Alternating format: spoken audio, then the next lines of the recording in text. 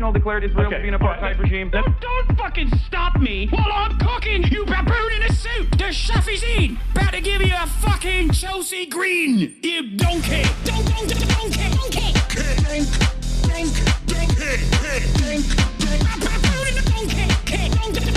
Listen to what I'm saying, and you will understand, perhaps, what I'm trying to imply. Patronizing.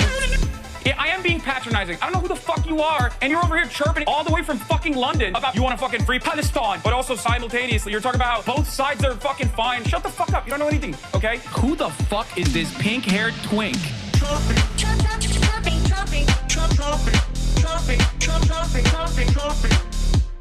Dissolve the apartheid So what would you like to allow see happen, Palestinians.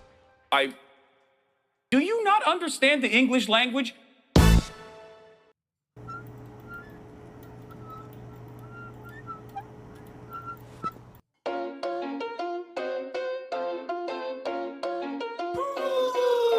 Yeah, 매일 눈을 뜨면 들려오는 라디오 심장 깊이 박혀 울려오는 스테레오 이젠 혼자 남아 나의 길로 let me go 아픔만 내 슬픔 따윈 never let go 허리 아픈 고문이. What's going on, everybody? I hope everyone's having a fantastic evening, afternoon, pre-noon, no matter where you are in the world. I'm Hasan Piker, and this is the Hasanabi broadcast coming to you live from sunny California, Los Angeles. Folks, we're live and alive, and I hope all the boys, girls, and MBs are having a fantastic one because today's a beautiful day. Today's a wonderful day. Today is Thirsty Thursday, folks. That's right. It's Thirsty Thursday. Thursday, April 10th, 2025. I am live. I'm alive. And I hope everyone's having a fantastic one. Did you watch the Lakers game pop out? No, I did not. Don't be crazy. But you know what I did watch?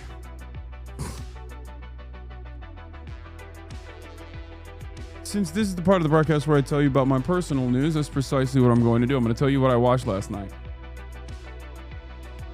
I watched White Lotus. I finished it. I watched White Lotus. I finished it. And let me tell you, folks, I've yet to watch One Piece. I haven't decided if I want to bank it or if I want to do it on a weekly basis. Chat, let me tell you something, okay? Let me tell you. Season 3 of White Lotus is too anxiety inducing. I'm not going to give you any spoilers or nothing, okay? I'm just simply going to say it quite literally gave me too much anxiety. So I think the acting was fantastic. I think the acting was amazing. It was maybe too amazing.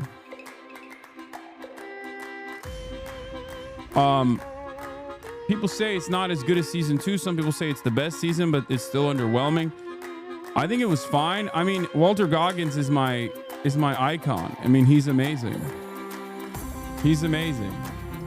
The autogynephilia trans monologue made me feel like Mike White was a little bit of a reactionary for incorporating it. Not necessarily against that sort of thing.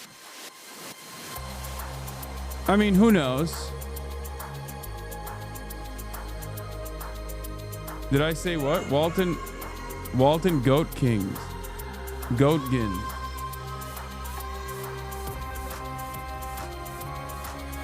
He admitted to some transphobic views in a podcast. Oh, he went on Andrew Sullivan's podcast? Nice. I don't care.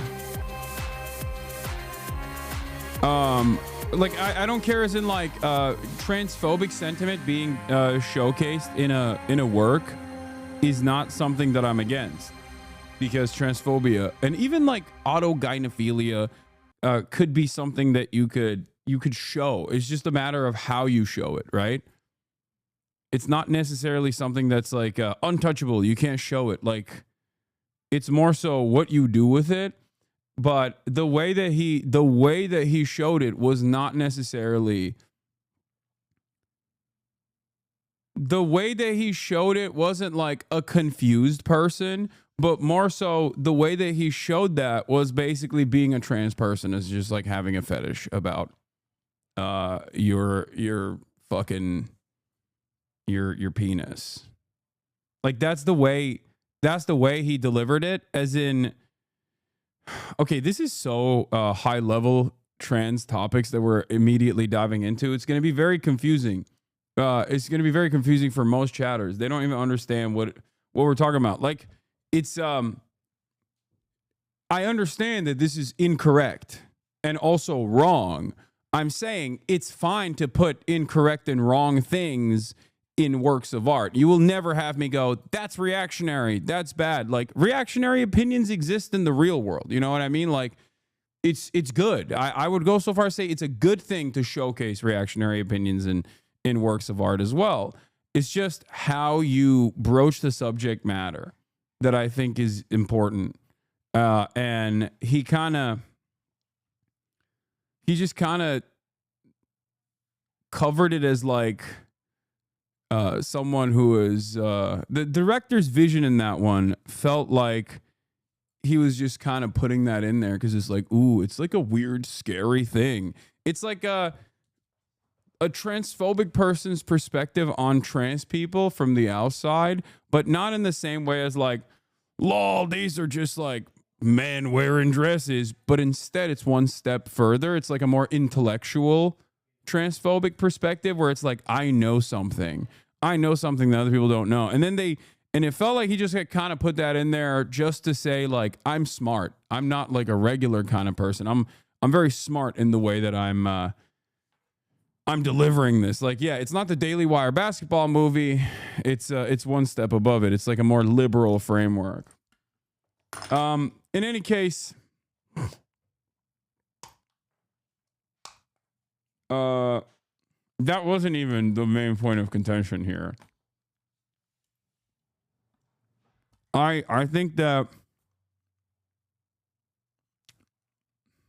yeah, I mean, it just gave me so much anxiety. That's it. He is still very good at writing the most dog shit characters. Like, he really is. I mean, it makes sense. He's probably dog shit himself. Like, you can't, it's so like,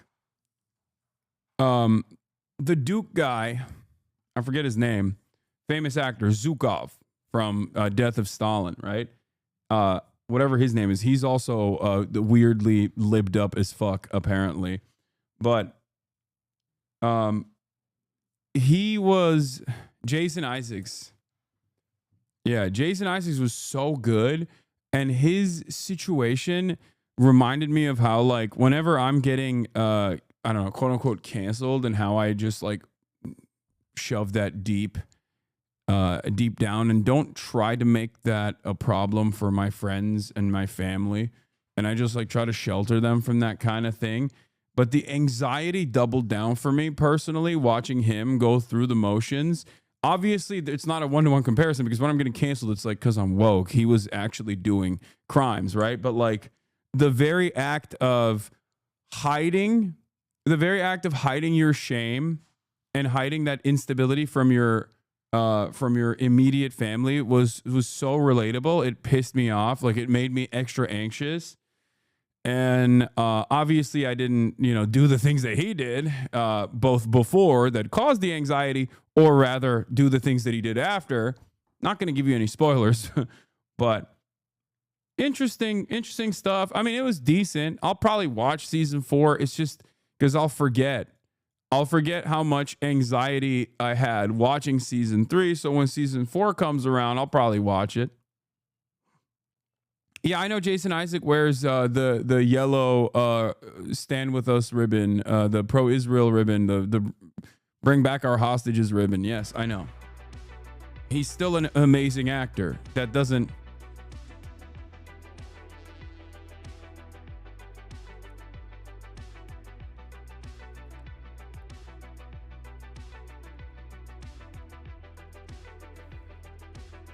The fact that Mike White said that maybe Belinda just deserves a nice ending without connecting how her story came full circle is in a way, nihilistic way, shows he isn't much a thinker. Yeah. Yeah, exactly. That's actually a really good point. That's the other point where there's like, listen, like Belinda's plot point, like it's supposed to be assholes getting a comeuppance. No one is perfect. No one is good. every single person gets like brought down a couple pegs. Maybe one person makes out better than they started, but like her character arc quite literally was supposed to invoke some kind of punishment in my mind. Like her becoming the financial motivation, like turning her into a bad person, that in and of itself was supposed to be something that you point to and go, see, she's a bad person as well. But maybe her arc is not over, because I had two goats on this show. Okay, let me tell you who my goats were. And you might know this. You might have already guessed it, but my goats were Porn Shy, who, by the way, underrated, fantastic guy. Okay, my goats were Porn Shy, and of course, what's his face? God damn it, what the hell is his name? The other Thai dude with Lisa. Guy Talk, yeah. Guy Talk is my number one goat. Okay, Guy Talk is goat talk, straight up. And the entire time I was watching, I would yell at Lisa. I was like, "Get away from him," you know, because I knew she was trouble. I knew her ass was no good for my man Guy Talk, who simply is a fool. Okay, he is a kind-hearted fool, and Mook, also known as Lisa, played by Lisa, who is an incredible actress, by the way. I had no idea. I didn't realize you could be like, I thought K-pop stars were just like robots, you know what I mean? Like not real. I thought they were just like built in a fucking lab to just activate in front of cameras to dance and sing and shit. Like I cannot comprehend how good of an actress she was. Oh my God.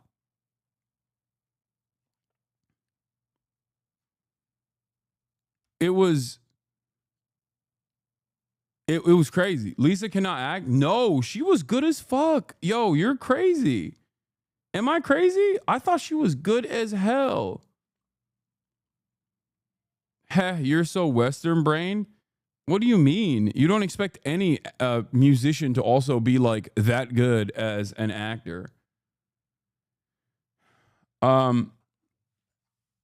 I thought she was great, because the reason why I thought she was great is because I believed the relationship. Like I believed her. I believed her as a person. I believed her ambitions. I believed her motivations. She was very believable. That's what acting is. She seemed like a real person, and so did Guy Talk. And I loved their relationship. I loved their back and forth. I think they were great. Maybe you're just gullible.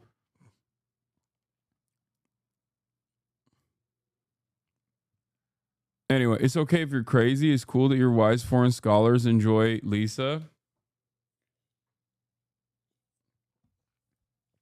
I really hated Zion's Disney Channel original movie ass acting.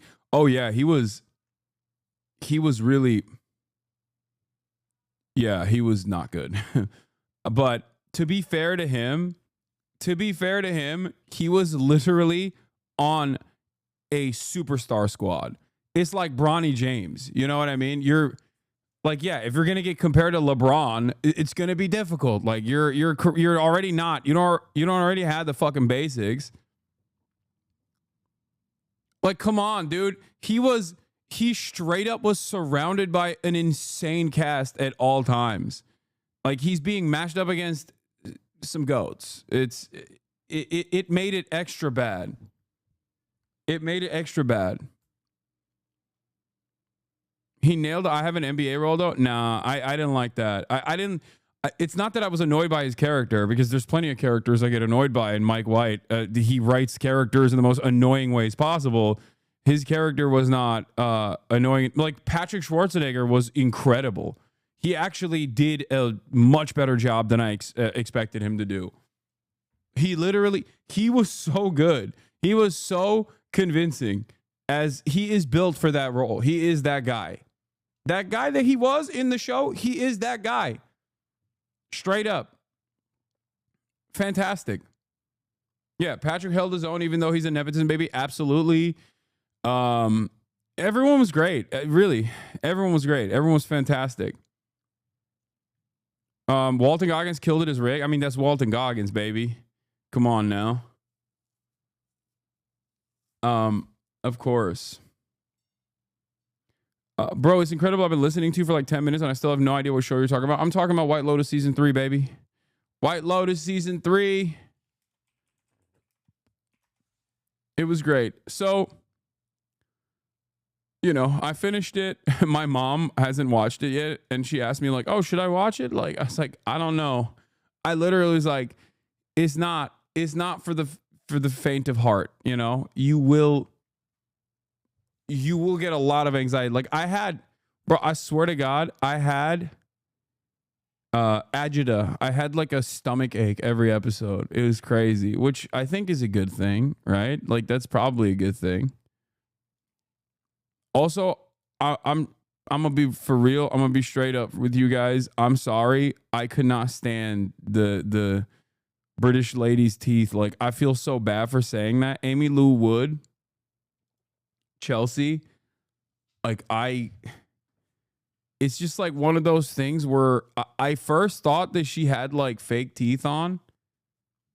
Like I thought that they had done that. I don't know. It just like fucked me up a little bit. Like I could not stop focusing on her teeth. Kaya, please, enough. Little lady, I know there's a lot of motion happening in the house, but bad opinion rejected. Okay, I mean, that's just me. That's just me.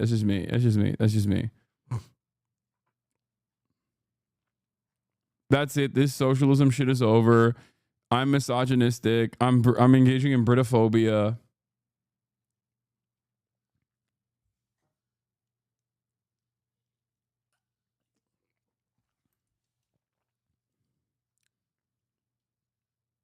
Anyway, the Hasanabi conundrum. Watch one stream, I promise. My experience with communism very closely mirrors my experiences deconstructing from religion. What is this? It's very interesting how when you meet someone from a certain group that you've been taught to be so scared of your entire life, and you finally meet someone from that group and hear about what they believe directly from them rather than from the group that disagrees with them, you very quickly go, oh, that's literally it. Like, I read the Communist Manifesto and it was just like, that's it. That's all it says. It's not scary at all. In fact, some of these people might be some of the most selfless, most kind, most thoughtful people you've ever met in your life if you actually get involved in a group of people that share these views. I mean, if you're lucky and you find a good group, because some of them are annoying, okay? I'll be real. So I get the underlying sentiment here, and I totally agree with it. I think Communist Manifesto is very vanilla overall. I think that the sentiment about how if you learn about a person from someone who just hates them, someone who despises them, yes, there's gonna be a lot of well poisoning, okay? And you are going to be misguided. But once you dive into it yourself and give it a fair shake, you will understand that perhaps it wasn't like that at all.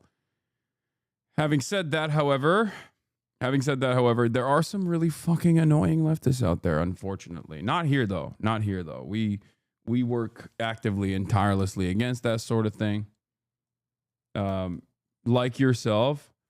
Yeah, I think probably my biggest benefit is that in spite of the fact that I spend 8 to 10 hours online every single day, I still actively ground myself by having normal conversations with normal people who I disagree with.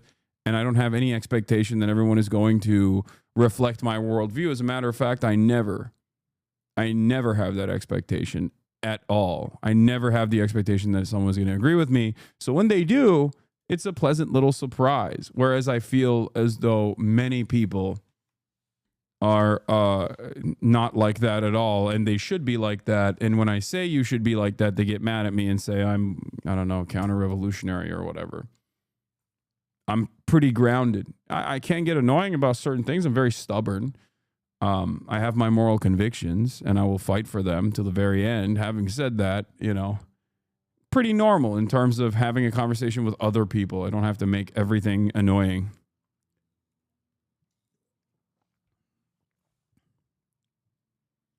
I actually kind of dislike you personally, but I do agree with you politically. The Grifter 132. Thanks, man. That's cool. That's fine.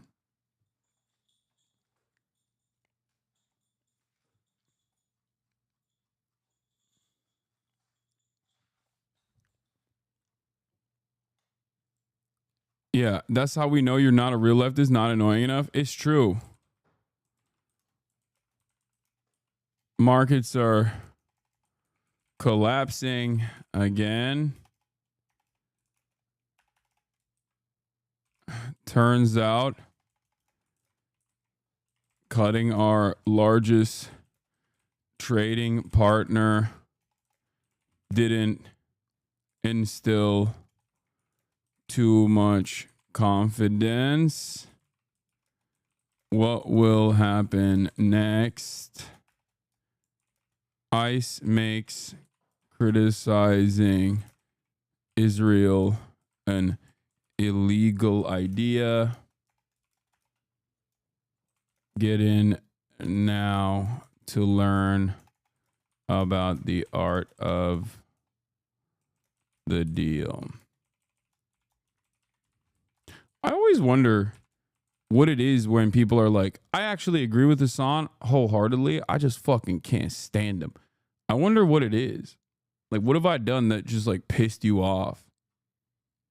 Is it because you think I'm not sufficiently leftist enough, or is that what it is? Or do you think it's because... Is it because of one thing that I said that you don't agree with? You know what I mean? And then that like broke you? What kind of leftist is an annoying leftist to you? Come on. The ones I yell at every day. The ones that are like, you LARP as a Zoomer? I don't. I'm 33. I'm literally, look at me.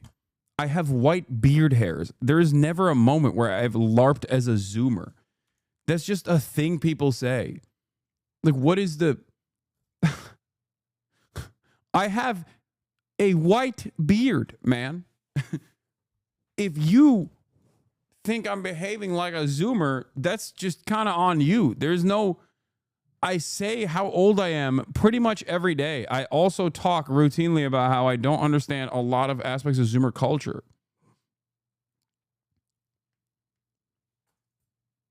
I don't agree with you on copyright IP with regards to music, but it's so funny to imagine being the kind of person who takes that personally and hates you over. I love your commentary and you're very good at explaining stuff, but I absolutely hate how hot you are. Okay.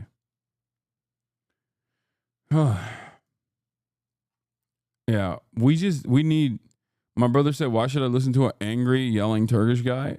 He might agree. That's what it is.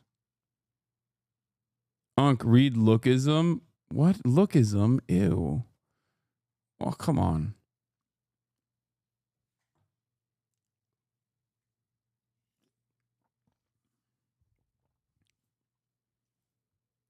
The person I know who feels that way, doesn't like the bro vibe. She automatically vitriolic towards frat bros. She likes your rhetoric, but you look like someone she'd normally hate. I know.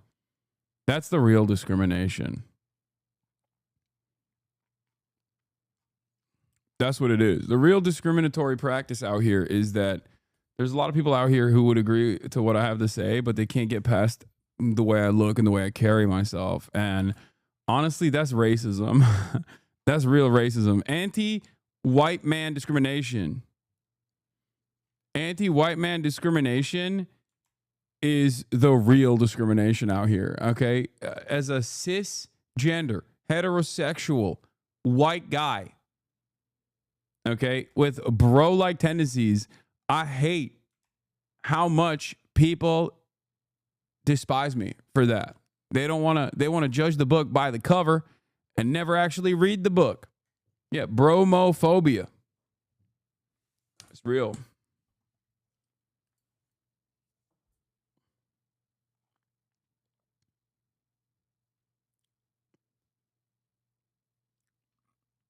I don't like you because you seem like the kind of guy that would make a smoothie in a blender with stuff in it from the night before. I would never do that. That's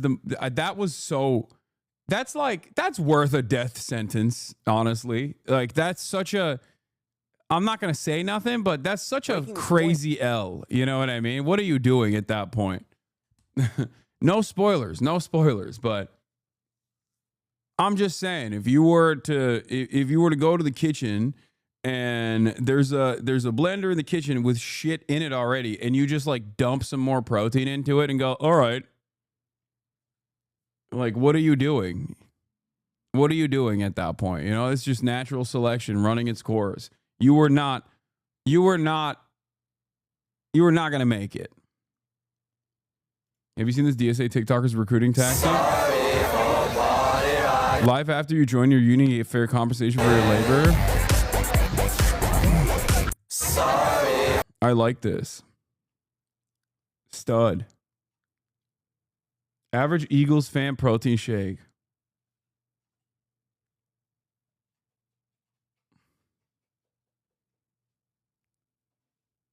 He wanted a taste of the pina colada because he wasn't allowed to have one.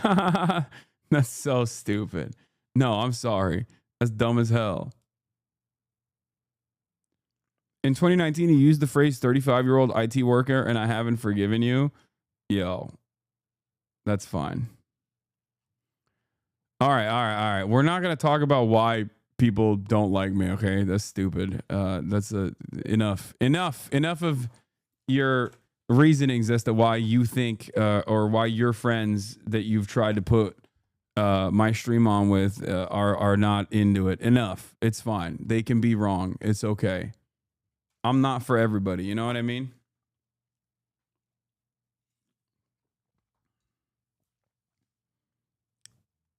He thought his brother had just made a protein shake. No, that doesn't make sense. That's still inappropriate.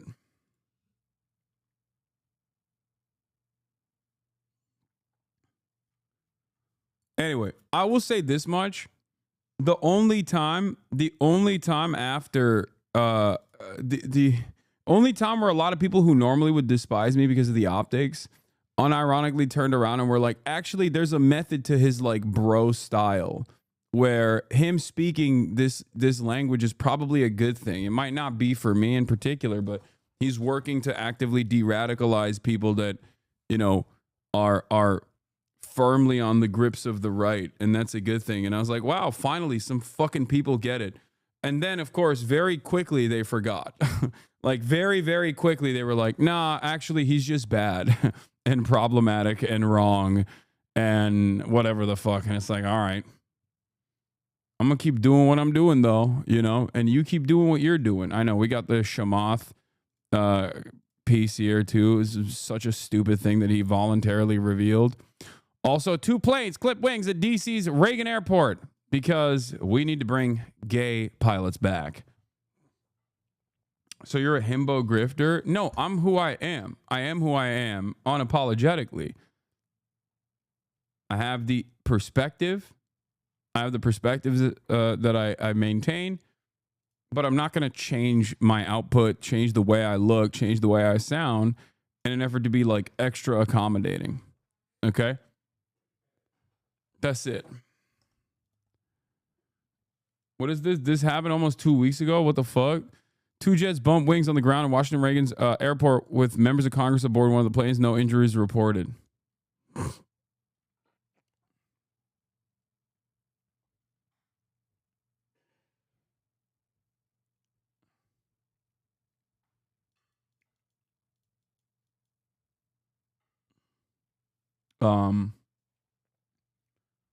Yeah, that would make you fake. Yeah, it would.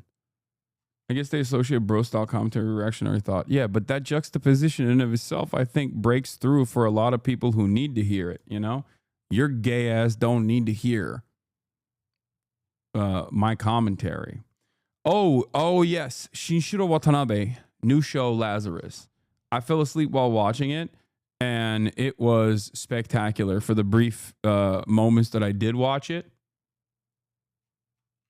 For the record, it was it's amazing. I like it.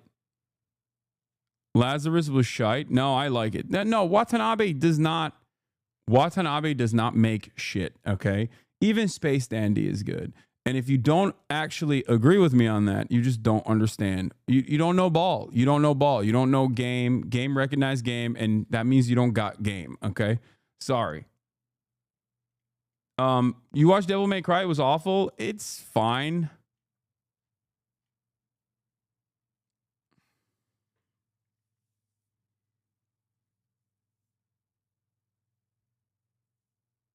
Space Dandy is underrated. Yeah, that's why I went with that one instead of the classics, Cowboy Bebop and Samurai Champloo, which everybody knows is some of the best anime of all time. All right. EU pauses retaliatory tariffs following Trump's trade U-turn. The European Union says it is putting its retaliatory measures against the U.S. on hold after President Trump backed down first and paused his tariff plan for 90 days. The president of the European Commission said the pause is, quote, an important step towards stabilizing the global economy. European markets all solidly higher this morning. A lot of green there.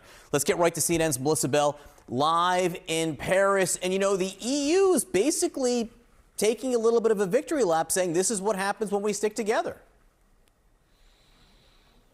That's right, and hoping to stay unified on this. And what's interesting about their response to this 90-day pause, John, is not just that they're pausing what they were planning to do with regard to the reciprocal tariffs, which has been paused, but they're also stopping the rest of their responses. So, for instance, American tariffs on steel and aluminium of 25% remain on European companies.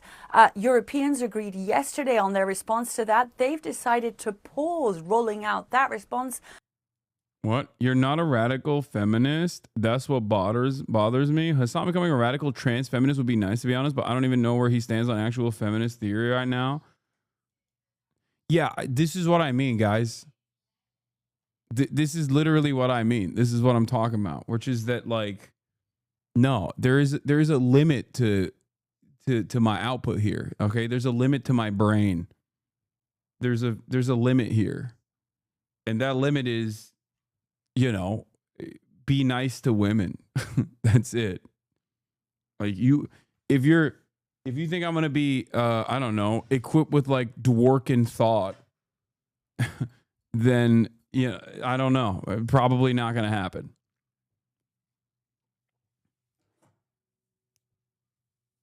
CDU and SPD are cutting social benefits as you predicted. Nice. Yeah. Your take about auto AGP is still bad? What? No, my take about AGP is not bad because you 100% agree with my take on it. You're just too stupid to fucking recognize what I just said. And you immediately heard me say it's okay to put bad concepts because human beings are bad and wrong in movies, but you didn't understand what I was saying, and you just lasered in on one side of that fucking commentary and immediately started dialing it up to 11. I'm not saying this is an appropriate thought. I'm simply saying inappropriate and wrong and reactionary thoughts should still very much be placed in fucking works, in normal works of art, because they're a part of the human condition. Having said that, Mike White's placement of the AGP rhetoric was clearly from a reactionary perspective, where he tried to intellectualize a transphobic opinion, like a ooh, I'm a bad boy. Look at what I know. That's it. That's all I'm stating.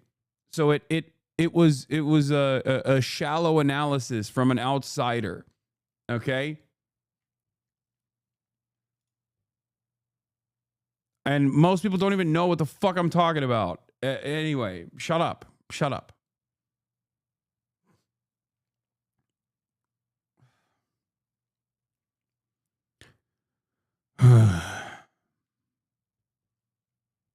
It's crazy to hear Normans talk about AGP. Trans people barely do unless they have 4chan brainworms. I know. That's why I said, like, this is deep trans lore.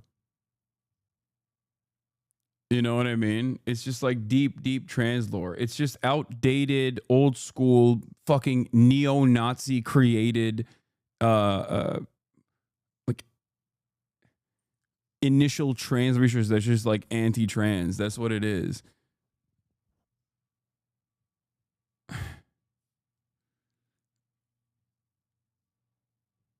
All right, let's keep going. We're American talking about tariffs- fucking EU and tariffs.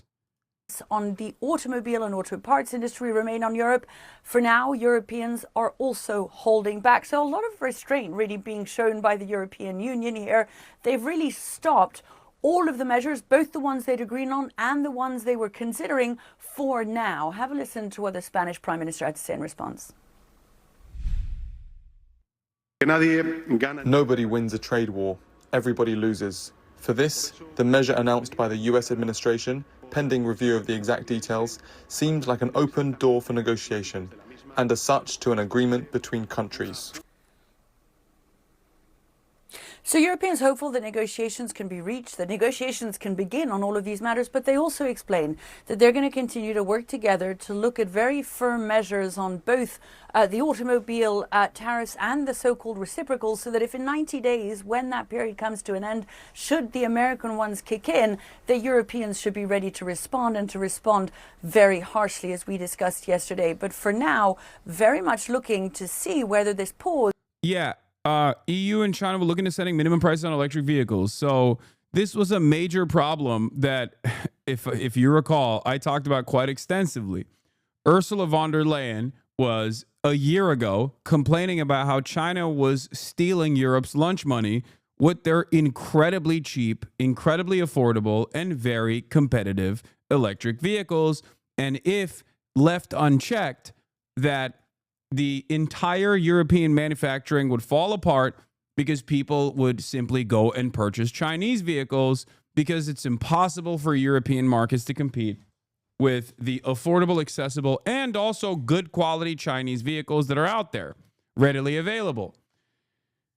Donald Trump, of course, in this major five-head move, blowing up international trade, has made the European Union reconsider their position and also even forced China's hand to basically raise its prices for its electric vehicles so that it doesn't outcompete the European market too much. So this is one of those moments where I think the EU is playing ball. They're playing ball with China a little bit. EU Trade Chief Sefcovic, Chinese Commerce Minister Wang have agreed to look into setting minimum prices rather than duties for China. Made EV imports commission spokesperson says. I did not think that they would do this, I will admit. And I still don't think that they're going to follow through on this. I think potentially this is a move by the European Union to show America that they are not afraid of China in an effort to bring America back to the table and reconsider the way that it's treating the EU. I would be shocked if the European Union was like, actually, we're not afraid of Chinese-style governance. We like what they're doing, and we want to do it ourselves as well. That would be shocking because that would undermine American hegemony in spectacular fashion. Equals the beginning of negotiations. Yeah, this is very much a case of what happens next. Melissa Bell in Paris today. Thanks so much for being with us. Trump's reversal I think this is a bluff. led to an historic surge on Wall Street yesterday. U.S. markets, though, right now, let's take a look. Well, I'm going to go this direction. They are not in surge territory, if you will. Futures are down across the board. The White House is spinning this as all a kind of big win and part of a grand strategy by President Trump. Others, though, are saying that, well, he caved, he backtracked, and he retreated on demands that only he made, and a self-inflicted wound. The nation's biggest bank, JP Morgan Chase, is still sounding the alarm, even in the face of this move by Donald Trump about a possible recession this year. CNN's Zain Asher here with us now to talk about, and there has been a lot. I mean, what happens next is where everyone's mind has to be, especially when we're looking at futures like this. I mean, what is expected now with this U-turn, backtrack, and buckling of President Trump? So I spoke to one analyst last night who said to me, can we please have a normal day on the markets? No. Just Just one normal day because we have earned it. Looking at where futures stand right now, the last I checked, Dow was down about 500 points or so. I'm going to guess, Kate, that today is not going to be that day. Yeah. Now that everyone has had an opportunity to really sort of sober up and digest what we saw yesterday, I mean, obviously everyone has gotten over the shock, positive shock, but the shock of Donald Trump pausing these tariffs for 90 days. But now that everyone's had a chance to sort of sober up, the reality is setting in. You look at the facts. We're seeing a 10% tariff still on most parts of the world. That's 25 still historically high. That is still historically high. Yeah. And on top of that, 25% tariff on steel, on aluminum, on autos as well, and not to mention the minor detail of triple-digit tariffs on China, with whom we import about $400 billion worth of goods every single year. What I think is really interesting is that you look at Dow futures, they're obviously down. You contrast that with what's happening with European stocks. If you could just pull up European stocks, squarely in the green. That's obviously because they're reacting to the 90-day pause, but also the fact that Europe is saying that they're not going to retaliate anymore. What I think is also interesting is what's happening with Asia stocks. Obviously, you would anticipate that the Asian stocks who are seeing tariff relief, so we could just... What is this? EU? I really disagree about your EU trying to take. There's almost no fear of socialism from China. Rather, it's the potential of China acting like Trump by leveraging their monopoly on certain trade goods in the EU. Yeah, I just have a much more... Look, I'm Turkish. Okay? And as a Turkish person, my first interaction with Western chauvinism does not come from the United States of America, but instead comes from the European Union. So as a Turkish person, I'm also a little skeptical even when I hear Euro-communism coming from the likes of Yanis Varoufakis, who I love and admire. But when I see initiatives like DM25, sometimes I'm a little bit skeptical about that sort of thing because in my experience, in my lifetime, what I have always seen from the European Union is a commitment, not necessarily to upholding human rights and values or whatever, but a arrogant attitude surrounding their positioning as the bastion of liberal capitalism. Okay? It's just, this is how it's perceived here. All I'm saying, yes, EU is more fiscally conservative and capitalist, but the public discourse is really not about socialism. Yeah, but we're not talking about public discourse. We're talking about European elites. We're talking about governments. When we're talking about governments, the wishes of the population are irrelevant. Okay? I mean, look at the Israel situation. Do you think that the overwhelming majorities of all Western nations now have the same exact opinion on Israel as their leaders? No, of course not. Every country is turned into a fucking Gulf state at this point, where the population literally despises Israel by pretty large numbers, as a matter of fact. But the governments are like, no, what do you mean? We love Israel. Shut the fuck up.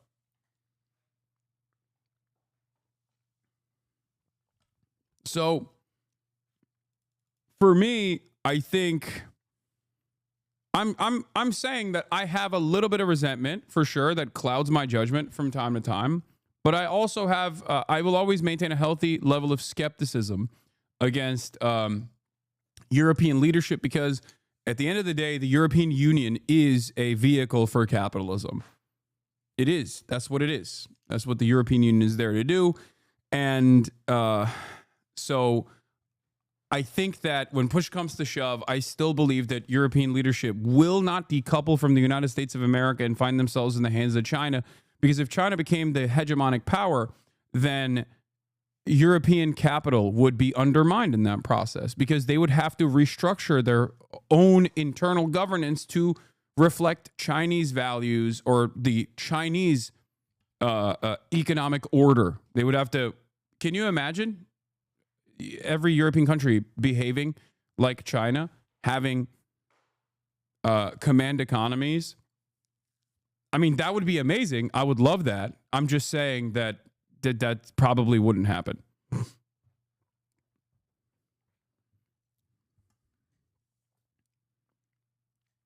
I 100% believe the EU will decouple from the US if they make any moves towards taking Greenland. That would be awesome. Not the taking over Greenland. That would not be awesome. But I do think that, I mean, this is what I've been saying. I've been saying that the EU is also a fairly large consumption engine, okay? America is as well, but the EU also is a pretty large market with a lot of purchasing power as opposed to the rest of the world, as opposed to the global south, right? That would be amazing if they did that. If they turned around and said, you know, this American dominance is over. We recognize that there's a new game in town. We've been around for much longer than the American government has. You know, you got what, 200 plus years? We've been around for thousands, and it's time. It's time to go with a new master. Now, that one can only dream of a future such as that one. Okay? One can only dream. But I do think that there's still a lot of Orientalist framework here at play. And I talk to a lot of people that are not American. Let's just put it that way. I talk to a lot of people who understand the European Union, who just, I would say, the attitude that they reflect oftentimes with what they say and what they don't say is that they are still very much fearful, like extra fearful of China. They consider China to be a really scary, like they're still afraid of Chinese dominance. Why are you talking of U.S. China as masters? What do you mean? Because those are the two different poles right now. Those are the two different global hegemonic superpowers. One has been the only game in town, especially post the dissolution of the USSR.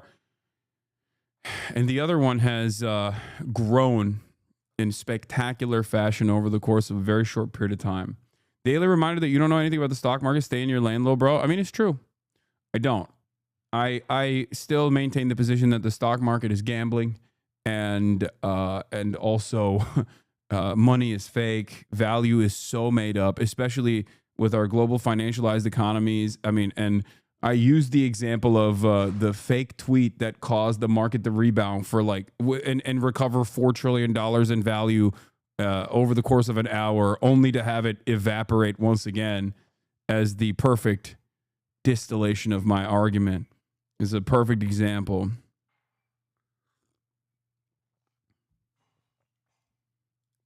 I do really believe it. Like, it's not, I mean, I said this before. It's like cryptocurrencies is like playing roulette with a blindfold on, versus the stock market is like playing blackjack, where the odds are higher but it's still not in your favor. And also on top of that, there's still the element of it wasn't fake. It was just leaked early, and Trump couldn't take that. I don't think it was leaked early. I think that was something that they were presenting.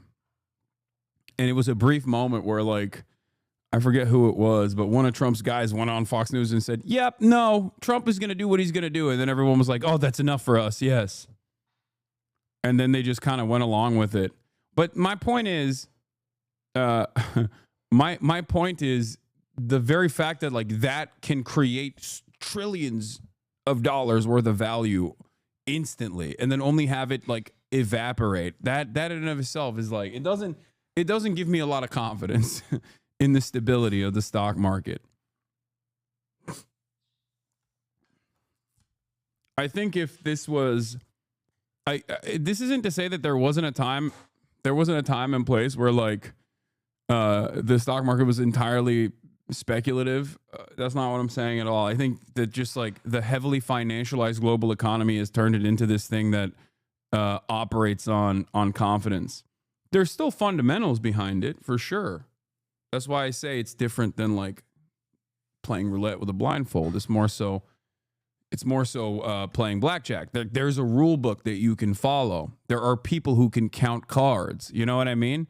So there is a way to win. And there are fundamentals. There are basic fundamentals, but like ultimately there is still probability that it's still gambling.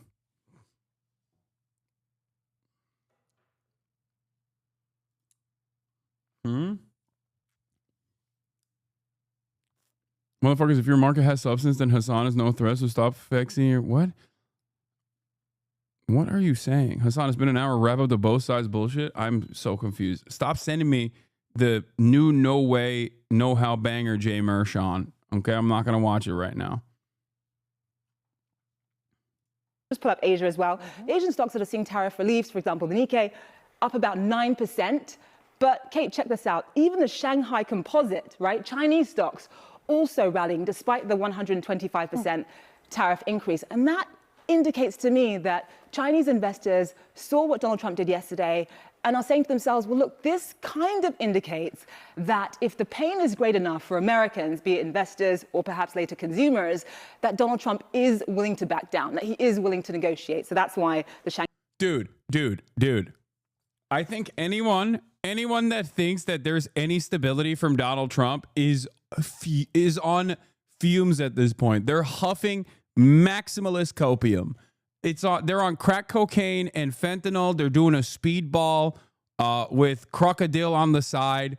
Donald Trump has demonstrated over the course of this past week alone that he is a madman, hell-bent on destruction and incredibly stubborn and does not give a fuck. Yes, there are moments where he will scale back a little bit, but as demonstrated from the reality that he still tried to functionally create a trade embargo against our largest trading partner, that in and of itself is like, how do you look at that and go, yeah, no, this guy will really scale it back? It's like, no.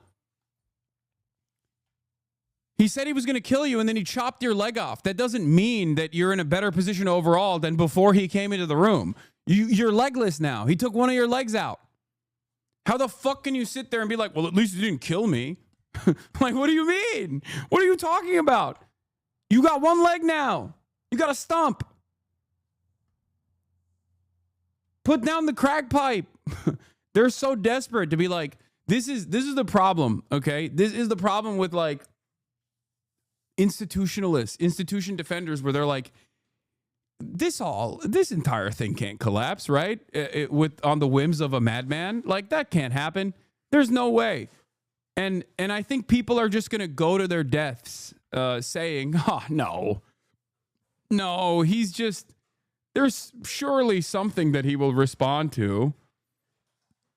See, he reacted in the way that we wanted him to. It's like, no, he didn't. He actually didn't do that at all.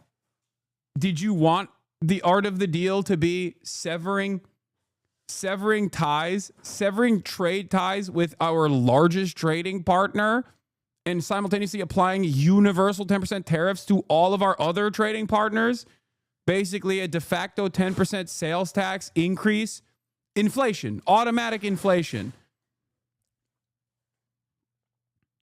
This is not, it's not like this isn't, if you look at the situation, you go, well, this surely spells order.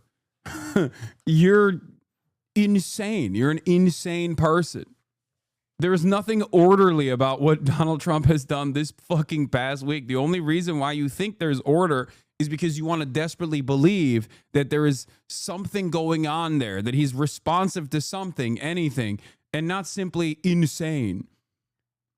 Shanghai Composite ended the day there in the green. And on that, that's why there's been a lot of really interesting reporting about how China has been preparing for this for a long time and is ready to unleash even more pain as it could be a very long fight. One of the funniest aspects of Donald Trump's madness, by the way, and transparent graft, was when he just straight up did insider trading. Like, a bunch of his homies, and we'll find out who, especially those in Congress, when they, in like 9 days, they have to reveal their trade positions. Okay. But the insanity was just right before Donald Trump made his announcement, releasing the tariffs, okay, or putting a 90-day pause, like, people started trading like crazy. That's insane. Now, the expectation there is supposed to be, well, the SEC is going to look into this and they're going to punish these people that are doing insider trading. Donald Trump maybe also could be the first person who's ever done outsider trading as well, which was when he was like, buy now on fucking Truth Social. But if you think that the SEC is going to look into this, you're out of your dang mind, because as we know, the administrative state is completely captive to Donald Trump. There's no regulatory agency that can like go against the big dog at this point. Here, Donald Trump's audio was caught on this video explaining that his billionaire friends made billions yesterday with tariffs and stock market manipulation. The SEC needs to investigate. Yeah, good luck. This is Charles Schwab. It's not just a company, it's actually an individual. And he made $2.5 billion today, and he made $900 million. That's not bad, because you know he's in financials.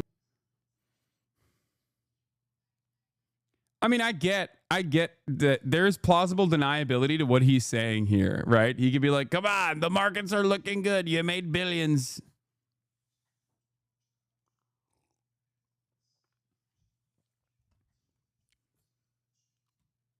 But yeah, it's robber baron speedrun. Oh yeah. NASDAQ call volume spiked minutes before the 90-day tariff pause was announced. Not a good look at all. Yeah, I wonder. Not a good look at all. How did that happen? Chat, how did this happen? Dude, it's so funny. Like I said, it's transparent. The graft is transparent, okay? It's out there, it's open, it's for all to see. He did this with cryptocurrency first, where he just straight up was like, I mean, he did a fucking crypto rug pull before the day before his inauguration. He did a fucking cryptocurrency launch, okay? It was insane. And then what did he do? He did the exact, he's treating the stock market like it's fucking cryptocurrency now. It's just straightforward robber baron shit. And it's funny because like the average American is too busy living paycheck to paycheck to recognize that they're doing this in fucking broad daylight. Okay? And they're living paycheck to paycheck. They're too invested in the fucking podcast sphere and think that like trans people are doing this. You know what I mean? Or they don't even think about this at all. So yeah, when Caroline Leavitt says this is the most transparent administration ever, she's right. Like they are transparently fucking you over. And unfortunately, many people are too invested in the minutia and silliness to actually recognize that they're getting fucked over. Coffeezilla also covered is this market manipulation. We'll talk about that as well. We'll watch this as well, but let's keep going. What are China's options? Okay, so a couple of things. This time yesterday, we saw China in the same boat pretty much as the rest of the world. They had a little bit more pain inflicted on them compared to everyone else, but they were more or less in the same boat. Now they are completely isolated, and that is a strategy deliberately designed by Donald Trump to make the Chinese regret retaliating. In terms of who blinks first, whether it's going to be Donald Trump, whether it's going to be Xi Jinping, Kate, your guess is as good as mine. But what I will say is that we've talked a lot on this show about American consumers and the fact that they are going to suffer in all of this. What I think is also important to note is that the Chinese economy has been suffering for quite some time. They're dealing with slower growth, slower GDP. They have a real estate market crunch.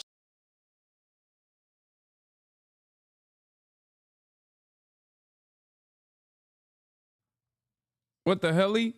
Yo, that was crazy. What the hell? What the hell-y? What the heck? That was weird. That was weird as hell. That's the internet telling you to stop watching CNN. Bro, it's not the... Ooh, the problem there wasn't me watching CNN. It happened right as I retweeted the Chinese embassy, bro. I swear to God. Chinese embassy, we don't back down. We are Mao Ning, spokesperson for the Ministry of Foreign Affairs, says we are Chinese. We are not afraid of provocations. We don't back down. They dusted the old Mao tapes and brought it out. And the Chinese embassy in the U.S. said, we don't back down. And I quote retweeted, I said, they're aura farming with Mao. I'm losing it. And then boom, I got blasted into orbit. Suspicious F right there. Very suspicious F. The CIA hit my stream with a heart attack, with the heart attack gun.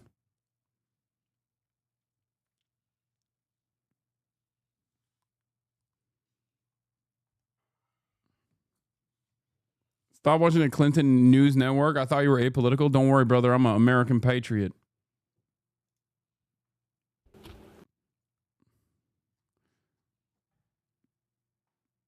Are you Chinese CIA? I fucking wish, dude. Are you kidding me? Are you joking? It's called Havana Syndrome. It's called Havana Good Time, chat. All right, let's keep going. This decision by him of how to respond to this is just as much economic as it is political. The good news, as you talked about, Xi Jinping has had time to prepare. We saw this coming, of course. But they have a controlled economy. So they have levers that they can pull in order to shield their economy from tariffs. So, for example, they're already devaluing the currency just to make their exports a little bit cheaper. And that's why we're seeing Asian markets, especially the Shanghai Composite, rallying on the hope that perhaps there is going to be a deal here. Yeah, so who has the upper hand in this, we'll call it a chess match right now, and we will see more evidence of that today. We'll see. It's great to see you, Zane. Thank you so much. John. All right, joining us now, Jason Furman, the former chair of the Council of Economic Advisors and now a professor of economic policy practice at the Harvard Kennedy School. Professor, thanks so much for being with us. So is this a case now of no harm, no foul, the tumult over? Absolutely not. This is above and beyond what the president campaigned on doing. And at the time, most people discounted those threats and thought he'd only fulfill. This, surely this is a sign of stability and order when you got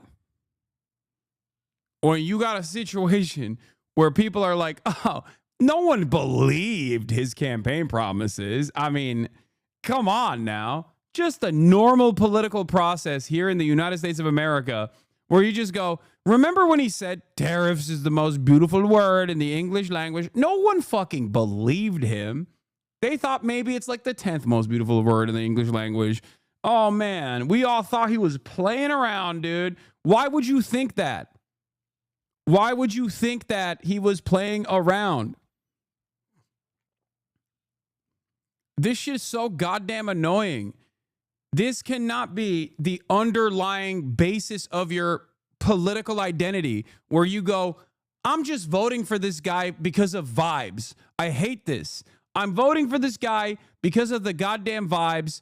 I don't think that he's serious or sincere about his policies, or rather, I haven't really thought thoroughly what would happen if he implemented these policies. Like, not to self-glaze too much here, but I've been fucking screaming about this for a year at this point. Since he started talking about the tariff shit, I was like, this is going to have a really long-lasting, damaging impact on global trade. How do you not see that? It's the same principle behind mass deportations. You can't do that because it's like, one, incredibly inhumane, two, logistically impossible to do, and three, would collapse American agriculture overnight. For no reason either, by the way, for no good reason. Like, that's not a real fear that people have. It's just completely unwarranted. It improves nothing. And it's just about being a bad person, being mean for the sake of cruelty in and of itself. It pisses me off. It pisses me off when people are just like, well, I didn't think that he was going to do this. I thought he was just joking. Okay, well, I thought he was going to do this, but I didn't think the impact would be this bad. It's like, well, you're a fucking dumbass then. What do you mean? There are plenty of people who knew that it was going to be bad. What are we talking about? What are we talking about? What the hell is this? Part of them. Tariffs are still very, very high, and we're about to start seeing it in the real economy. That's a long-winded way of calling Trump supporters stupid. No, Democrats have this stupid dog in them too. There's a lot of people who have this stupidity in them. And it's partially a consequence of, like, I guess, reaping the rewards of living here in the United States of America and having some semblance of stability for so long, despite unstable leadership time and time again. But like, or a lack of confidence in any form of governance actually following through on their agendas. Americans just don't know a world where a politician says they're going to do something and they follow through on it. That's what it is. And they also quite literally do not believe the impact of said legislative agenda until it happens. We saw this. We saw this with the abortion stuff. Every single fucking politician said abortion is murder. Abortion is murder. Every single fucking right-wing politician said abortion is murder. Abortion is murder. You can't do murder. And then, lo and behold, Roe v. Wade gets overturned after the Supreme Court justices straight up lied to the American public and said it was a super precedent. But then they reversed it. And then everyone was like, okay, some murder is cool, actually. I think we got to do some exceptions for murder. Why did they do that? Why did they all of a sudden go, it's not actually all murder? Some of the murder is awesome. I love when you do the murder, actually. Abortion is murder, but some murder is great. Like, why did they do that? It's because people immediately went, oh my God, I never really thought that if abortion was illegal, that my daughter might need to get an abortion one day. And due to a medical complication, for example, and not be able to get it and die. Like, that's fucked up. That's really bad. I didn't think about this. It's like, why didn't you think about this? It's kind of the whole point. The whole point of why we shouldn't be setting these like erroneous standards for no fucking reason, because it's going to be ultimately harmful. That's like, there are plenty of people who've been yelling about this for years. I've been yelling about this for years. Same shit with the tariffs. Same shit with mass deportation. Same shit now with the erosion of due process and the erosion of the First Amendment. These are concepts that are literally being taken away from all of us right now. And it's alarming. And I keep ringing the alarm bells. But if you ask the average American, they have no ability to understand that this is fucked up. They have no ability to think, well, this might actually harm me down the line. Americans are always playing catch up. Liberals and Republicans alike, liberals and conservatives alike, they're always playing catch up, where they go, oh man, I voted for this guy. I think what he's doing is good. I didn't realize that it would inevitably impact me. Shit, the leopard's eating my face party, always. In the prices that families pay, in the layoffs that companies are going to be doing. All the reporting, it was the bond market that spooked the president and forced his hand, led him to blink here.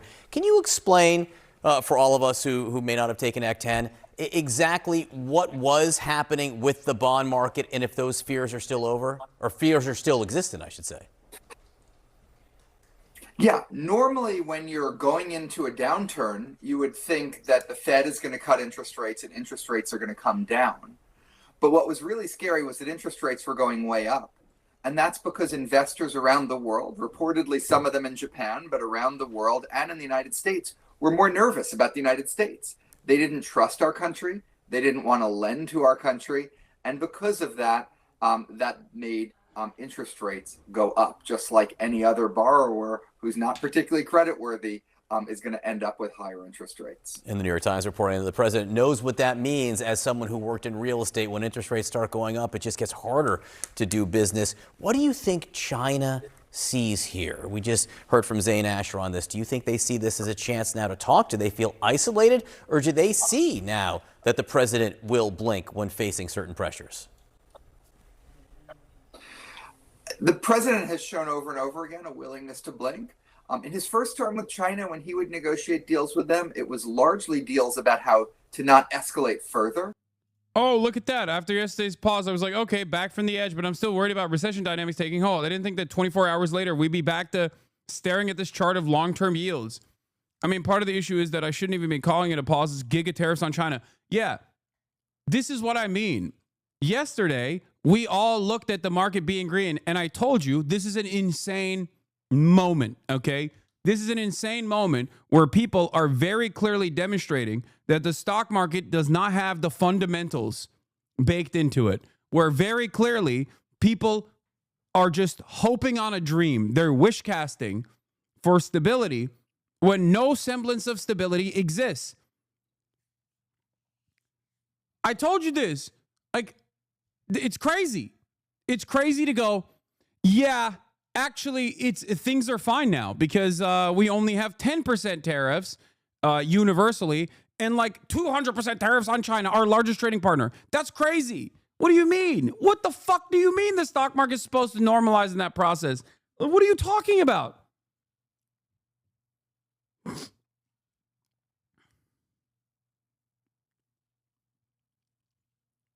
It was just a hope and a dream, dude. People were just wish casting stability. I don't know how so many intelligent people looked at the situation and went, oh, it's rebounding. Finally. Okay. There's a brief moment of respite for 90 days. It's like, no, there isn't. There literally is no respite here. Are you fucking stupid? I mean, I guess the answer is yes. I don't know if it was stupidity, denial, or naivete. It's crazy.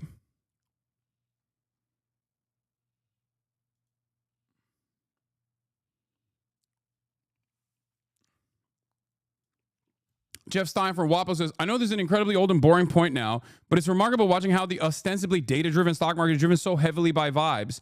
Shout out to Kyla Scanlon. Nothing has changed from yesterday's surge to today's decline, other than everyone realizing the tariffs on China are now 125%, even though this was known yesterday.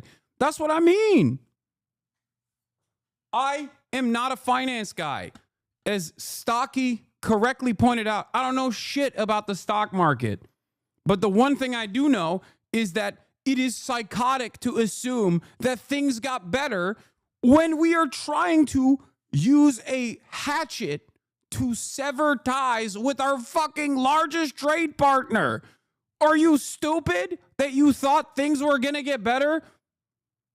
It is so obvious an indication of the market's irrationality right here with what happened yesterday.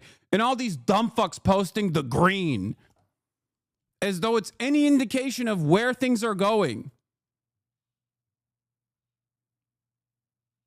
Like, what are we talking about? You don't have to be a fucking finance bro or even understand market fundamentals to look at the situation and go, hey guys, I know a lot of people have this unfounded confidence all of a sudden because Donald Trump at least backed away from some of the most meaningful parts of his agenda.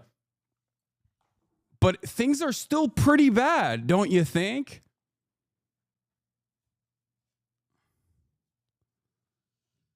At this point, it's like they want the line to keep going up because that's all they've known. So they'll hold on to any glimmer of hope to make the line go up. It is quite literally held together by a bunch of people hallucinating an alternative reality.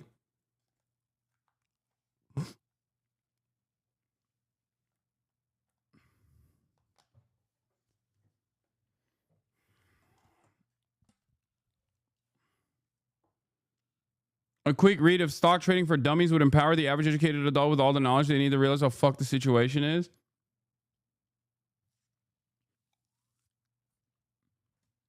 VIX and VVIX are diverging from each other, i.e. professionals are out of the market right now and retail traders are not known as the most rational actors in the financial markets.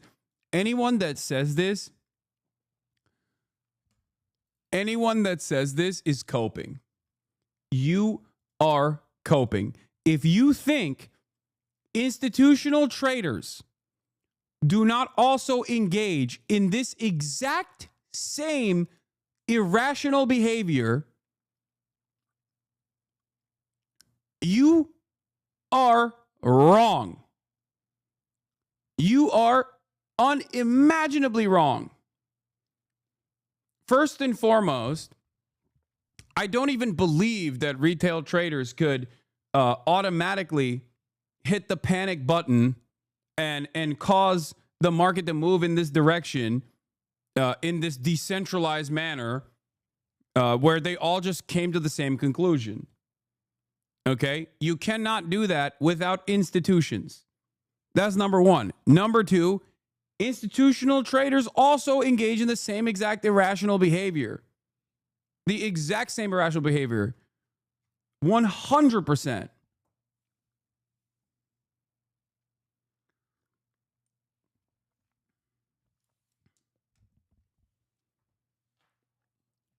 So the reality of the matter is the market movements from yesterday to today are not just done by retail traders losing confidence or gaining confidence out of nowhere, whereas like institutional traders, actually institutions themselves like are still solidly on board with the market fundamentals and they knew that this wasn't going to happen, blah, blah, blah. No, that's not real. It's just like beyond cope. You are doing the same. I think you're doing the same, demonstrating the same naivete that I talk about all the time, which is the infallibility of institutions. The idea that like no matter what happens, there's some adults in the room and they're still holding on to the concepts that I learned in my textbooks. Okay? Asma's chat is cheering for the 125% tariffs and wanting to go up to 400%. I love that. They're so stupid. I love that. I love how fucking stupid Asmongold's fan base is. It's amazing. They are unironically bringing out the pitchforks to literally shove it in their own asses. There is nothing funnier to me than watching a bunch of fucking hogs cheering on initiatives that fuck them. Okay? It's funny. I'm sorry. It's fucking hilarious.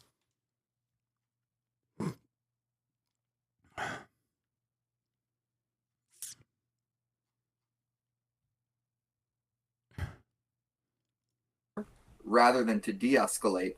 But now we're starting from triple-digit tariffs on China and the United States, nearly 100% tariffs on the United States in China. It's really, really hard to picture how either of our economies will be able to function, deliver job gains, deliver benefits to consumers in the midst of a very, very extreme trade war. So some which way, someone's going to need to blink, or else we're both. This is not real. Make showers great again. Go fuck yourself. That's not real. That's funny. Okay. If something goes down 10%, then an up percent, are you back where you started? No, because the decrease is from a bigger number. E.g., 100 minus 10 is 90. Plus 9 is 99. Huh? Down 10%, then up 10%. Then why is your e.g. not 100 minus 10, 90, plus 10, 100? Where'd the 9 come from? Oh my... What? What is going on?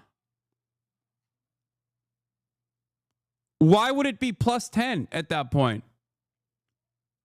Does he think 10% of 90 is still 10? Does he think 10% means just 10 always? Like not 10%, but just 10, the actual number. No, I don't care. No. No. We're not doing this. I can't stare into the abyss. This is like when No. This is like when I watched videos of fucking people being like, how can the mirror see what's behind this towel? I can't do that. I cannot fucking do that. I am not doing that. Stop it. Stop it.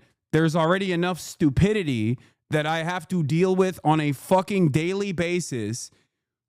What the fuck? There's already enough. We're laughing about people being like, hell yeah, make the fucking tariffs 400%, big dog. Yeah, I'll just grind harder.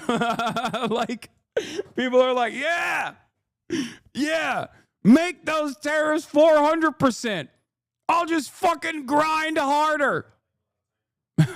Make the cost of living impossible to survive. I'll fucking survive somehow. Going into recession. Talk to me about what you are looking for, I guess, in the next hours and days. Everything's moving so quickly here. There's so many twists. But what are the next shoes that could drop in your mind? I I mean, to me, it's number one, are we hearing about more new tariffs? The president has talked about tariffs on pharmaceuticals, on semiconductors, on lumber. Is he still talking about those new tariffs? Number two, that 10% on every country in the world, that's pretty high. That goes on all our friends and foes alike, with the exception of Russia, which doesn't get it. Is that there to stay, or is that part of the negotiation? And then number three, what's happening with China? This is CNN Breaking News. And we begin this hour with President. I do find it very funny that like everyone is operating with this though. Like liberals did this as well, and now Republicans were doing it yesterday, and everyone just goes, "Oh well, the market's green. That means it's good. Everything is good now." And then when it's red, they're like, "Wait a minute, why is everything red again? What is going on?" It's like, yeah, everything is confusing to you, of course, because you're stupid. Let me fix the problem here, okay? If you consistently look at market movements without any sort of care or consideration to long-term stability or instability, long-term results of the actions that the Trump administration is taking, you're going to be like, I don't get it. It's red and now it's green. What's happening? All the time. There was a brief moment where a lot of the Trumpian guard, the Trumpian vanguard was coming out and being like, obviously, market volatility is not indicative of like what happens in the economy broadly. And it was awesome. It was funny hearing them say things that I've been saying for years, right? Of course, they didn't fucking believe it. And they were just saying it because in the interim, they just wanted to defend Donald Trump. That wasn't a principle that they had. They hadn't thought it through. I'll give you a great example, okay? Here's a great example of how the stock market performance doesn't necessarily indicate long-term stability or health for the overall economy, especially for the working class. Mergers and acquisitions. When big company takes over smaller company and then engages in layoffs and, let's say, lays off 20,000 employees, they call that eliminating redundancy.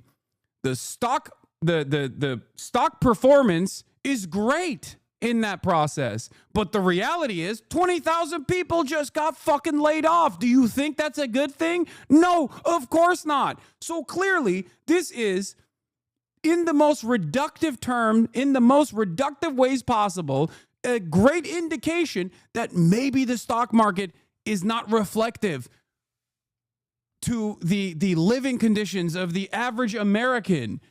Perhaps that is a good starting point for all of you. Take that home with you and think about that and expand on that information when you go on this journey.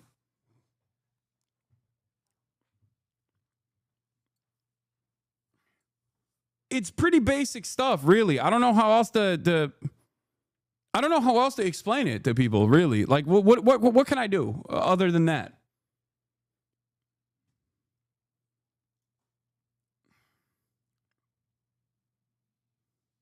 That has been debunked. If you knew Trumponomics, you'd know that. Yeah, my bad. President Trump set to meet with his cabinet as a key part of his second-term agenda hangs in the balance right now up on Capitol Hill. And after a week of tariff whiplash here in the United States as the president's trade war clearly intensifies. And as we know, Wall Street doesn't like the uncertainty, right? Wednesday's green bounce after the tariffs were paused, that has turned into Thursday's red reality check. Let's go to CNN Chief National Affairs Correspondent Jeff Zeleny at the White House. And Jeff, you have reporting along with your White House colleagues about how this all came to be with the pause and this cabinet meeting today as well. Good morning, Pamela. It certainly was an extraordinary turn of events yesterday, not even quite 24 hours ago, but we have learned that it certainly was the advice that the president was receiving from some members of his cabinet, including the Treasury Secretary, Scott Bessent, who will be in that room today when the cabinet is meeting. He was the one, of course, who was really sounding the alarm and telling the president how deep the bond markets were reacting to the president's sweeping tariff plan. So one thing that this whole situation has really shined a light on are the differing pieces of advice that the president was hearing from Scott Bessent, for example, the Treasury Secretary, versus his longtime trade advisor, Peter Navarro, who was urging the president not to make negotiations. A big question, though, heading into this cabinet meeting, is Elon Musk going to be in the room? We have not seen much of him in recent days, but he's been very active on social media. And his view on this sweeping tariff plan was that it was not good for the economy. So he was throwing stones, quite literally, at the top trade advisor. But the top economic advisor... Is it real that EU is considering removing tariffs on China EVs? Yeah, but I don't think that they're going to. I think what is going to happen, this is my suspicion, this is my speculation, wee-woo speculation alert, is that they want some kind of price adjustment from Chinese companies in general. Like, they don't want China to enter the market with uncompetitive, with prices that are impossible to compete with from the European market. So they're going to probably want they're probably going to want BYD to increase their prices on their end so that they can maintain trade and allow China to continue manufacturing, make up for some of the manufacturing output that they lost from the United States of America in the short term. But I think it's more so a bluff regardless. I think it's EU bluffing against America. That's what I think.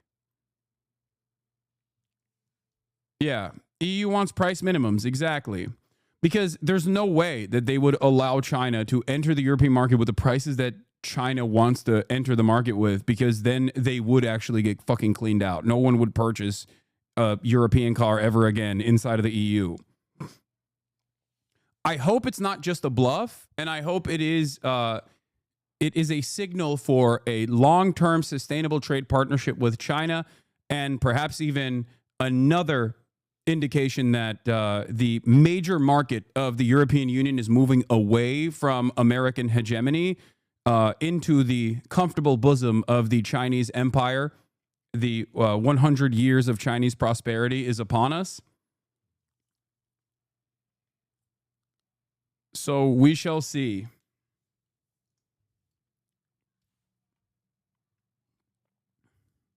Do you think this will strengthen BRICS and allow for a partitioning of the economy and solidifying socialist power? We'll see.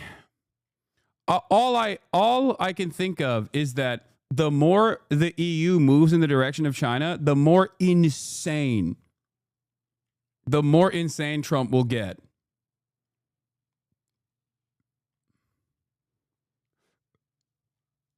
Kevin Hassett talked about the cabinet meeting earlier like this.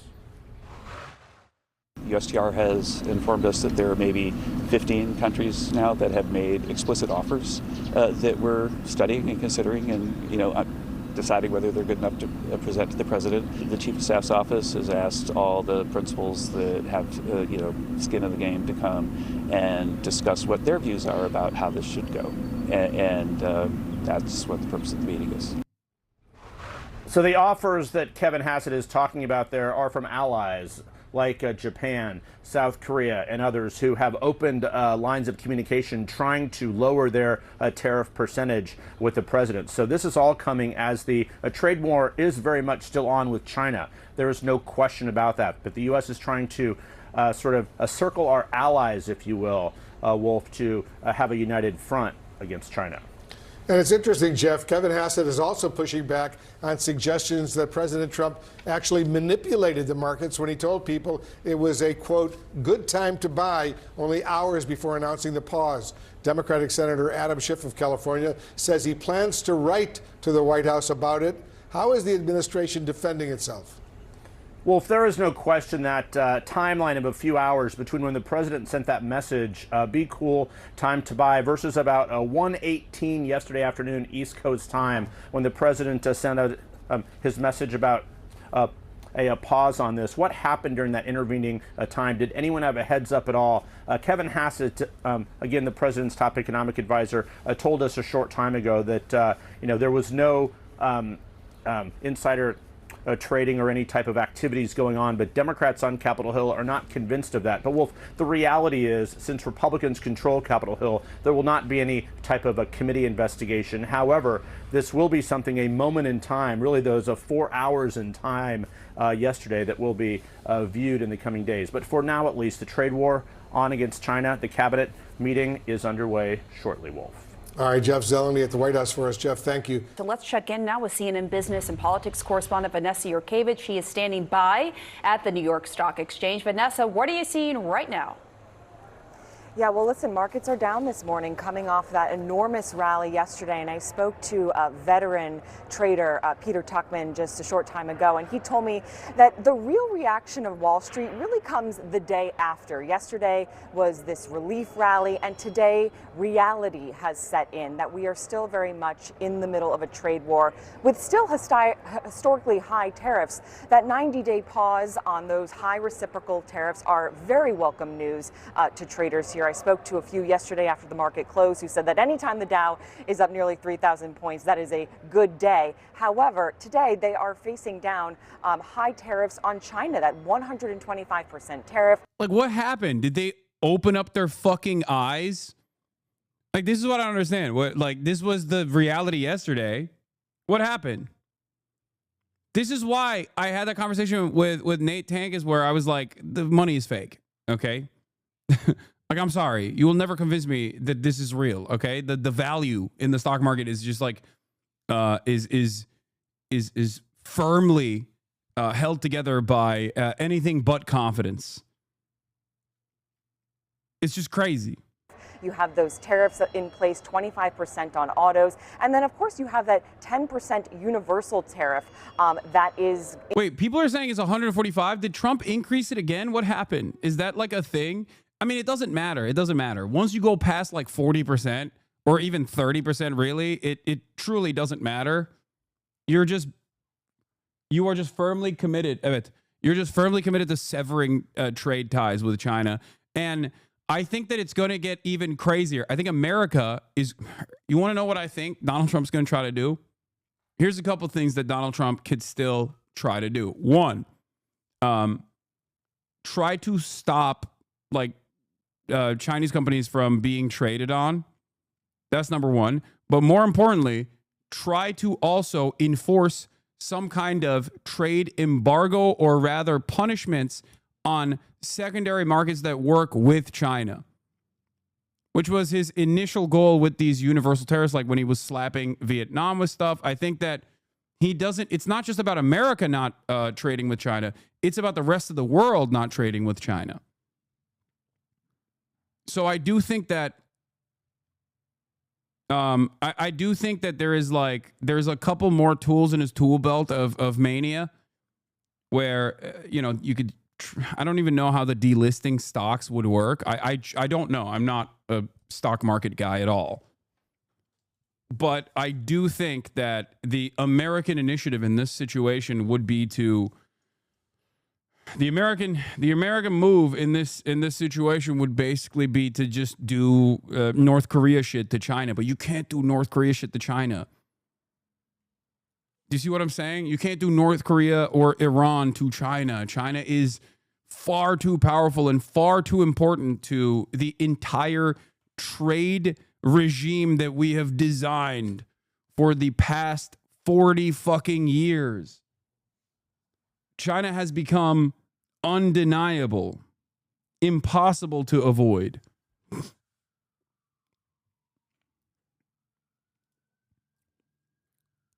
Forex Live. Trump admin. Oh my God. Yep, there it is. Trump admin is moving towards a possible delisting of Chinese public shares.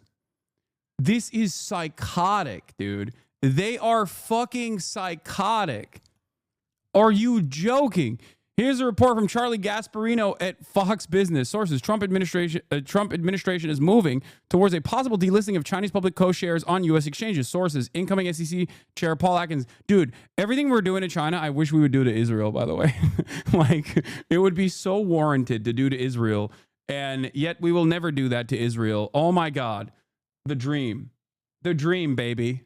The friggin' dream. Helicopter crashed into Hudson. The chopper broke off midair and dropped. Oh, my Lord. Everything is happening. Everything is happening all at once.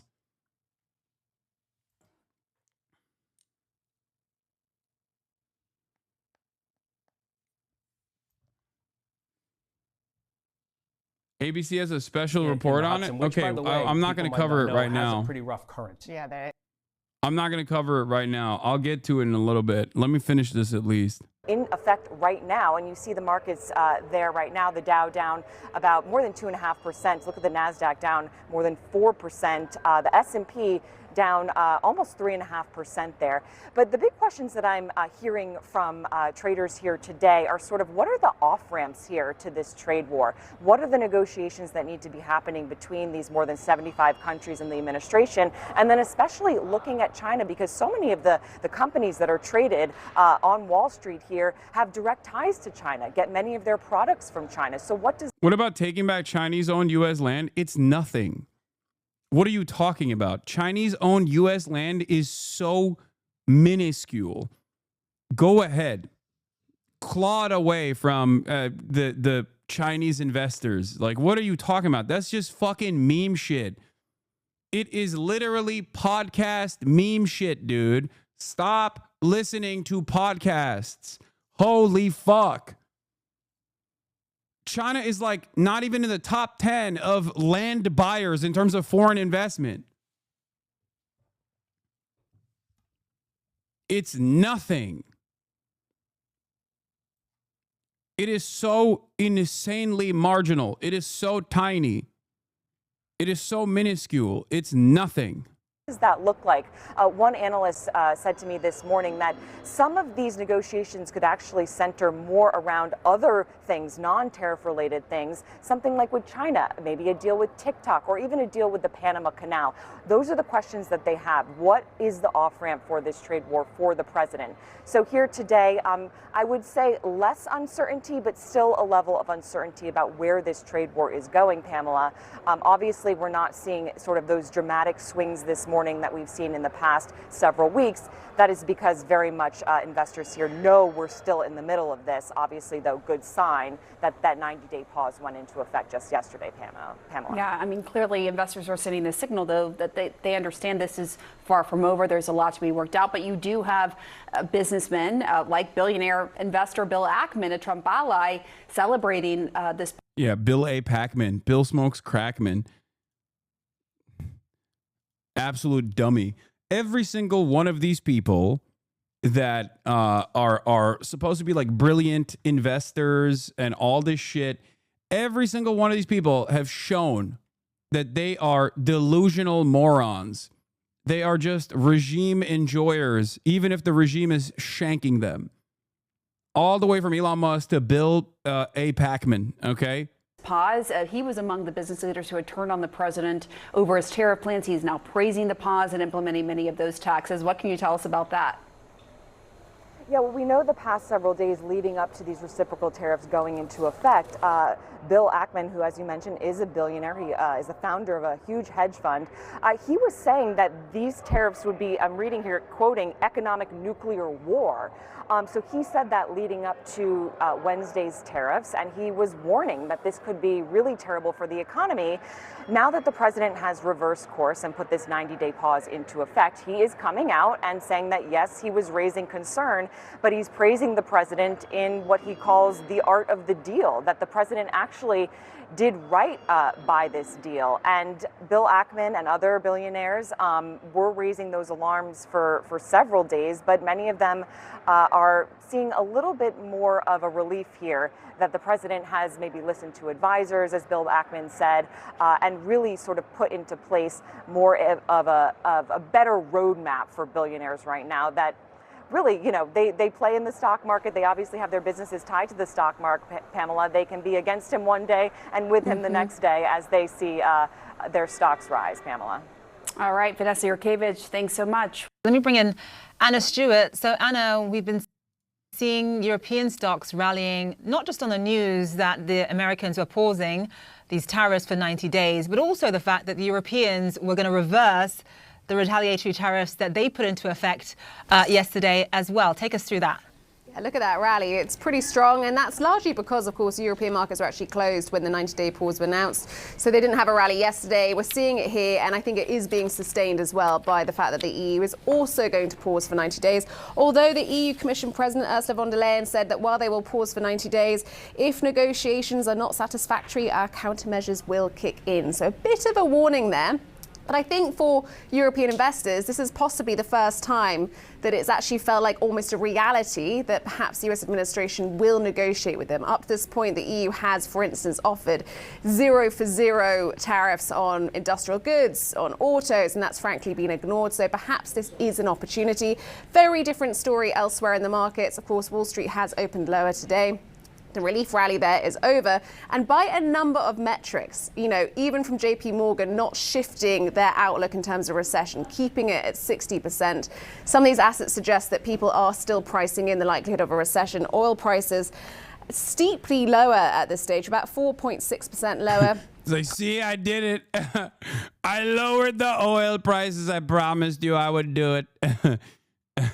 Demand might be down in the future due to a complete collapse of global trade, but believe me, oil prices are down. I fixed it. Under the $60 barrel. It could finish today at the lowest. It's ironic because the last time that oil prices went down incredibly, Trump was president again, and he literally also constantly pointed to that.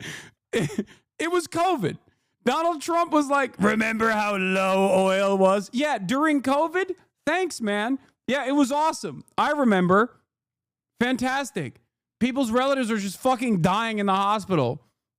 It was awesome. Thank you, sir. You did it. Oh, it's amazing. He's doing it. He's doing it. I told you I would bring oil prices down, and I'm doing it again. It's been since April 2021. We're also seeing that the US dollar fell sharply, and the bond yields, the 10-year bond yields in the US, which, of course, President Trump was concerned about, we haven't seen much of a shift there. So we've had this huge reversal, but actually a lot of the fears, a lot of the yippiness, if that is even a word, is still out there.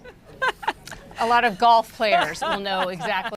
I want to turn now to Michael McKee, our international economics and policy correspondent, who has been, listening in as the president and his team have been speaking, but also paying very close attention to the 30-year bond auction that we saw just a moment ago, and also the undulations that we have seen and continue to see in the markets, both in the bond market and the stock market, and to the economic data that we got as well, the CPI data this morning. Mike, I just want to get your reaction to what you heard there and maybe give us your sense of sort of what these next 90 days look like. Here we have an administration eager to broker deals, as we heard there in that meeting. That's meeting with the realism of how difficult it is to broker trade deals historically, all the nuances and details that go into them. Well, it took a year, more than a year, to renegotiate NAFTA, and almost nothing was changed in that treaty that came out as the USMCA. So I think you have to approach what this administration is saying about these deals with a great deal of skepticism. For example, we heard there, and we've heard from others in the administration, that 70 countries have approached the administration. But Kevin Hassett said this morning on... Yeah, also, my favorite part about the 70 countries that have approached the American administration is that they won't reveal who the countries are. So, like, we don't even know if they approached it. I'm sure they did. Like, plenty of them have. Like, Japan, we know for a fact, approached America. And South Korea is another one. But it's like... I don't even fucking know if they... Dude, please stop. Please stop posting this. I got it. Xi Jinping unravel meme. Come on. Come on. Stop spamming. You just got auto-modded.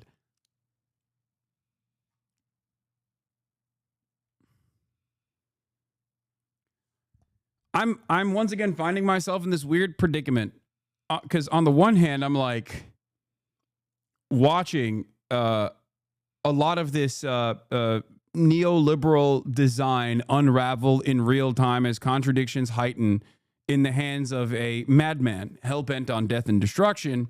But also, on the other hand, I can't even entertain this notion for too long because I recognize the impact that it will have on the average person in the United States of America and also around the world. It is very frustrating. It is very frustrating because, like, this sort of instability or some semblance of volatility would always happen. You need the medicine, right? Like when the body is ill and we heal the body, we do surgery, you need a little bit of medicine, and in the process, like, yeah, there's going to be some harm in the short term, but it's for a grand design. It's for health and stability in the long term. Like, that part is true. It's just Donald Trump is not doing that. He's not doing that at all. So what's frustrating about this is, once again, he's just kind of fucking up the global economy because he's bored, if that makes sense. He's just, yeah, when I fuck up the economy because I'm bored, when I kill the global economy because I'm bored, is kind of what's happening. You're using the sick patient Trump analogy. No, it's not the wrong analogy. That analogy is not incorrect, except the patient has cancer and Trump chopped off the fucking leg of the patient for no reason. So the cancer still remains, and now you're legless.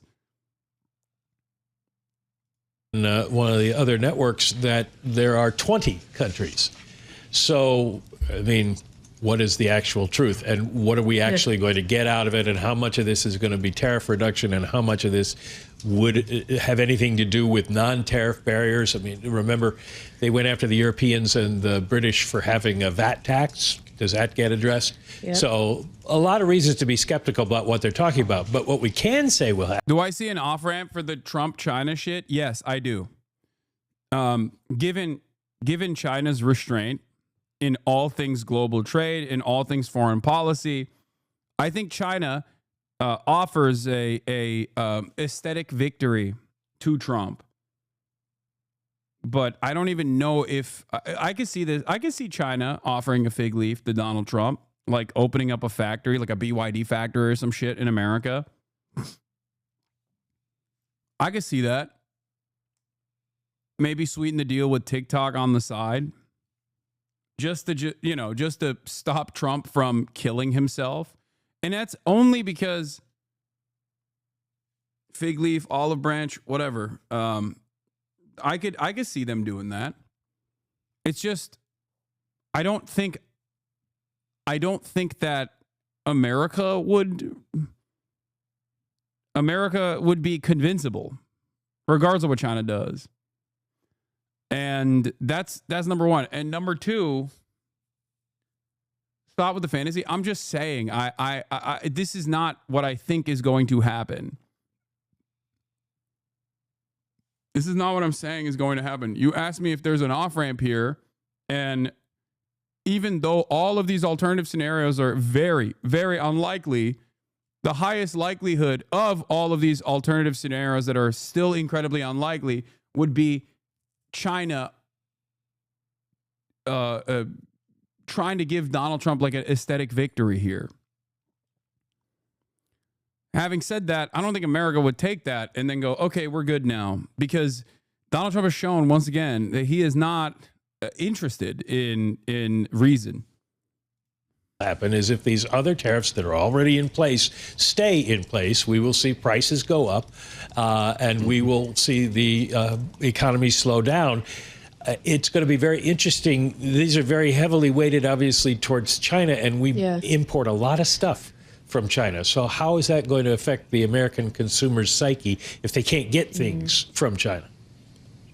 Well, and investor psyche as well. After the remarkable gains of yesterday, the best day since 2008, obviously we have a massive reversal on our hands with 5% losses on both the S&P. I do want to say something here, but like, if Donald Trump hadn't done this, I know for a fucking fact, you will never convince me on this, I know for a fact that China would just not fuck up the bag and would continue doing what it's doing without actually escalating or at any point trying to undermine American hegemony. There is 0% chance. They want stability. They want stability because in that stability as the dollar is still the superpower, they get to do things within this system that allow Chinese prosperity to fucking happen. I don't think China shill. Okay, well, this is perhaps one of the many instances where we are in my moment of vindication. Like, you're living through my China shill vindication moment, and yet you're still saying I'm a China shill. It's pretty funny. I have found myself vindicated many times over on a lot of the things I speak about in terms of foreign policy, in terms of American long-term instability. But this is like coming in here in this very moment as America is undermining its own hegemonic power in the hands of seemingly a fucking madman. And you're still over here being like, you're a China shill. Okay.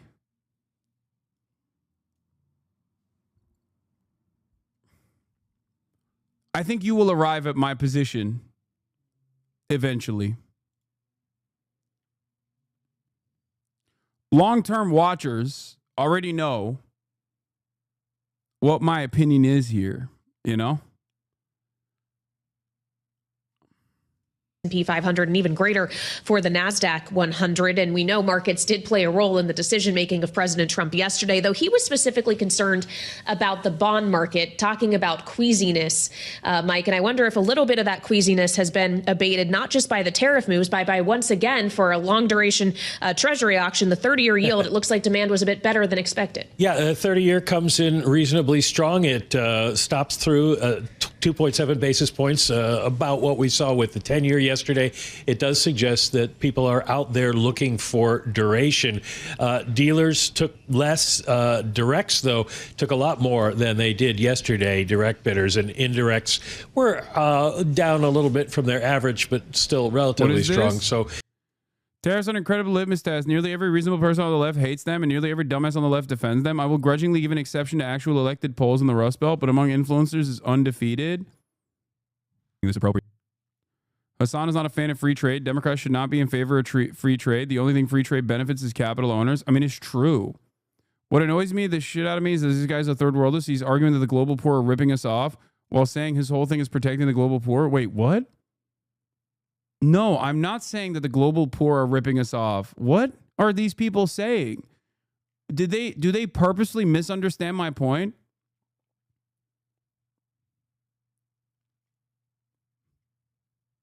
At no point have I defended Donald Trump, by the way. So that's what's really funny. I feel like more people are China pilled after the red nose shit happened. At least they have some stability. We don't have that. Yeah.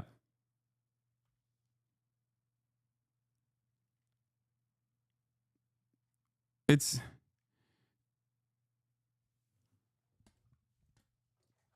Jeremiah Johnson's a moron. Pay him no mind. He's part of the Armand Domalewski dumbass brigade. Yeah, I mean, founder of CN Liberalism, New Liberals, writing at Infinite Scroll.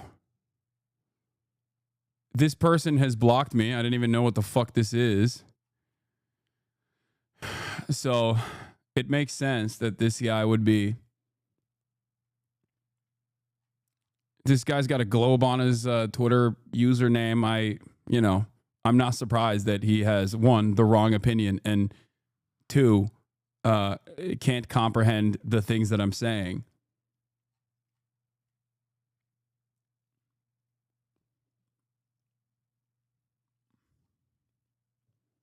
Why are you always getting blocked?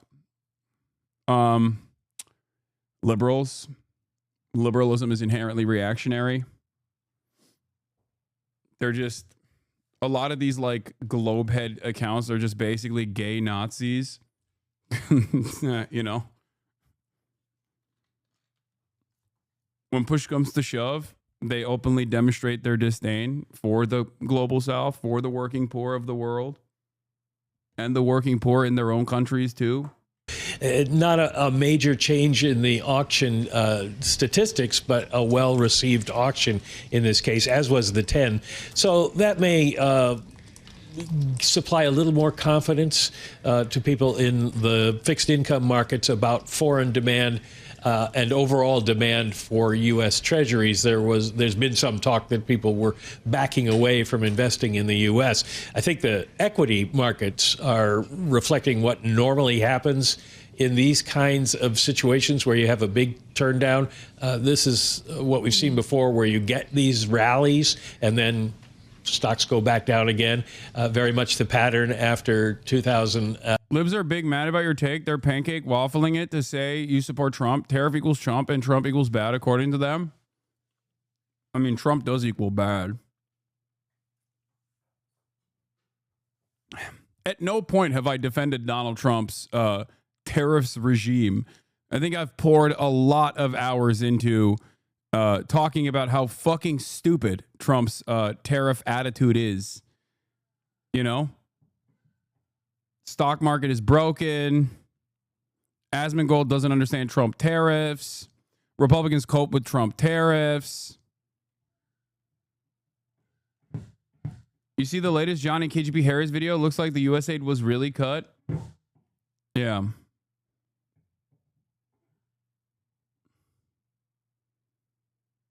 Everything about that monster sickens me. He wants to end 5 billion lives. Even the House Democrats had a take saying tariffs aren't bad, but Trump's not doing them right, and the libs online lost it. Yeah, because the fucking liberals are... Someone trying to community note you? What is this? Your enemy isn't China, it's global capital. China represents 90% of global capital, making it the world's second largest economy. It is also the second in the world in terms of total number of billionaires.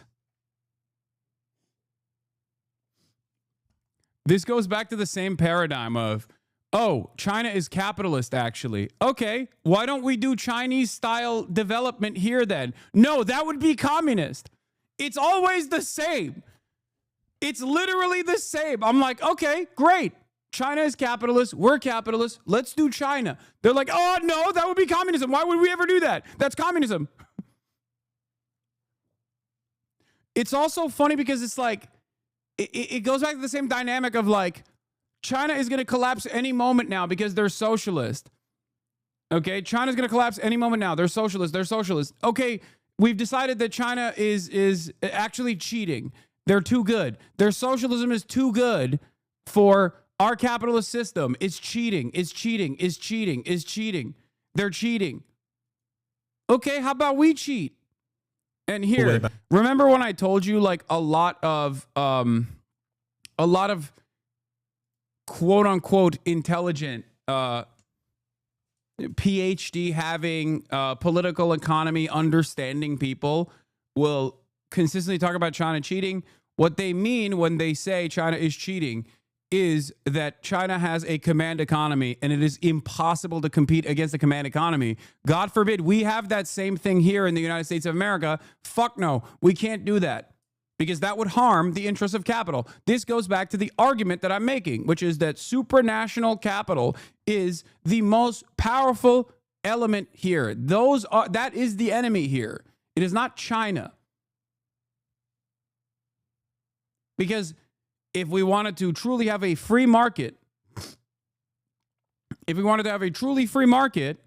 okay, it was a real free market, and China was cleaning out, absolutely destroying us by outcompeting us in the free market, we would look to what they're doing and then implement it here, which would require us to have central planning and be invested in long-term stability.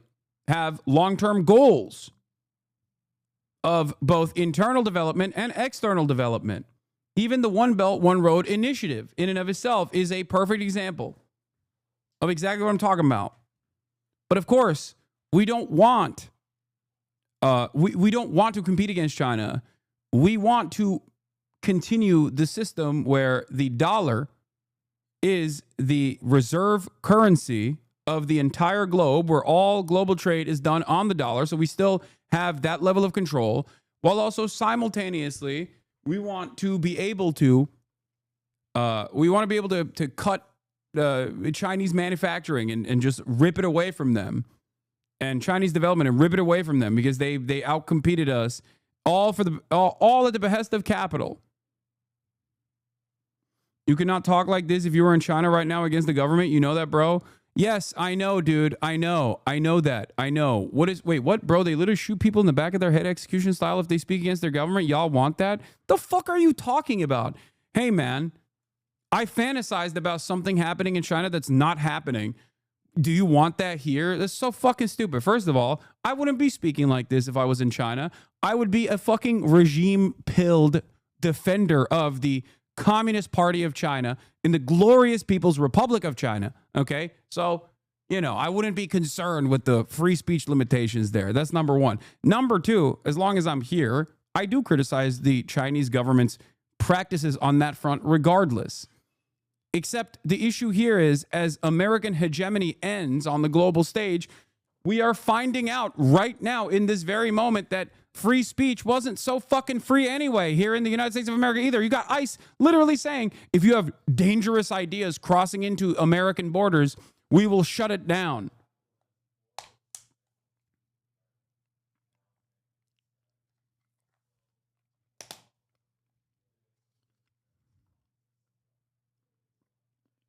Yeah. If you talk about Israel being bad in China, they actually black bag you in the middle of the street and then ship you into a slave colony in El Salvador. Oh, wait, we are doing that. We're doing that right now. Fuck. My bad. That's not China. That's America. But hey, keep coping. Back to 2001. Anyway, let's talk about this. Okay? Let's talk about this.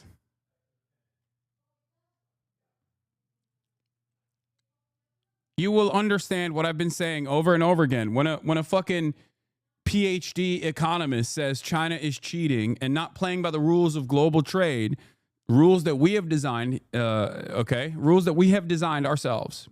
The Western world has designed, America especially. What they mean is China has a command economy and it's impossible to compete against a command economy because they can just fucking heavily subsidize the shit out of their manufacturing in an effort to outcompete capitalist countries. After it was admitted to the World Trade Organization, China cheated in multiple ways. China continues to subsidize its industries in all kinds of ways. It engages in unfair competition. It does things that look to me, at least, like dumping. And it's done this for a quarter of a century nearly. What do you do to stop that, to check that kind of behavior of gaming a free trade system if it's not tariffs? Or is there nothing you can do? You just have to live with it? Can I ask a question? Could every student here who's paying $10,000 or more in tuition raise their hands? No, we don't have tuition. I'm aware of that. I'm aware of that. That was the point that I was making. So you have no tuition. Why do you have no tuition? You have no tuition because somehow you have succeeded in mobilizing funds that have enabled you to admit students without paying. Look at this socialist, by the way. Okay? Look at this fucking socialist, chat. The radical Maoist third worldist Larry H. Summers, former United States Secretary of the Treasury, Harold H. Summers. I just need you to understand. That's fucking Larry Summers saying what he's about to say. So students get the benefit of an... We used to subsidize our industries. We do. There are rules for how much you can subsidize your industries technically in global trade. The problem is, or rather, what we do when we subsidize our industries is because they're capitalist enterprise that are not completely maintained and controlled by a command economy. When we subsidize our fucking industries, it surely lowers prices a little bit, but a big chunk of those subsidies still, in one way, shape, or form, end up in the hands of capitalists. That's the problem. It doesn't actually go directly into lowering prices, which is precisely the reason why America turns around and goes, wait a minute, you're not supposed to subsidize to actually cheapen the fucking the output. You can't subsidize shit to make it so that it's incredibly affordable. What are you doing? We subsidize everything, chat. What are you talking about?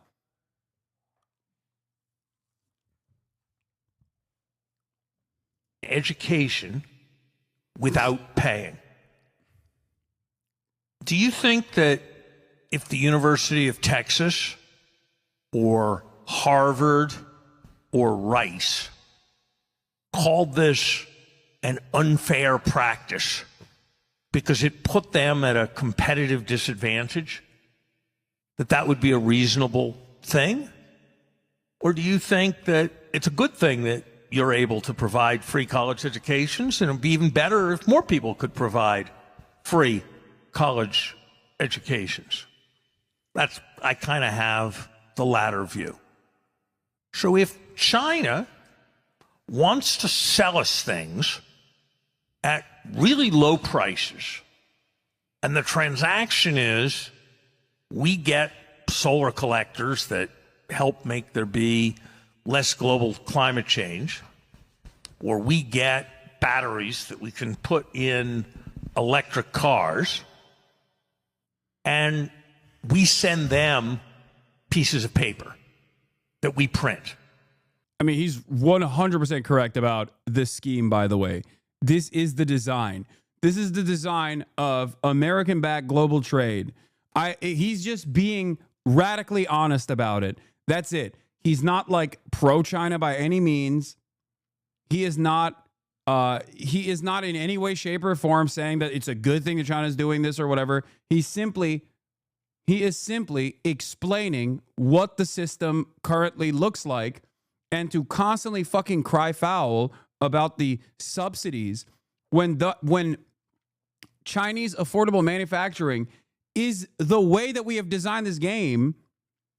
The only problem here is that China has developed into becoming a competitive superpower. That's the issue. If China was still poor, if China was this neoliberal shithole, okay, then we wouldn't have any issues. We'd be like, oh, great. What do you mean? China is marginally improving the living conditions of their working class 0.000001% year over year. That's fantastic. But that's not what happened. Through command economy, through 15-year plans, through rapid urbanization, through rapid development, China was able to become a competitive superpower. That is the issue. They didn't play ball. How dare you? How dare you have a fucking vision? How dare you actually truly work to uplift your citizens? That's unacceptable. That's literally this entire conversation. That's it. The global south is not supposed to develop. The global south is supposed to never become a competitive power in the global stage. That you're not supposed to do that. You're not supposed to do it as a developing nation. If China was still like India in terms of in terms of its governance, then we would never in a million fucking years complain about China. We'd be like, it's great. It's great. It's awesome. We'd be talking about how bountiful free trade has been for China, as we do to this day about India. Think that's a good deal for us or a bad deal for us? I kind of think it's a good deal for us. So the idea, the way you frame the question, which is that this is cheating and is there a way to deal with the problem of cheating, I think is largely wrong. It's just like, was it unfair to dentists when fluoride water got invented? It was terrible for the dental business. Terrible. Far fewer cases. Isn't that the fundamental benefit of being a totalitarian system? You can influence the country for good or bad, unchecked. Yeah, except look at all of the other totalitarian systems that have something very different in comparison to China. Many developing nations have totalitarian systems in one way, shape, or form. And yet, we don't have these same considerations for those totalitarian nations. You are inevitably going to arrive at my conclusion here, okay? Which is what I'm stressing. The only difference between China and the other developing nations Okay, if you want to call it totalitarian,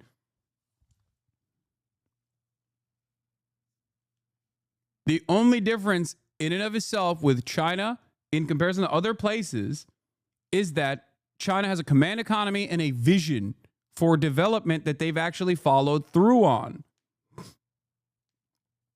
That's it. And they've seen much success in this process.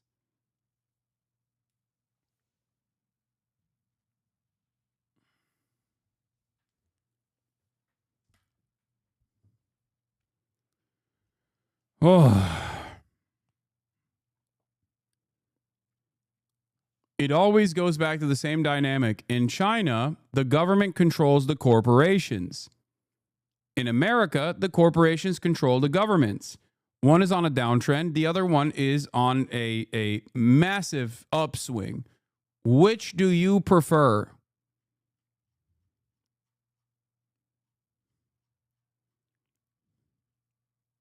Cavities, far less for dentists to do. Was it terrible when electric light got invented? Terrible for the candle makers. So there's this thing that lets people buy things for lower cost. Should you say that's terrible? I think the whole way of framing the question is wrong. Now, I'm making it simpler than it is. There is an issue. It's called, which economists call predatory pricing, which is the idea. Yeah, when Amazon does it, there's nothing that we can do, and it's actually good. When China does it, that's not good. And he's right. It is predatory pricing, for the record. But under normal market, free market conditions, you're supposed to, as a fucking government, okay, you're the American government. What do you mean China is doing predatory pricing to you? Are you insane? Subsidize our fucking industries then, and also ensure that our industries also have a race to the bottom in terms of prices, not in terms of wages, because you can also do that as well. You just have to drop the profit incentive out of the equation. Nationalize our key manufacturing industries, nationalize our extraction industries, and also in the process, control your economy. Actually control it. Do not let your economy be captured by the whims of the market for profit seekers that will always care about profit above all else. But we won't do that. That's never going to happen. We'll just keep coping and saying, look, China is so poor. The average working condition in China is significantly worse than America. Okay, adjust that to 20 years ago for the average Chinese worker versus now, and then look at American average worker living conditions and living standards 20 years ago versus now, 30 years ago versus now, 40 years ago versus now. Where the fuck was China 50 years ago versus where they're at now? Look at America and the average worker in the United States of America 50 fucking years ago. And I don't mean like the bounties of affordable treats. I mean like literally being able to purchase shit, the purchasing power that you have, upward social mobility 50 years ago versus now.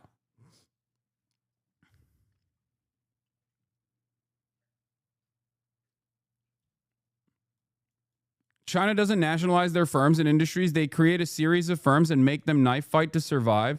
Yeah, except it doesn't matter because ultimately the government still controls all of it. So when push comes to shove and there's something that they've done that is annoying to them, or they've destabilized the markets and have moved away from the vision of the government, they fucking knife the company. Evergrande is a great example of this. Look at what happened with Evergrande. They are de facto nationalized. That's why I say China uses capitalism as a sleeve, okay?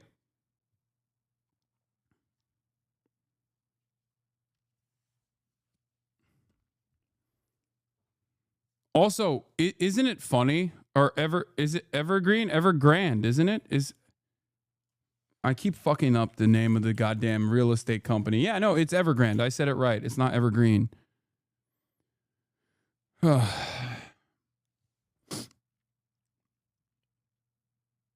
Yeah, they use capitalism as a glove, okay? They wear capitalism. They basically present themselves as a nation with markets, a nation that cares about capitalist competition. And in certain instances, they use market conditions as well for competition. It's just funny to consider that everything that you say in America, like normal concepts that you think about here in the United States of America that you've normalized in your mind, you have a very scary word for it over there, okay? We have slavery in our prison systems. They have gulags. We have normal free market competition. They have knife fights.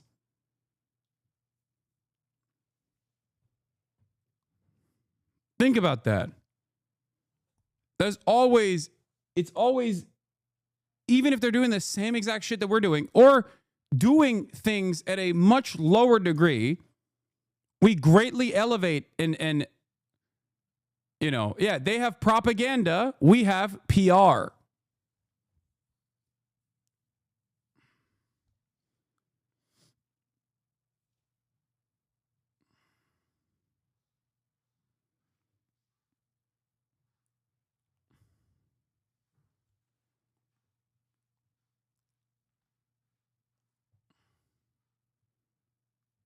I don't ask you to,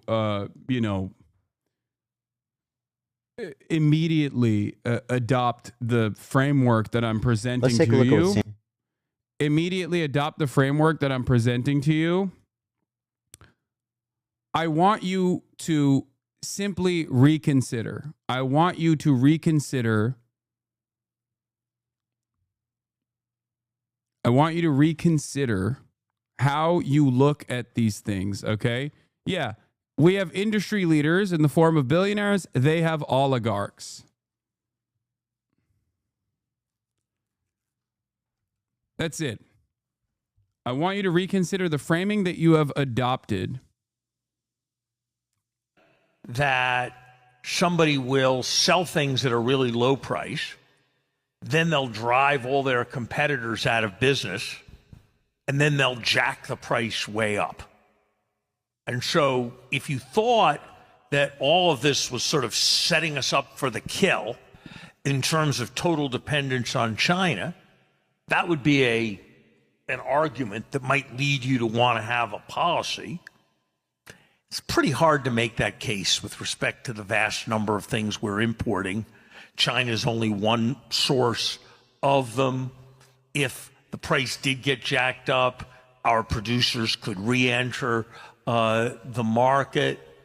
In the entire history of economics, there have been almost no examples documented of where predatory pricing actually happened. There's an argument you can make that is about dependence, perhaps with respect to really sensitive technologies.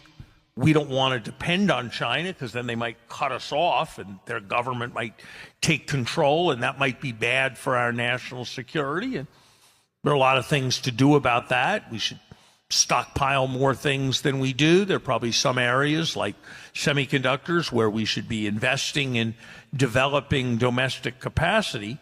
But that's not an argument that because they're making something available cheap, it's cheating and you should have a policy. So I'd reject the entire way in which you framed the question. Actually,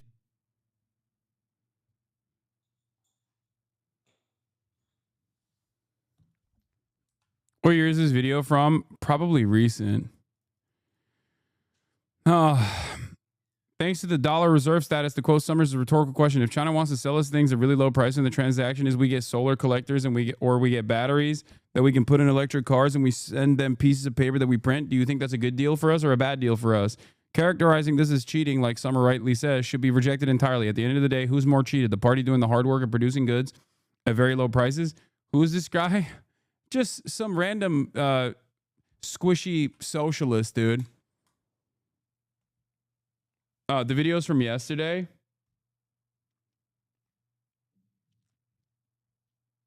Just a famous Maoist by the name of Larold H. Summers.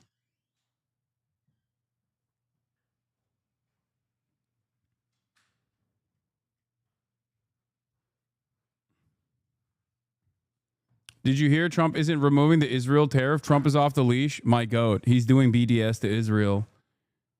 That's right. He said he's going to dismantle the Zionist entity. My king. Comrade Summers, dude.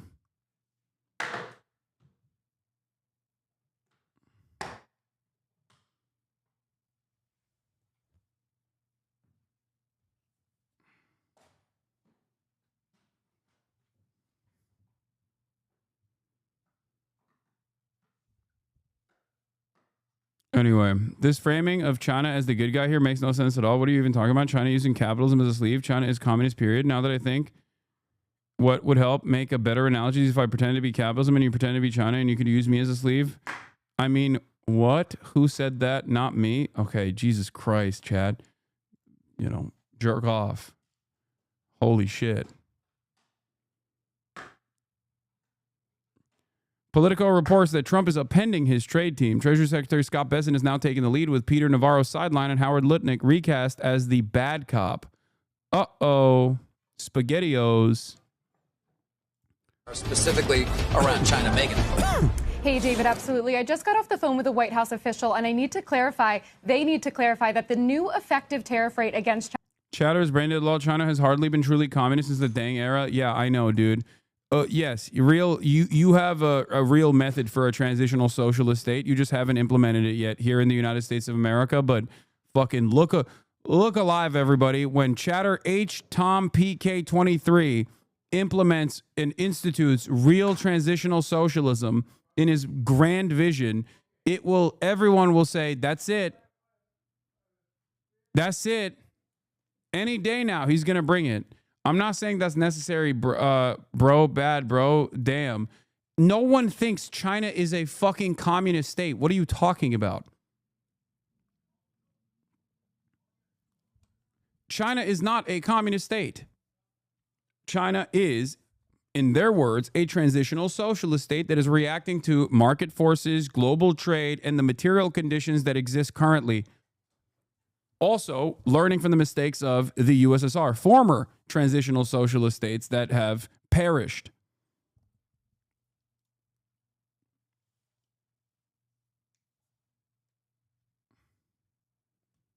Conservatives do? No, they don't, because when push comes to shove, everyone will literally present how bountiful capitalism has been to China. They literally will say, they will turn around and say, capitalism has uplifted billions of people, eradicated global poverty. That's China. They're only talking about Chinese statistics. Remove China from the equation, and the global south across the board is not better off than they were prior to the uplifting.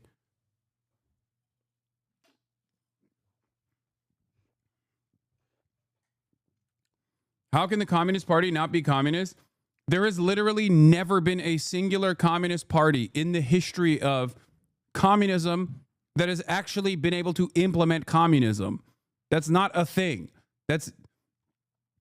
Communism is supposed to be the ultimate goal to arrive at. It is not what is happening right now. It doesn't work like that. Yeah, I know. The French Commune. Okay, shut up. We're not talking about that.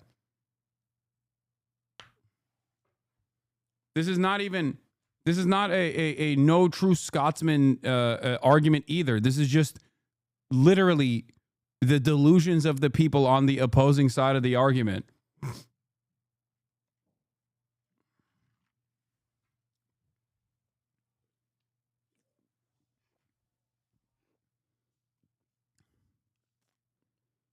I have no further questions. Okay. This isn't like cope to be like true communism hasn't been tried or implemented. It's like the Chinese government doesn't say they've implemented communism. They say they're a transitional socialist state that works within the current confines of global finance capital with Chinese characteristics.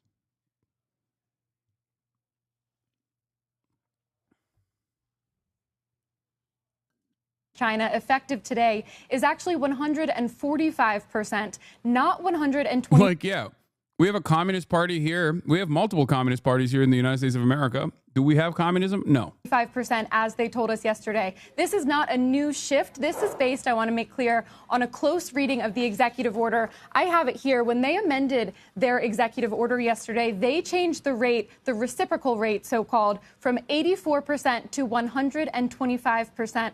But that comes on top of the fentanyl rate that was already in place this term of 20% against China. So a White House official confirmed to me it is correct to add those numbers together, making the new rate that President Trump has added in tariffs against China so far this term to 145%. A big jump there from where we thought we were even yesterday and the start of the week as well. These numbers just keep increasing. And as you guys know, you do have to add that 145% to any tariffs that were already in place before President Trump took office this term. That's the Section 301 tariffs from his first term, as well as anything else that was already in place at baseline. But now the new rate, when you add all these figures together. I find it really funny that Trump just like flies off the handle and we'll just make new numbers up. I respect that. I mean, it's good to be the king, you know? Just fuck it. YOLO. Make up new shit. Be like, yep, 300. I've decided 300% tariffs.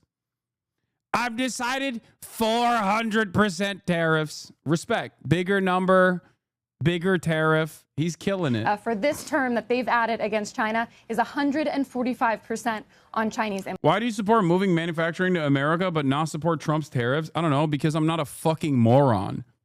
Because if you don't build a manufacturing base here in the United States of America, there is no trade to protect. There is no manufacturing to protect in that process, don't you think?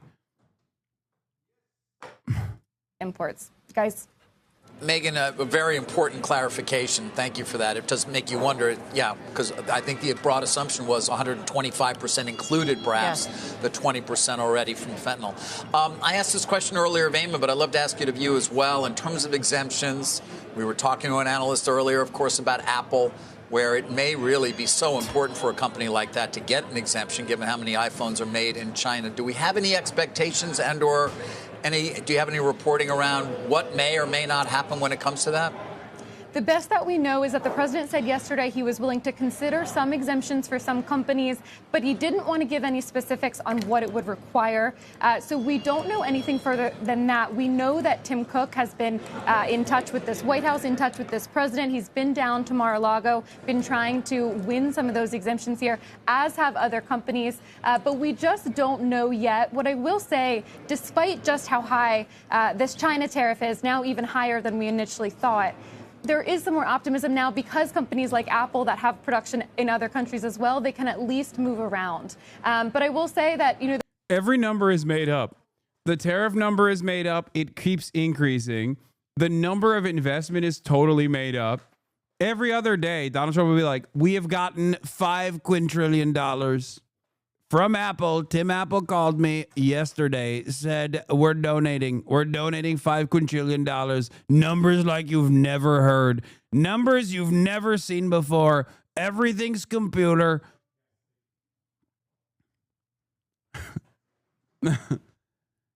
Every day, billionaires are calling me saying, Mr. President, I'm going to give you $7 trillion.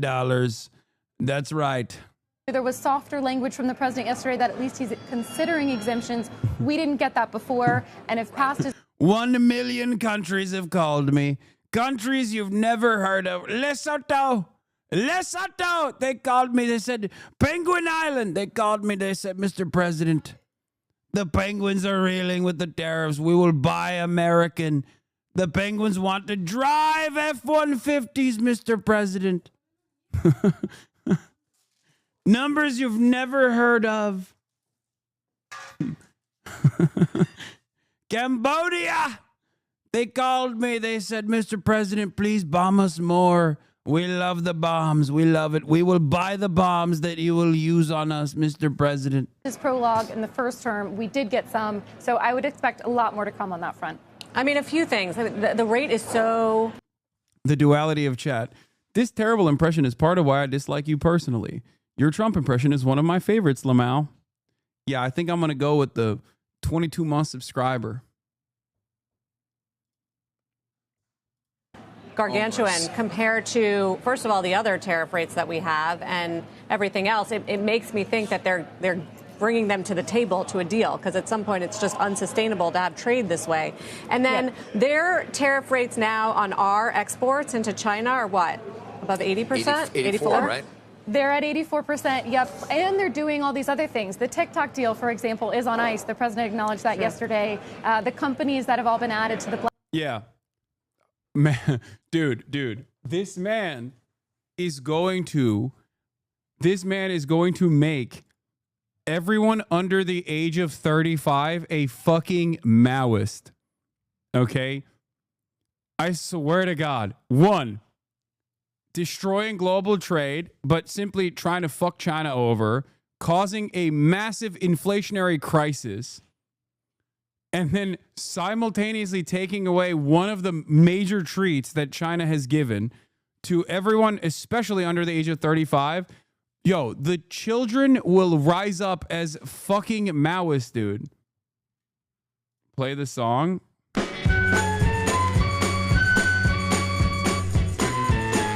Vietnam brûlait, moi je hurle Mao, Mao. Johnson. And what? I don't know what this song is, but I don't think this is...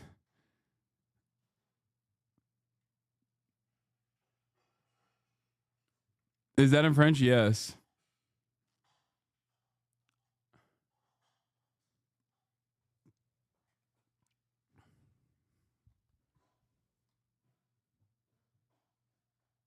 This is from a Godard satire about idiot leftists in France.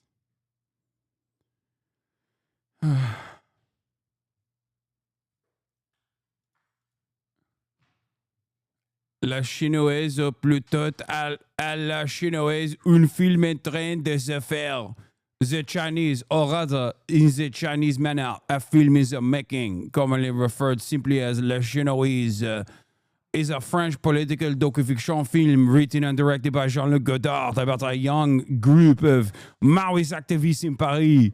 La Chinoise is a loose adaptation of Fyodor Dostoevsky's 1872 novel Demons, also known as Le Possessed.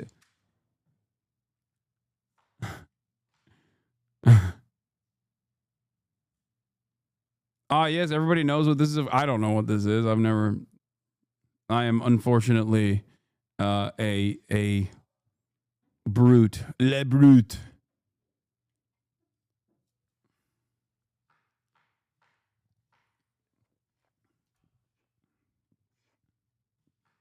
Le chinois.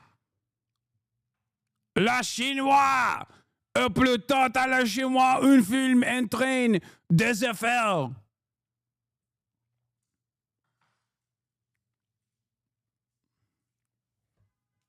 Your French accent violates the Geneva Convention.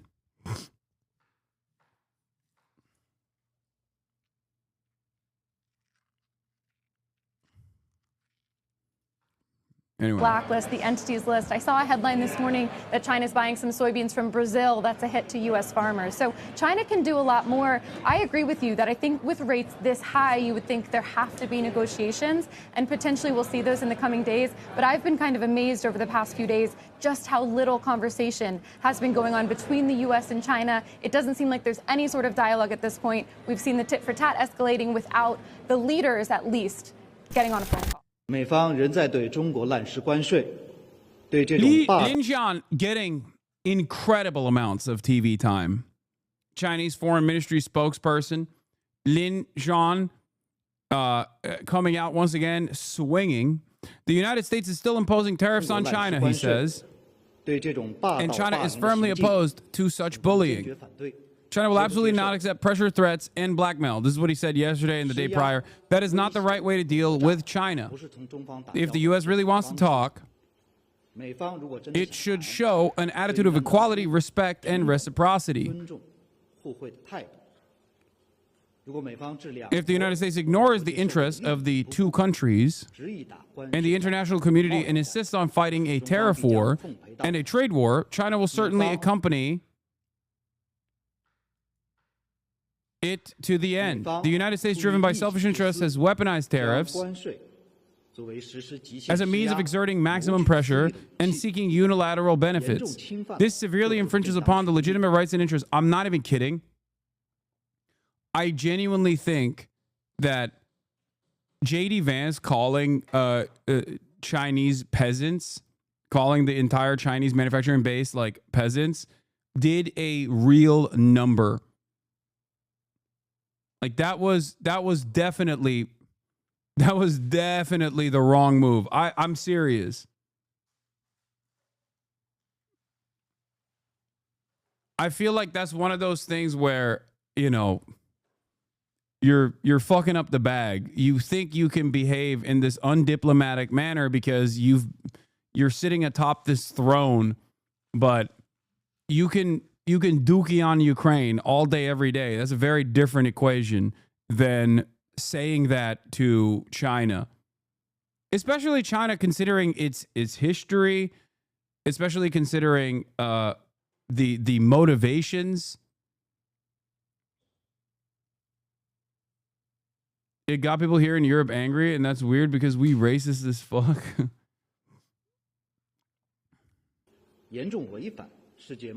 Constitutes a grave violation of the World Trade Organization rules, seriously undermines the rules-based multilateral trading system, and poses a major threat to the stability of the global economic order. It is a blatant act that defies international norms and runs counter to the entire world.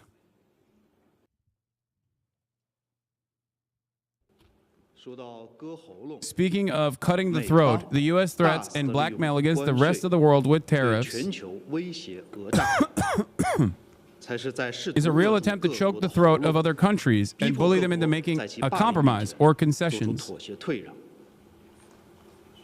The relationship between China and Spain is a vital component of the relations between China and the EU. Last year, the total trade between China and Spain topped US 50 billion, and China and Spain's exports to China grew by 4.3%. In recent years, the bilateral cooperation on the new energy industry has boosted green and low carbon development. This is China's response to U.S. Treasury Secretary Scott Bessent saying that Spain is getting closer to China is like cutting your own throat. That's what Scott Bessent said. And this is their response. The two countries maintain communication in the multilateral cooperation and jointly uphold the international system. With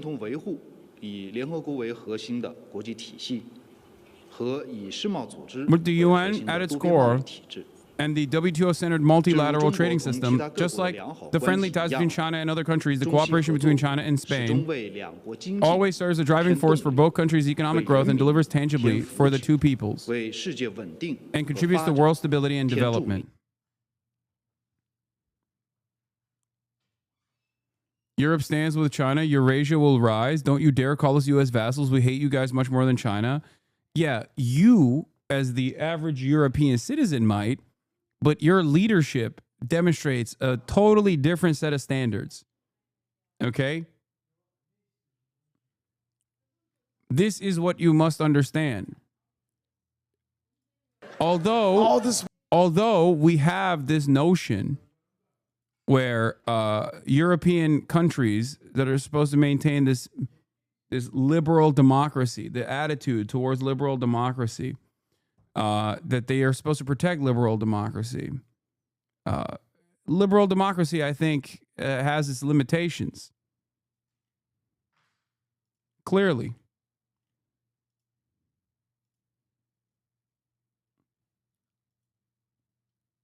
I think more and more people will come to that conclusion that your leadership actually does not represent your values. As contradictions heighten, you will recognize that you are not all that different from a Gulf nation, for example. You are not all that different. That simply liberal democracy has been a lie. Here in the United States of America, the only thing that stops us from recognizing this reality is affordable treats, is treat affordability.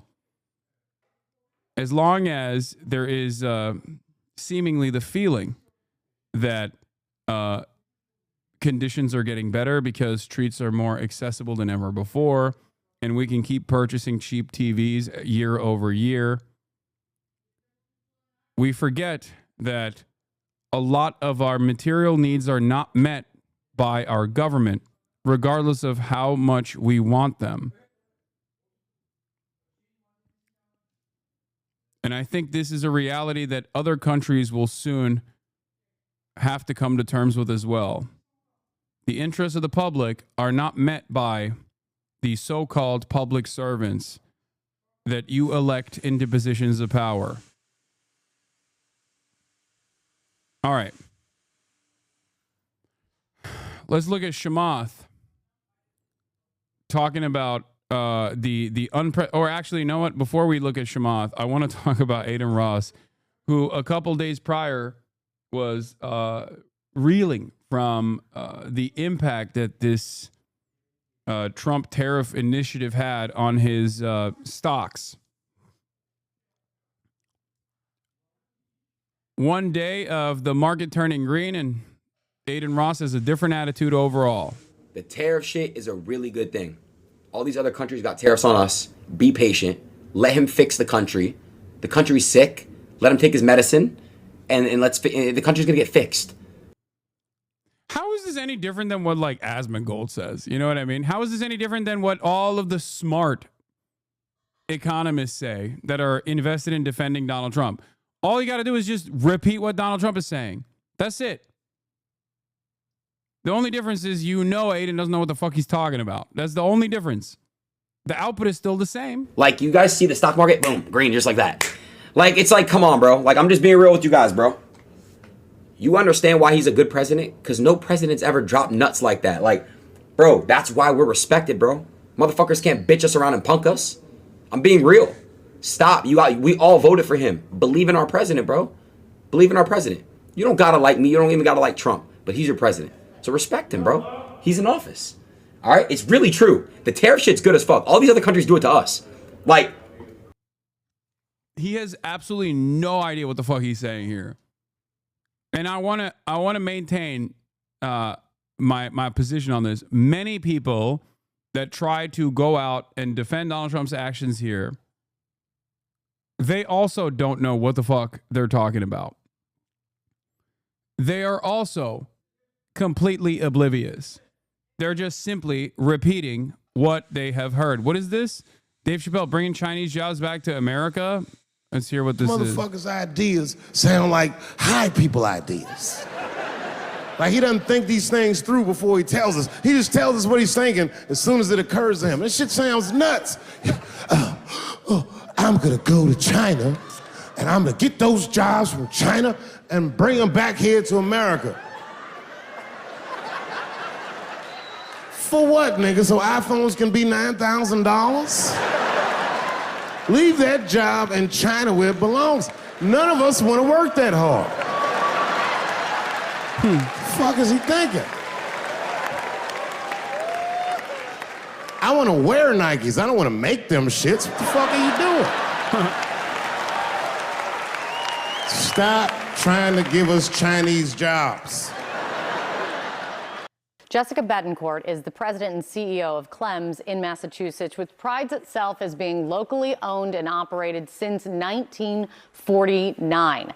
And Beth Beneke, she's the CEO of Busy Baby out of Minnesota. Her company designs and manufactures baby products. Thank you so much for being here, both of you. Your stories are very important to tell here and to have your voices out there in the midst of this conversation.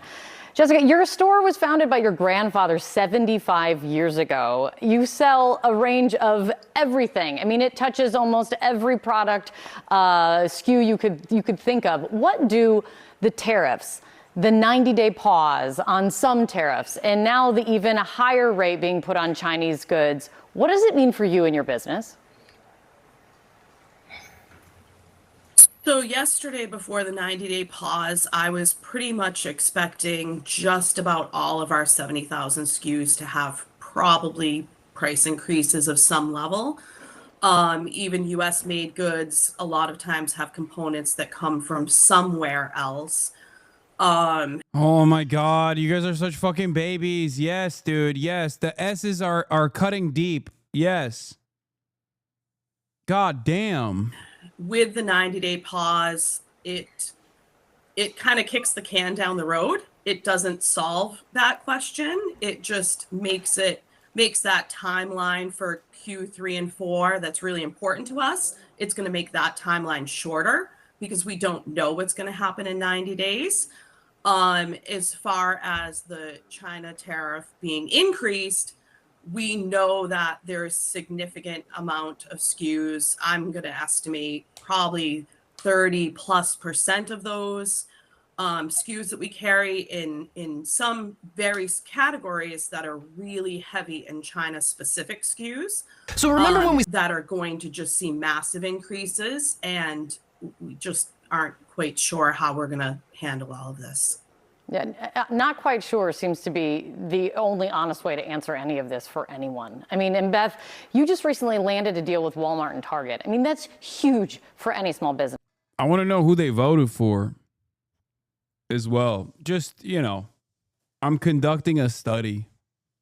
I'm conducting a study in my mind, and I would really appreciate it if I got this information. I wonder if they'll say. Business owner. The White House. Yeah, I know the Joe Rogan, Douglas Murray debate. I will be watching that for sure.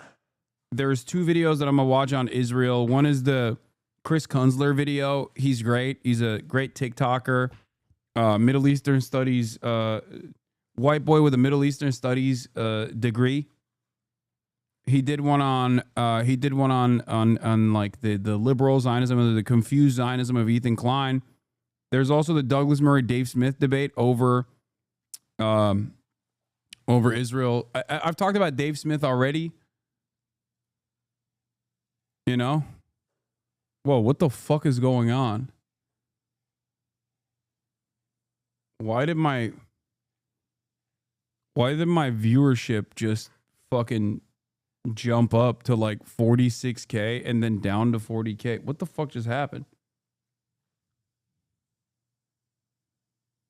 That's weird.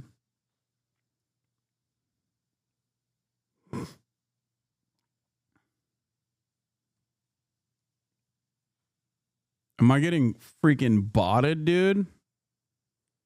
Sorry, my fan showed up real quick. Yeah, am I getting view botted? Auk already tweeted about this? What do you mean? You said a slop tuber's name? No, I don't think that's what happened.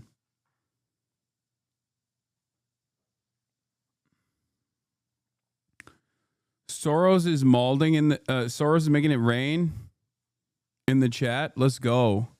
Let's go, Georgie.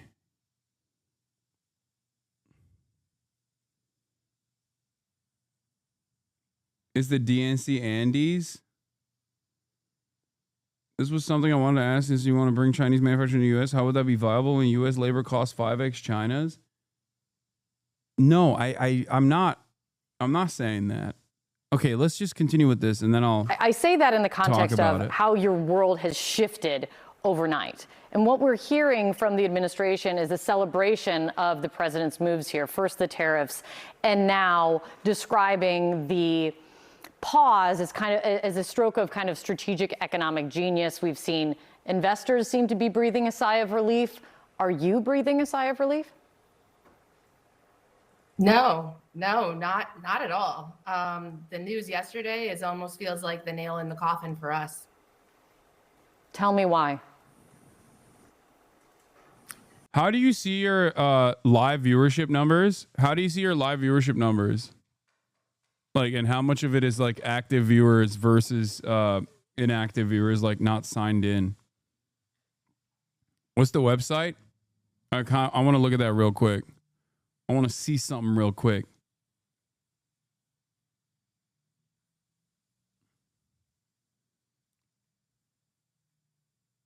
No, not chatters. That's not what I mean, I guess that is a number. Yeah, chatter count is 30,000 right now, but the viewership count shot up from 37K to 41K all of a sudden.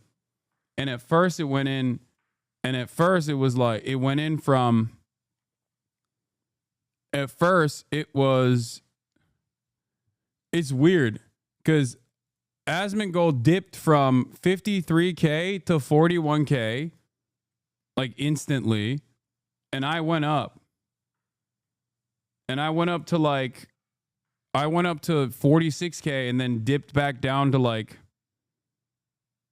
yeah, see? Actually, never mind. My user to viewer ratio is still the same, it seems. But this hasn't actually kicked in yet. This happened too recently for the website to...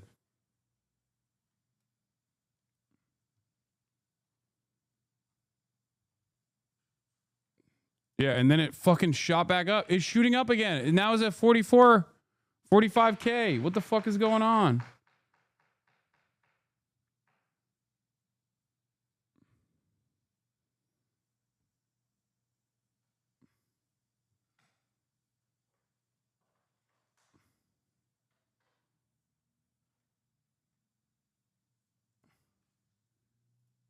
What? Now it went back to 37K? What is happening? The fuck's going on, dude? The market is reacting to the tariffs on stream? Yeah. It's because you mentioned Asmongold and Aiden? No, that's not the reason.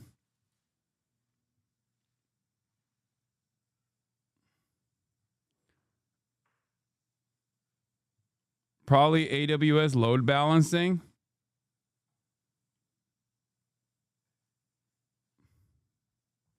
The viewer economy is volatile, just like our markets are, chat. All right, let's get back to the matter at hand here. I don't know what the fuck just took place here.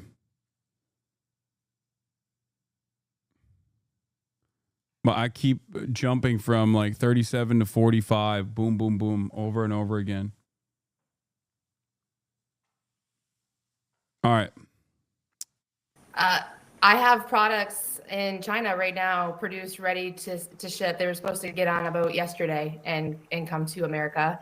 And I can't ship them because what would have cost me maybe $30,000 with a reasonable tariff now is going to cost me almost $200,000. And I have to have that money when the products get to customs. Yeah, I mean, look, there's definitely something wonky with the view count because we just looked at Asmongold a second ago. He had 43K or 40K. Now he has 53K.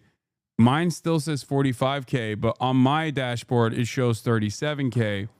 So clearly, now it's back up to 45K. What the fuck is going on? Okay, there's definitely something going on, something happening.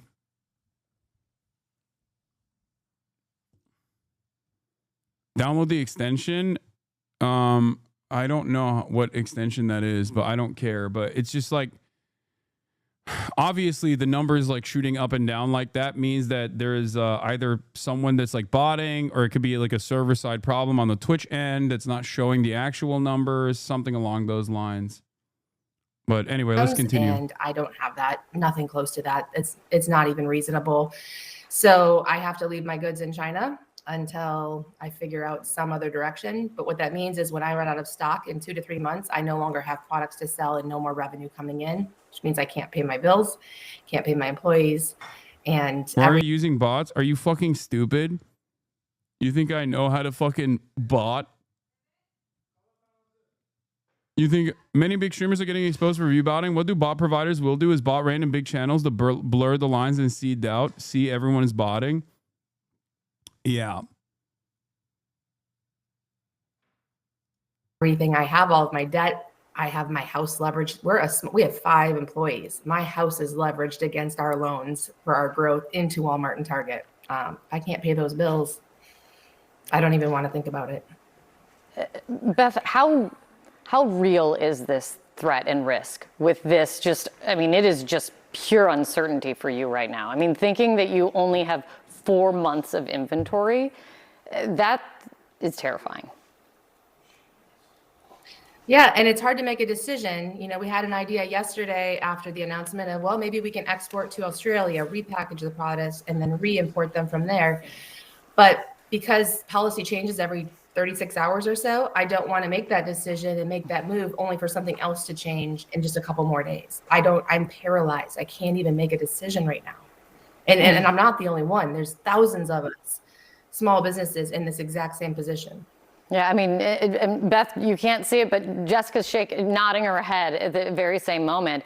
Because, Jessica, one of the stated goals, and I think both of you can speak to this, Beth is speaking to it already, is one of the stated goals of this trade war was to bring more manufacturing back to the United States, have people buy more things from within the United States.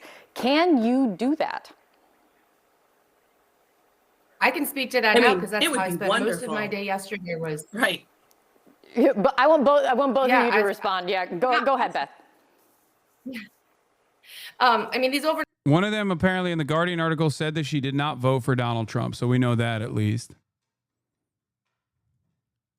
Tariffs just don't even give us a chance to be a realistic pathway for us. For me, I would have to create, if I even found a factory in the US willing to do it that had the right machinery, it would take 4 to 6 months to get the tools made to even start production.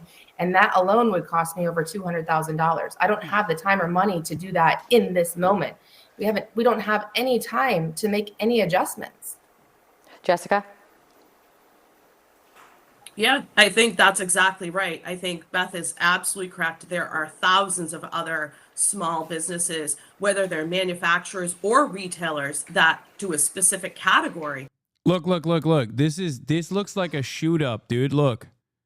Sorry, I'm going back to this thing. This is so stupid, but it is like something that people are talking about. But something literally happened in the last, something should have happened in the last minute or last 10 minutes where Asmongold went down to 41,000 viewers. His active users stayed the same.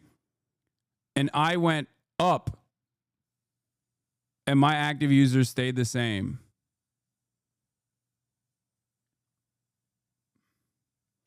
It's either like a bug on the Twitch end or someone just moved bots around or some shit. You know what I mean? Your VOD views are fucked too because you only had 7.6K after your stream was over? No, that's normal. It doesn't immediately show the real number. And then it'll go up to, by the end of in a couple hours, it'll go up to 400K or whatever my VOD numbers look like.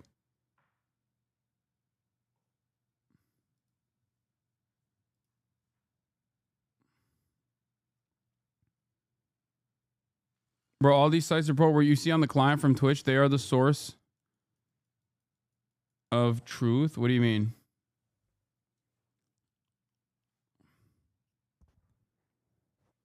China tuned into your stream.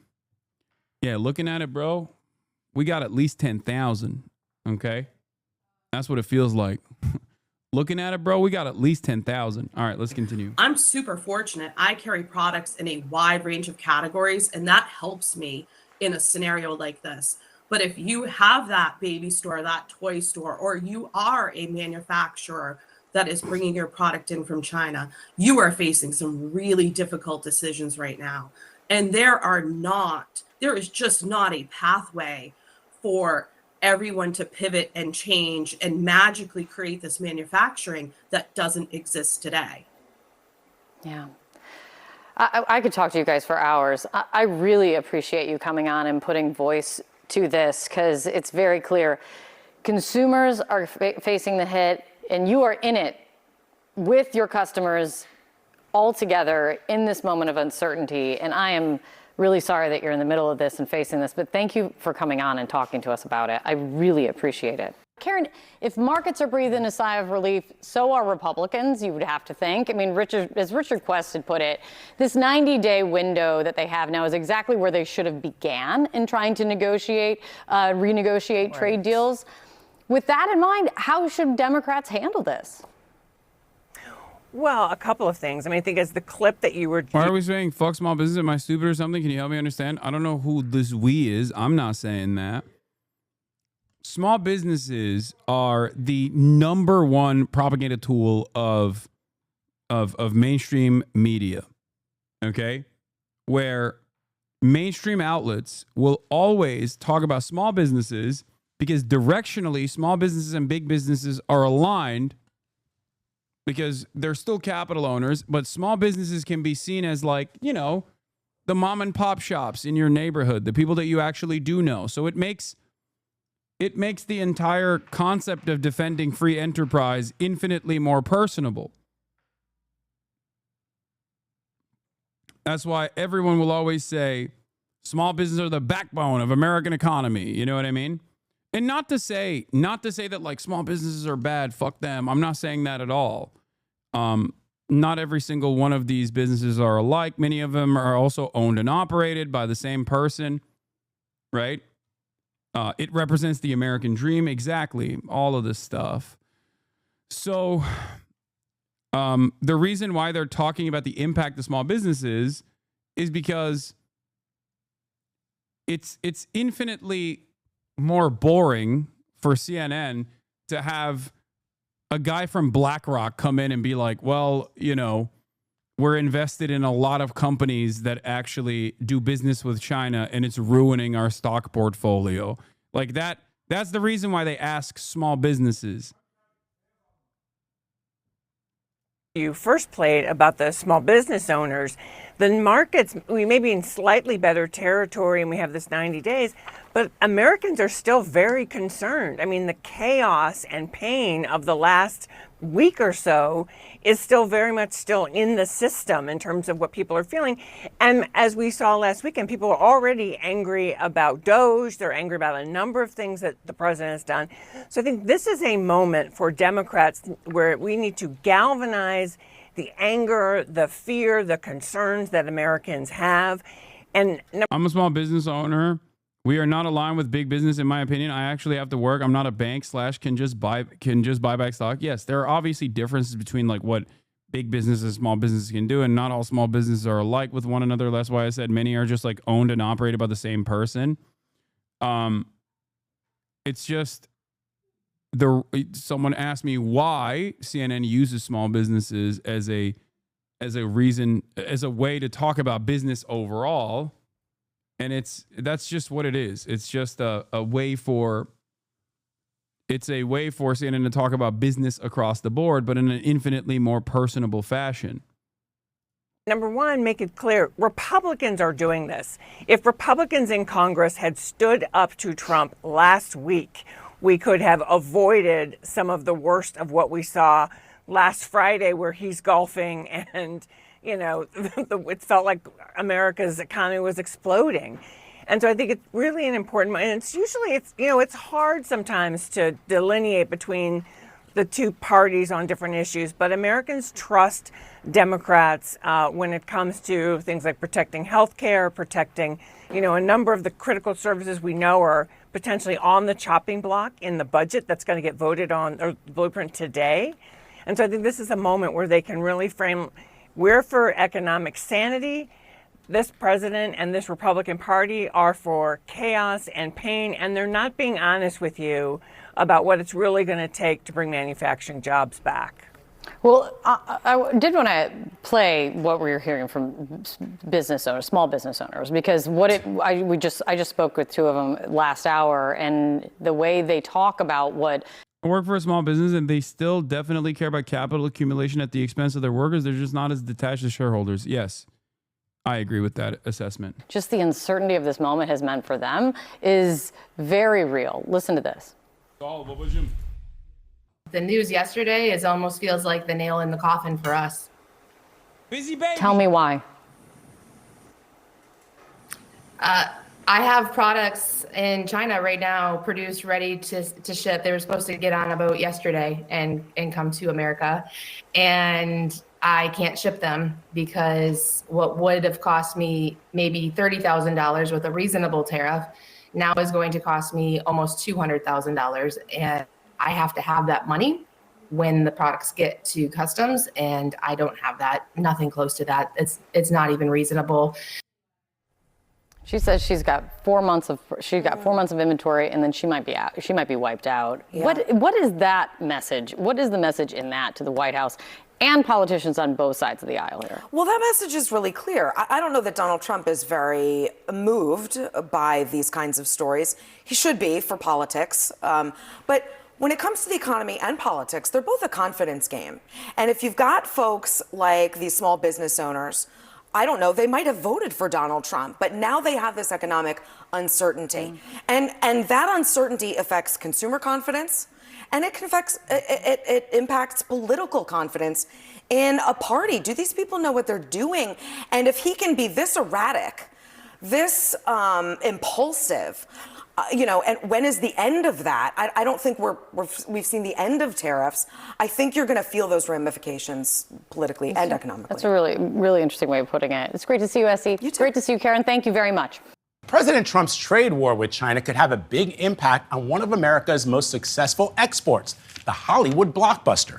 China has demanded censorship of American movies before, but now there are reports of a possible ban. Carter Evans is in Los Angeles. Carter, good morning. Vlad, good morning. For years, China has been a vital market for Hollywood. Now, although the country restricts American films, one industry expert says the average U.S. film makes about 10% of its gross from the Chinese market. But now that already fragile relationship could have a ripple effect around the world. They want me to fight the chicken? At the box office, a Minecraft movie wasn't just a blockbuster here in the U.S. It also topped the charts in China last weekend. A financial success for Hollywood that could soon become another victim of President Trump's trade war. A couple of prominent bloggers who are connected to the main party in China suggested that China might consider putting blocks on the Hollywood films that do get released in China. Sharon Waxman is editor-in-chief of The Wrap, which covers Hollywood's reliance on international ticket sales. It only works as a global business. So if you look at the box office, well over half of the receipts... What is everybody saying? Chicken jockey, flint and steel? Guys, I don't play Minecraft. I don't know these fucking Minecraft memes. What are you saying? You're all 35 years old. The average age in this fucking chat is 30 plus. Stop LARPing like you're goddamn Zoomer or Gen Alpha. You old farts. Get some culture. I refuse. The movie is crap. It's literally made for fucking babies. Are you a baby? No. If the answer is no, then it's not for you. The movie is not for you. It is for babies. Calm down.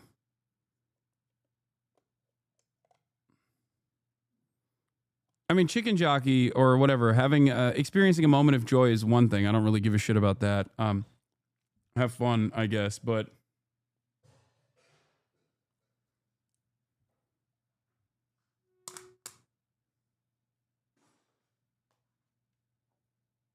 fake gamer. I am a fake gamer. We all aren't ancient like you, Onk. The revenue that comes in on movies comes from countries that are not the United States. Last year, Godzilla Kong made more money in China than anywhere else in the world, including the U.S. Should the big studios be concerned? Yes, they should be concerned. Monique White is Executive Vice President at California Pictures, a distributor of independent films. She says studios losing revenue from such a massive market could impact production in the future. That means their budgets are going to have to go down because they're not going to see that money coming out of China. And if what happens in China is going to happen in Europe and in Australia and any other countries, those budgets are going to have to get squeezed even more. So this is a film trade war now. Kind of, right? It's just the latest headache for an industry still trying to recover from back-to-back labor strikes and a nearly 2-year shutdown due to COVID. And now there's threat of a recession. What people in Hollywood worry about is that there is inevitably going to be some pullback. People will go to the movies less if they were going. They might have one less streaming service. Now, the sources who first reported this, they're very well connected in China's media establishment, but it's not clear when or even if these retaliatory measures will take effect. But if they do, it could drive the industry that's still reeling from the pandemic into more film production overseas to cut costs. Gail? Sounds like something else to worry about. Thank you very much, Carter. We had a big day yesterday. There'll always be transition difficulty, but we had in history, it was the biggest day in history, the markets. So we're very, very happy with the way the country's running. We're trying to get the world to treat us fairly. Mr. President, can you give us a reaction to today's stock market drop and also give us a sense of the next steps with China? Well, I haven't seen it because I've been here for 2.5 hours, so I'll be seeing it. I think Scott went out. Scott, you want to have a statement on that? Sure. Look, the up 2, down 1 is not a bad ratio, or up 10, down 5. And I think as we have talked about, as we go through the queue and settle with these countries who are going to bring us their best offers, we will end up in a place of great certainty over the next 90 days on tariffs. We had very good inflation numbers today. Oil's down. We had a successful bond market, so I don't see anything unusual today. And next steps for China, sir? Well, we'll see what happens with China. We would love to be able to work a deal. They've really taken it. Oh my God, he literally, dude. Every day that China doesn't call him is a day where he's getting increasingly sadder. I was joking when I said I think he loves Xi and did all this to get his attention, but goddamn, dude. He's like, why won't Xi call me? Why won't Xi call me back? Call me Xi. I did this all for you, Xi.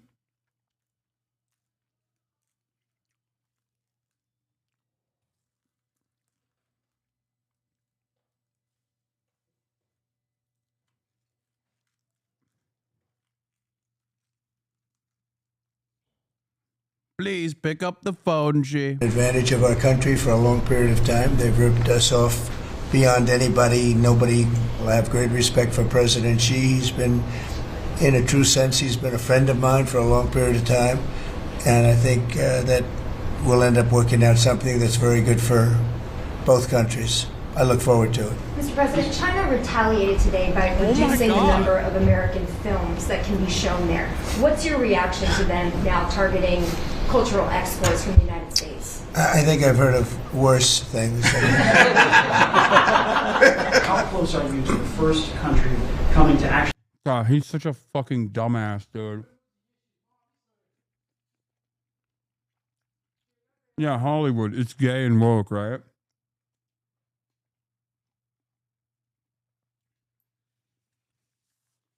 It's never the massive industry that employs like fucking hundreds of thousands of people that is an incredibly important part of the American economy. It's so stupid. These guys literally just think Hollywood gay and woke. It's all those libtard actors making millions of dollars. Make a deal. I hate this. I hate this meta so much. United States over tariffs. Is it days, months? Well, I think it's very close, but we have to have a deal that we like. We don't want a deal that's going to be a bad deal, or I could make every deal in one day if I wanted to. I could do this all in one day. If we can't make the deal that we want to make, or we have to make, or that's good for both parties, it's got to be good for both parties. And then we go back to where we were. Did you miss the Trump trade? the insider group chat we were all invited to. Guys, I don't know if you saw this. There was a huge opportunity to make some money because the president front ran the president. He says on Truth Social at April 9th at 8:37 a.m., this is a great... You want to hear something? You want to know what my liberal tinfoil hat blue and on conspiracy is? I think he leaked it so that his buddies could not get hit with a... He leaked it on Truth Social so that his buddies that actually engaged in insider trading would not get hit with insider trading, so they could be like, what do you mean? We said it's a great time to buy. Some people listened. Time to buy. Now, this is at all-time, at least in recent memory, lows for the stock market. The stock market's bottomed out, all because of the fears of tariffs that the president implemented. So he tweets this. You know, you're wondering, what is he talking about? Well, 3 hours later, we got this. Based on the lack of respect that China has shown to the world's markets, I hereby am raising the tariff to charge to China by the United States to 125% effective immediately, saying that he's going to pause for 90 days the rest of the world, sending the rest of the world skyrocketing. You know, these are U.S. markets here. The rest of the world is up as well. The markets have ripped, meaning if you listen to Trump, front-running Trump, you had a huge opportunity to buy. I mean, he told you. It's a great time to buy, and he was right. I mean, obviously, he knew what was going to happen. Now, so that was the Trump trade, art of the deal. It's all part of the plan, mastermind, art of the deal. I will say, actually, there was a guy who knew before it, a guy who has been treated very unfairly, if I have to say so. That's Walter Bloomberg. I don't know if you guys know about this. There have been a lot of think pieces, a lot of news made about this guy because he, on Monday, said Hasan, Trump is considering a 90-day pause in tariffs for all countries except for China. Now, as we know, that came true. But he said it on Monday that Trump was considering this. And the White House came out and said, no, this is fake news. This is not real. And as a result, a bunch of pieces got made about this guy, basically saying... To be fair, no. No, that's not how this works. They absolutely misunderstood the reaction that the Trump admin had and immediately went along with it to be first to market. Saying, hey, how fake news about tariffs on Elon Musk's X shifted trillions in the market. Anyone can really say anything on the internet and the people will just believe it. But was he wrong? I think ultimately he had the Trump trade before anyone else, that it was going to be paused. And actually, so I kind of feel bad for this guy. I had to make a little point to say he was redeemed. Now, he might be as surprised as anyone else. It's unclear whether even he realized that he was ultimately right. It's unclear whether maybe the White House saw the market moving in favor of that and just decided to go with that. But, I mean, it's exactly right. There's a 90-day pause on tariffs except for China. I will say, there are still... No, he's not right.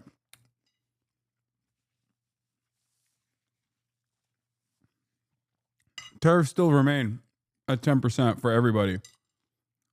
Still tariffs, though. There still are the 10% tariffs, and the 90-day pause, really, that's all it is. I mean, it's not clear. Some people are saying that tariffs are over. This is all just part of a move to save face.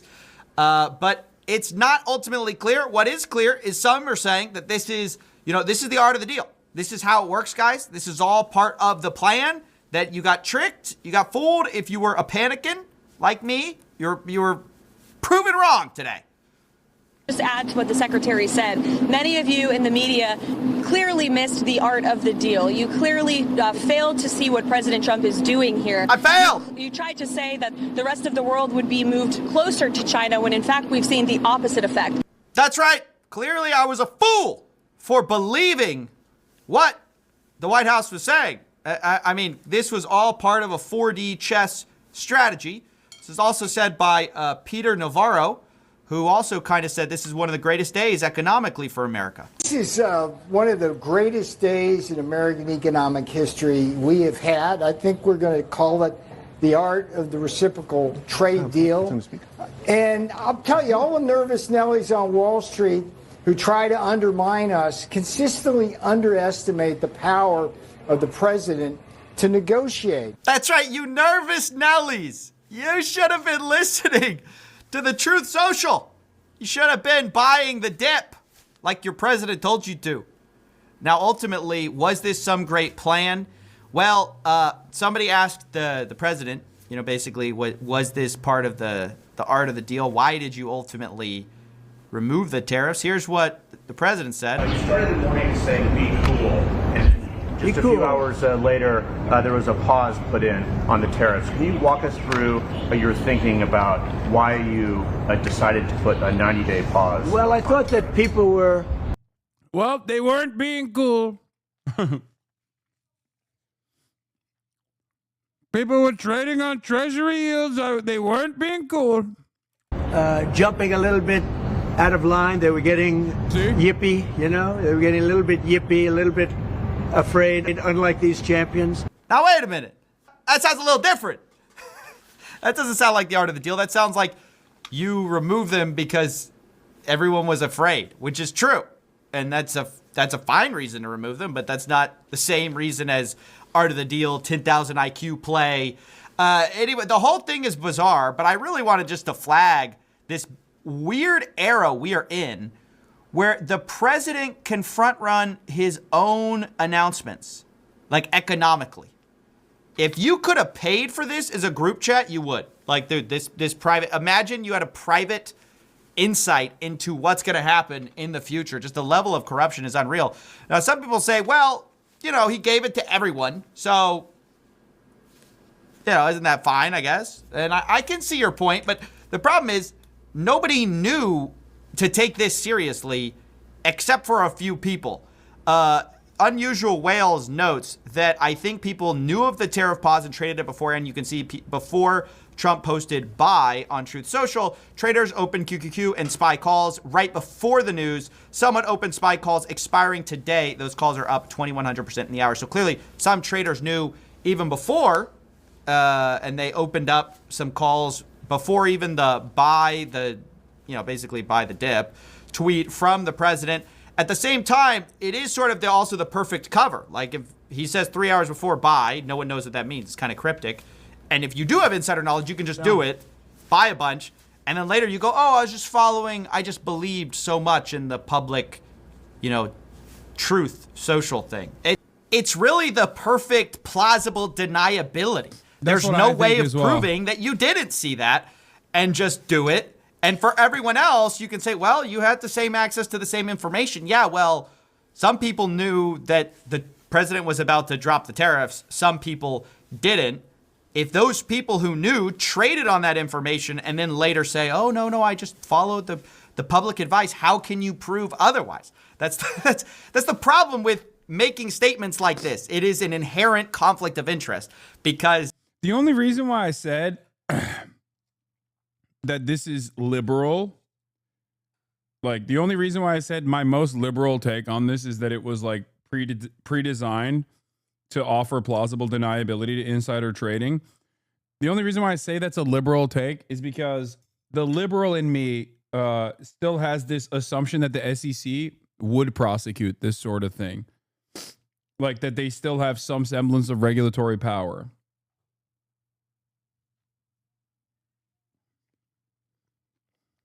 It does not.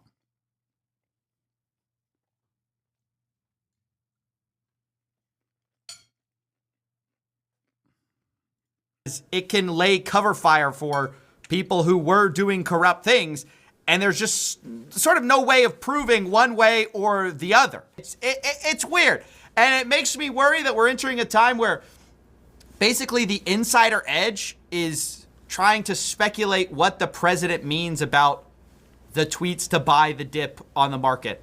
It's like... It's actually so weird to be having presidential stock advice. That's kind of... It's so crazy. But yeah, weird times we live in. I just thought I'd cover this since it's one of the most economically impactful news of our year, and preceded by a front-run tweet. There's people getting rich off this graph. USA checks are no longer clearing for Donald McDonald Harris, and he's going brazy mode. He made a video called "Who Gets Rich Off the Poor?"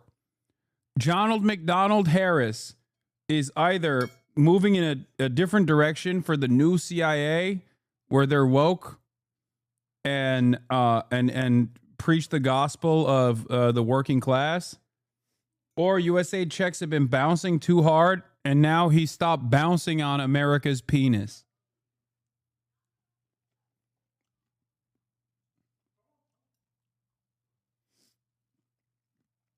Donald McDonald's socialism arc. Okay, I'm obviously memeing. We'll see what he says. I suspect that there's still stuff in here that I will disagree with.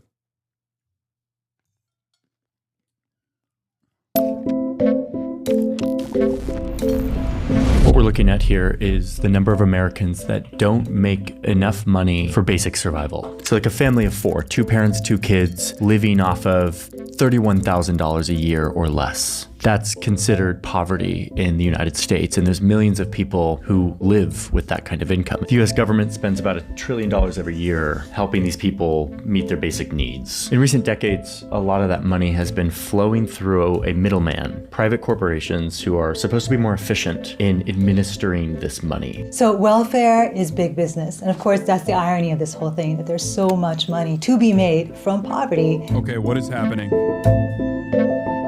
What the hell is going on? I'm scared. I'm scared. Why is he talking about this? I'm scared, chat.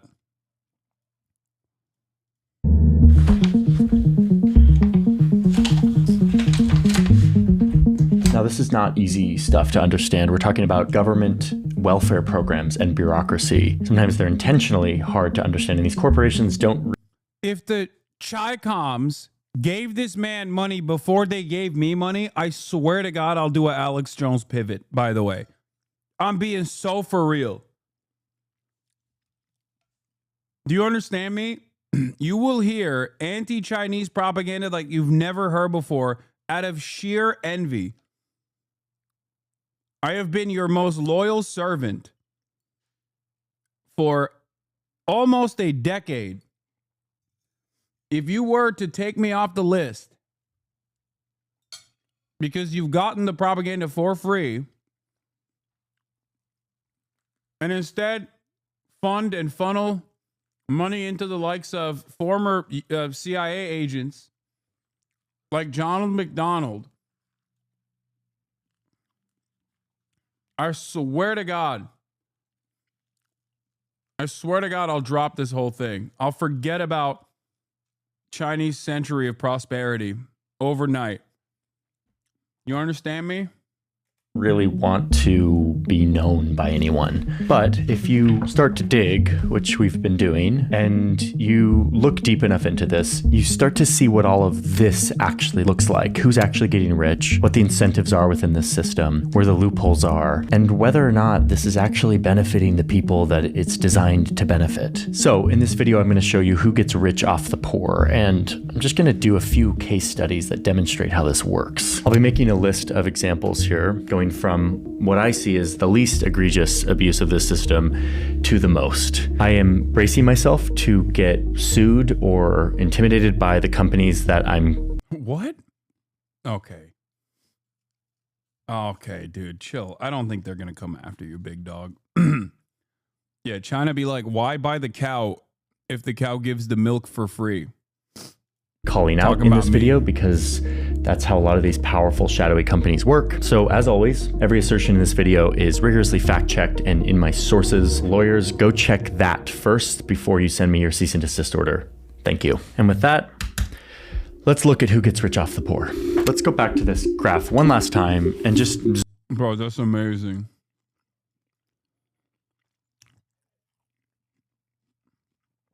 what is it in the minds of people, unless you're just LARPing, what is in the minds of people that, like, when they hear a guy finally say, like, you know, capitalism's kind of fucked up, like, it's got to be a meme, right?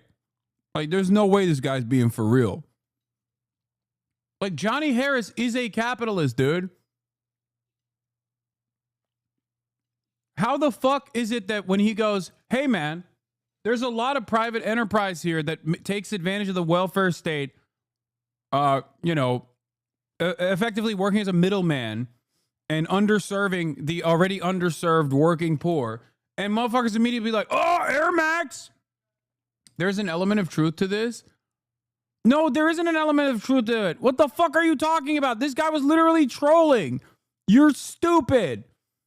You're so stupid that you fell for a guy who was being facetious. You admitted that your moral system is so broken fundamentally that a guy who is literally fibbing, okay, is actually, there's a hidden kernel of truth in that. No, there isn't.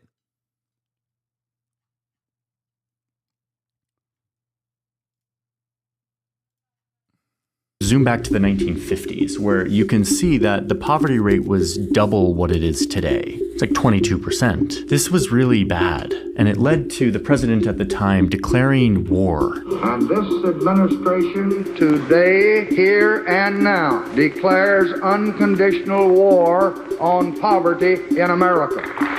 We shall not rest until that war is won. So, A War on Poverty by Lyndon B. Johnson in 1964. This is what that war looked like. This big line. This is social spending as a share of GDP. You can see this is where he gives this speech right here, this flat line. Social spending just skyrockets right after. The government spends tons of money for this war on poverty. That money goes towards programs like Medicare and Medicaid, food stamps, public education, which is why you see... Bro, I swear to God, since World War II, America lost every war, dude. War on poverty, war on drugs, Vietnam, Korea, Afghanistan. What war have we fucking won, dude? Holy shit. I'm thinking about it. It's like Grenada. We're over here talking about invading Greenland, dude.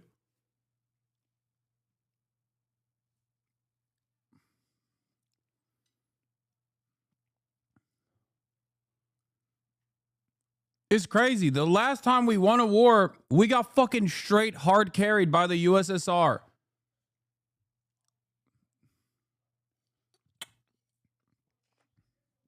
I guess the Cold War. That's the one long war of attrition. Don, look at Asian Jito. Does that mean small head? They would never do that. Xi Jinping would never say that, especially because he has been rewarded handsomely with such a large head. And I think that's bullshit. He would never say that to me. See this big dip from 22% all the way down to 12, 13%. And for a time, all this spending worked. Poverty declined 30% in 5 years. But eventually, progress slowed, and the government kept spending, and people got tired of it. The economy wasn't doing well, and people were tired of subsidizing these welfare programs. And that's where this guy comes in. My friends, some years ago, the federal government declared war on poverty, and poverty won. This is where things start to get a little bit murky, so we needed help. We got it from Ann Kim, who is an expert who literally wrote the book on this history and the modern day poverty economy, and sat down with us to talk through this history and how it works today. Remember during the 1980s, we had this, well, no, you don't remember the 1980s. Well, during the 1980s, there was really this mythologization, if that's a word, of the CEO. At the same time, the government spending was ballooning. Economic times were not that great. So Americans were not feeling particularly generous about funding social services programs. And so the CEOs are really kind of held up on a pedestal as the ones who are going to make government just as efficient as they made their own companies. Poverty is a big business here in the United States, and the government is making decisions right now that will affect millions of people. And yet, what I've been finding is it's hard to keep up on all of this, how this stuff is being reported, and what is trustworthy and factual. Let me guess, ground news will help you keep track of all of this, right? Oh, wow. I'm so surprised. Here, I'm going to show you his code.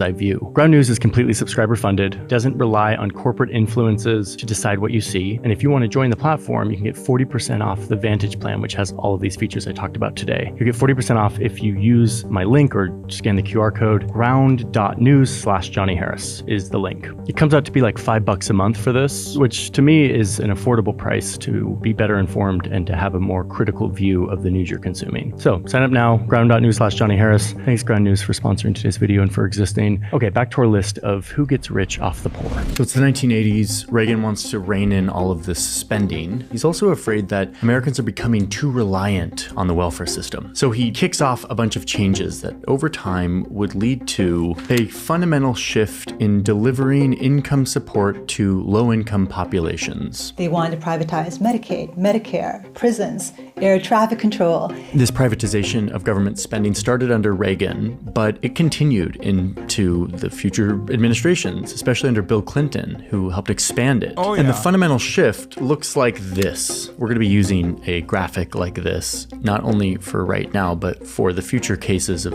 how this works today. Taxpayers give money to the government. The government used to give money to citizens in need directly. But after these reforms, the money would start to be distributed to the states. The states would then hire for-profit companies to do the complicated work of distributing this money to eligible people in need. They would be responsible for making sure that no one's abusing the system, determining who's eligible and who's not. And the thinking here was that the government is much less efficient than private companies. And that is true in most cases. And that if we apply business and the free market and profit motives to welfare, that the for-profit companies would make this more efficient. Less government spending, less waste, and less over-reliance on the welfare system. And the big part of all of this is that there would be more requirement for people to be looking for a job or be working in order to qualify for benefits. And who would verify that applicants are actually working? These for-profit companies. And so this is how our welfare system works today, in a very kind of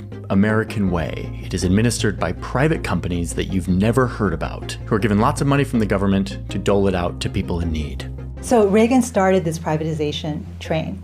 And it was really President Bill Clinton who not only hopped on board that train, but got it accelerating to its destination, which was total privatization of a lot of social services in America. Okay, so that's the context here.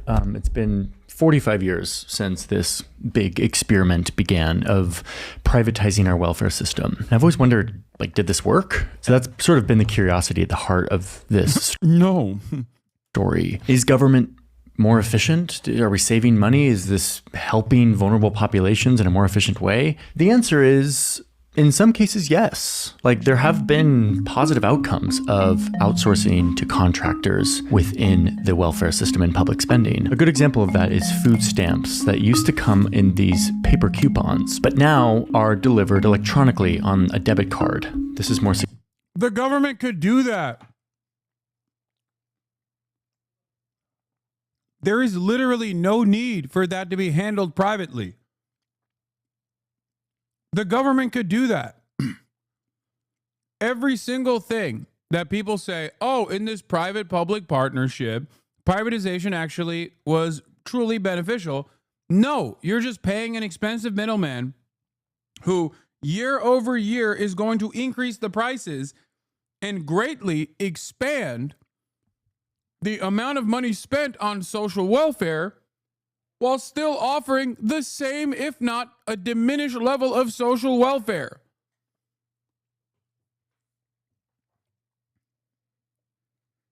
It is the exact same principle behind private healthcare in this country.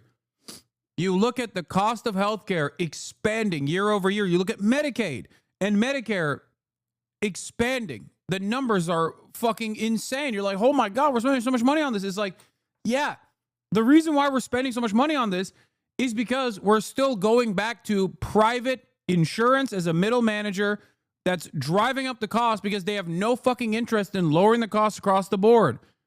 As a matter of fact, it's literally beneficial for private healthcare in certain circumstances to increase the cost.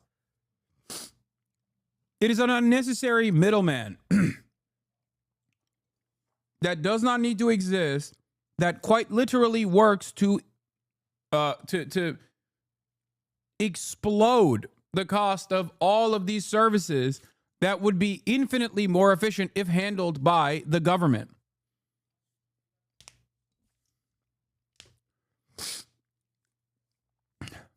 America and the private-public partnership in the United States of America is one of the biggest nuisances. It truly contributes to our GDP skyrocketing.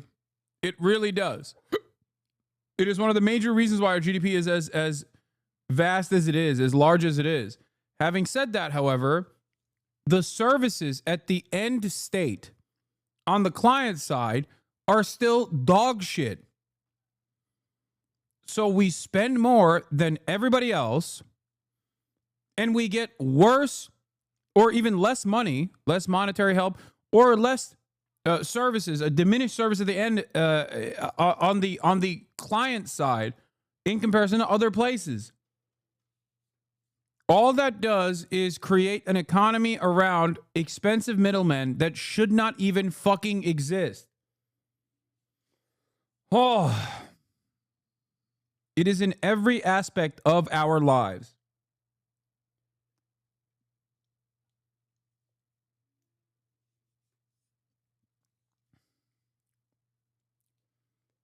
I despise it.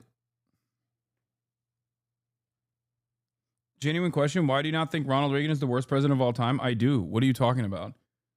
Ronald Reagan is the worst American president, I would say, even though there's a long list of evil demons, including slave owners. I think Ronald Reagan's impact on America and the globe as a whole is tough to beat. It's him and George W. Bush that have done untold amounts of pain to the entirety of the planet. Reagan himself was a product of his era, of course. Simply just an actor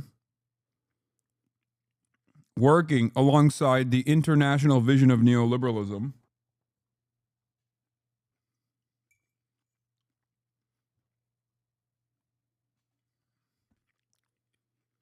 Secure, it's more efficient. It ensures that people use these for food. There are a lot of instances where private companies have made government spending more efficient, but the purpose of this video is to shine a light on the many instances where private companies have gotten really rich off of this system in a way that has not benefited the most vulnerable and needy people in our country. I don't know. It might be George W. Bush's administration that might be the worst. But I think Ronald Reagan still set the stage for George W. Bush. And I guess Carter set the stage for Reagan, but God, every president is so bad. It's kind of hard. It's kind of hard to point the fingers at, like, especially in contemporary administrations, like, it's hard to point the finger at, like, one guy.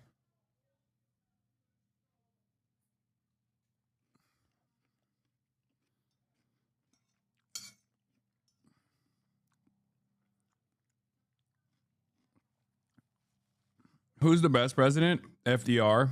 And even he did a whole bunch of awful shit. Cutting out black people from the New Deal. Japanese internment camps.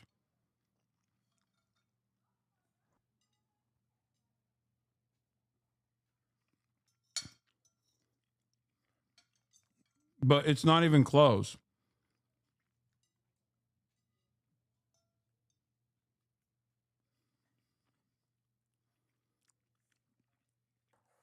In a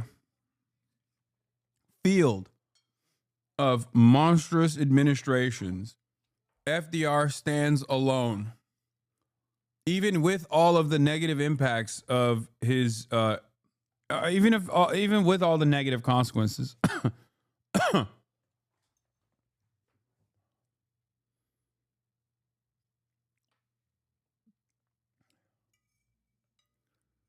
Abe Lincoln was pretty good too.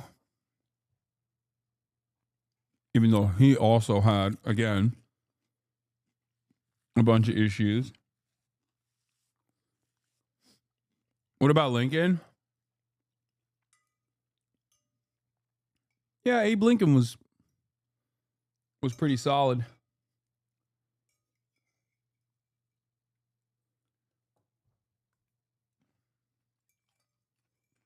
But I still think that the abolition of slavery was more of an inevitability than even the New Deal was, or even which side we landed on World War II. It's hard to figure out. It's hard to figure out which would be. I mean, I think Abe Lincoln is more consequential with that.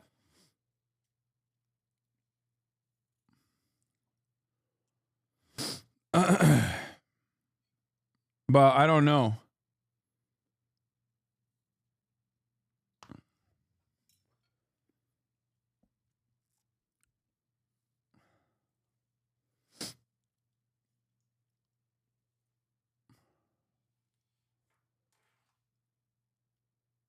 We need a tier list, maybe. Abraham Lincoln said he didn't care about slavery one way or another.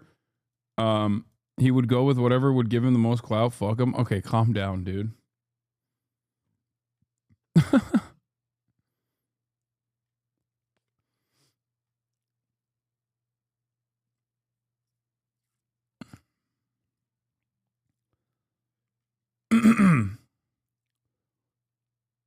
All right, let's keep going. Country, the poor, the elderly, children in need, the disabled.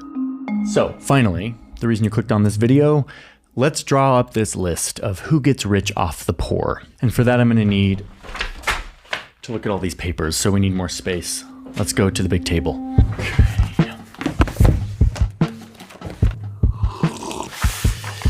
Okay, so the first one on our list is slightly adjacent to the privatization of welfare, but it follows the same incentives and dynamics. And it has to do with taxes. One of the ways that the government subsidizes the lives of lower income people is through a tax credit. So when you file your tax... Okay, speaking of Abe Lincoln, one last thing I want to mention is that it is very funny that Republicans will talk about how, like, the Democrats were, the Dixiecrats, or Abe Lincoln was a Republican, whatever the fuck, right? And it's so funny because, like, in the time of Abe Lincoln, the Republican Party's credo literally featured the abolition of chattel slavery in the South and wage slavery in the North. It was the closest any major party has ever been to Marxism in American history. That was the Republican Party. Think about that. Like, this is a part of American history that's often not mentioned. Not only was Karl Marx a major glazer of old Abe and Abraham, he was a marabou himself. He wrote letters. Abe never responded as far as we know. I don't think there's any information on whether he ever responded to Karl Marx or not. But Abe Lincoln, gay, maybe bisexual, we don't know. But the Republican Party's official, the original credo of the Republican Party was to engage in the abolition of chattel slavery in the South and wage slavery in the North. That's real. The real Red Party. Red with the spirit of capitalism. Or, fuck, I couldn't even say it right. Red with the spirit of communism. In pre-communist, in a pre-communist society. I can't even get myself to hypothetically say the Republicans are red for... I was about to say capitalism again. Oh my God. Taxes, you show that you've been working, you've made money, but you didn't make that much money, and therefore you qualify for an earned income tax credit. If you have kids, it goes up and it kind of maxes out at around $7,000. This is a very simple thing. In a lot of countries, you like check a box and you get this refund or this subsidy to your life. But in the United States, it looks like this. This is a 45-page instruction manual about all the specifics on the earned income credit, something that should be so simple and that is a key way of helping lower income people live their lives. The tax code here in the United States is deathly complicated, intentionally designed to be so to make certain companies rich. And this is one way that works. I have a lot of feelings about this. I made a whole video on the New York Times about this very thing, but I didn't focus on this aspect of it. Because it's so complicated, Yeah, that's by design. As Johnny also knows, that is literally by design. And sometimes they'll make it even more complicated, also by design, where they'll just make it inaccessible. Like they'll close up the pathways where you could receive potentially this this aid. Like during COVID, when the state of Florida deliberately made their website unusable. Low-income people who qualify for this credit don't want to fill it out themselves, and so they go to a tax preparer. Enter this guy. Well, not this guy specifically, but a guy like this, representing a company like this, Liberty Tax. Also, they make money. I forgot. This is opportunity for bounty. More of that private-public partnership that the American government absolutely loves. A middleman that will solve the inefficiencies that we have directly created. Sometimes the middleman itself petitions the government, lobbies the government to create these inefficiencies so they can fill that void and make money. Is one of many tax preparation companies that advertise to low-income people to come in so that they can prepare their taxes and get them in on the earned income tax credit. But we now know they do so using some pretty shady means. There's a lawsuit. Lawsuit.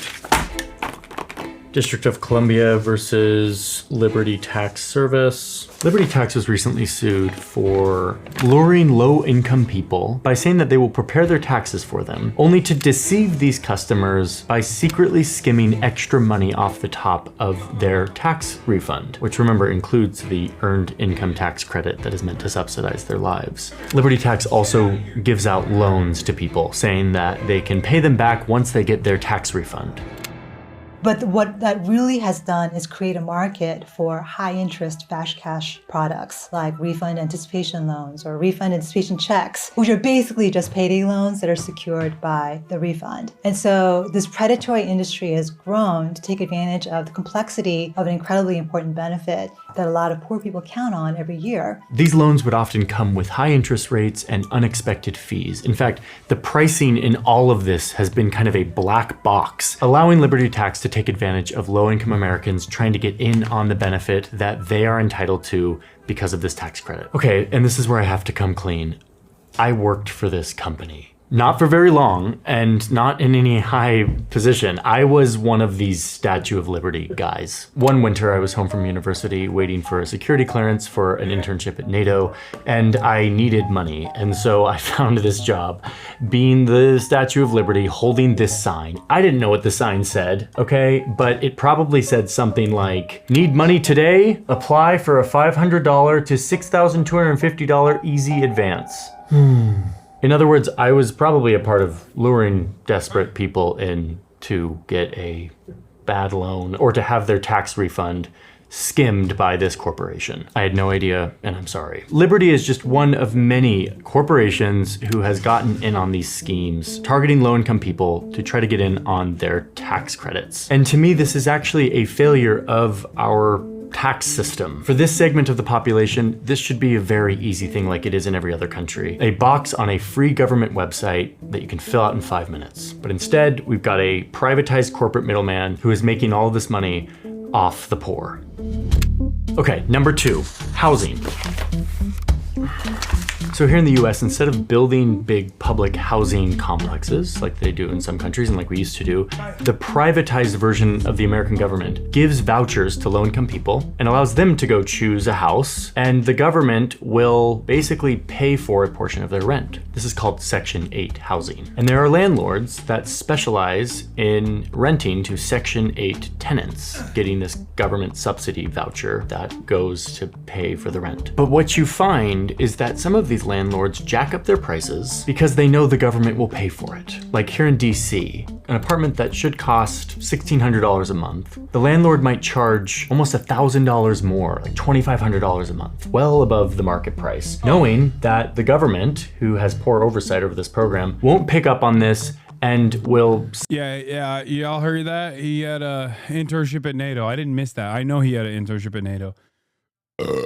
That's why I say he's CIA. You guys got a little insight into how I play with Kaya normally. Why are Mormons always getting tricked into being evil? That's so funny.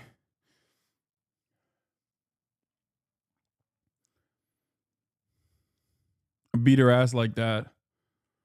Subsidize that inflated price. Don't you use minoxidil? Is it not poisonous for your dog? No, I feed her minoxidil every day. It's fine. She likes it. She likes the taste of it. Yeah, dude. I put it in my head. And then I also fucking... Not only do I put it on my head, but I also wash my hands after applying it because I know it is poisonous for my dog. Also, I think her being 100 pounds also helps in this regard as well. But I've never had her be anywhere near the minoxidil. Are you stupid? She's my daughter, and she's precious. It's so funny when people try to test me on my dog training and my dog welfare when, like, she is the best trained dog you've ever seen. Why would your assumption be that I would ever put her life at risk?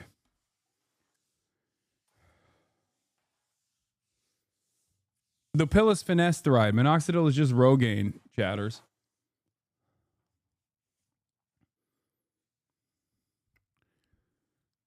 What if your dog starts balding?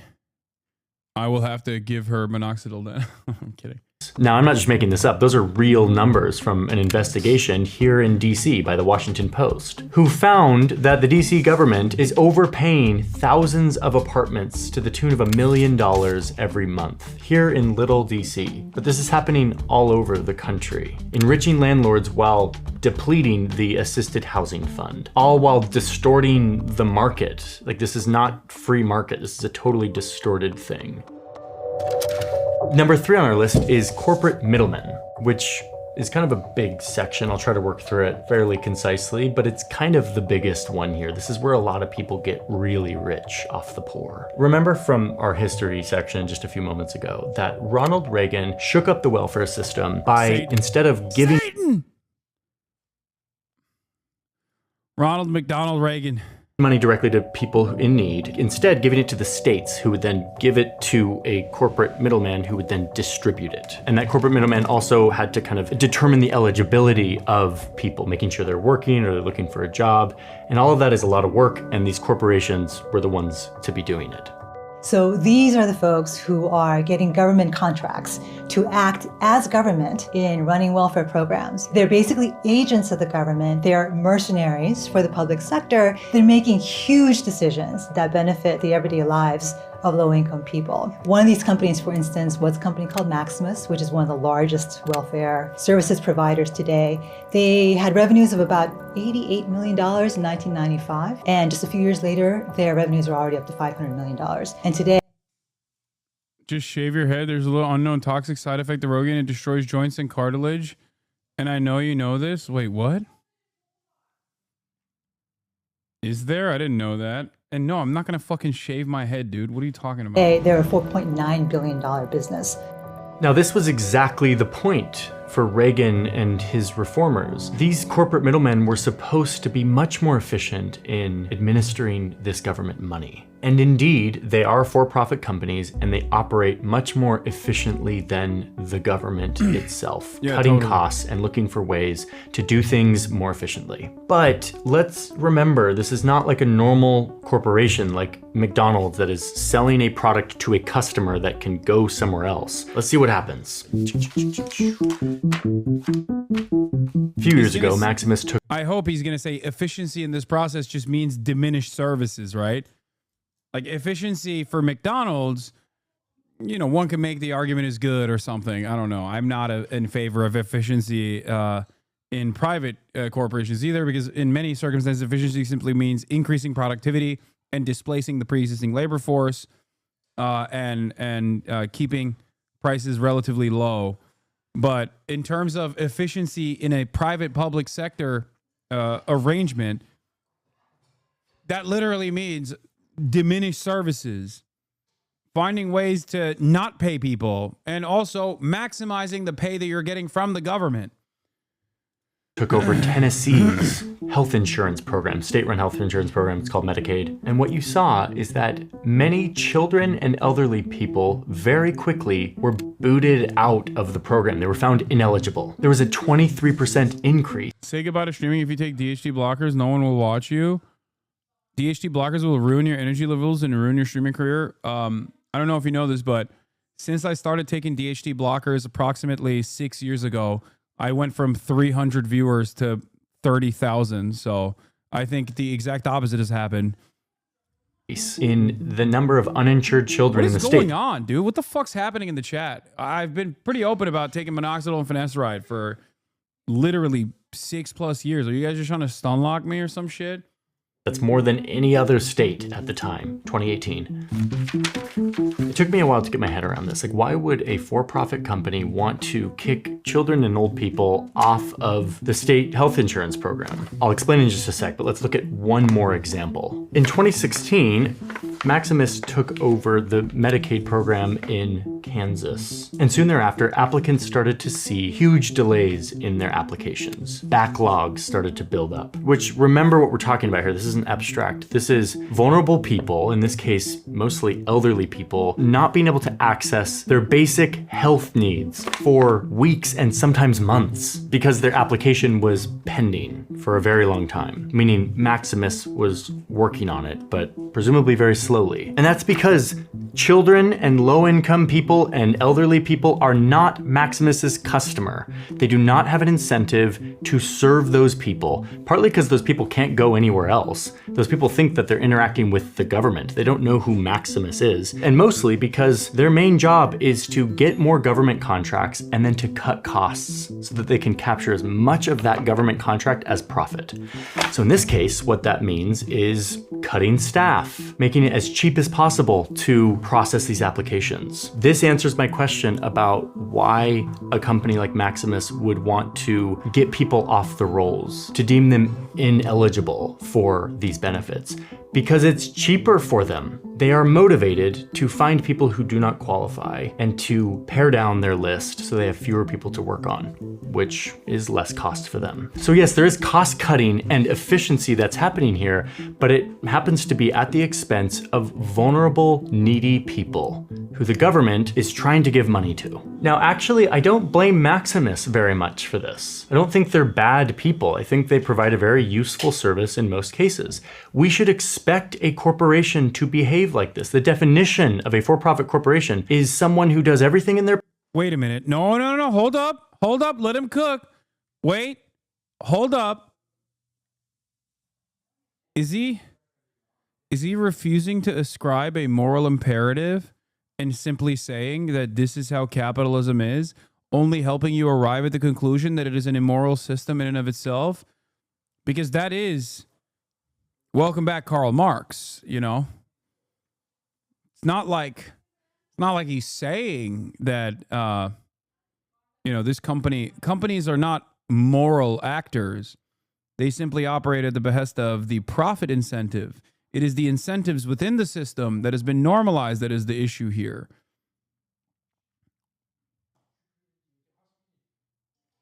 Just saying. Their power to make money for their company. That is their job. So without proper oversight and competition and regulation and performance review, these corporations should be...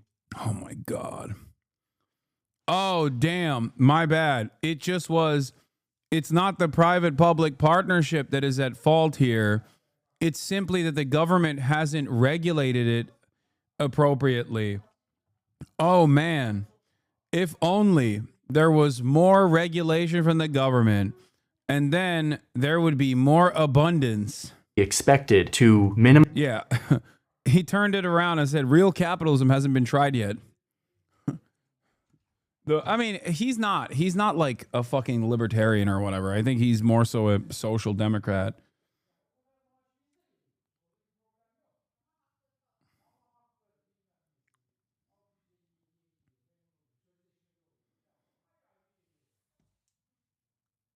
I love how, what? Dodge is reversing what Reagan. I love how minimize the resources they have to put into processing applications and administering benefits. Yeah, and what we need is a public-private partner who can oversee the profits for the middlemen. What we need is more middlemen. That's right. Instead of making the government do this service, as it does virtually everywhere. Sorry. I apologize.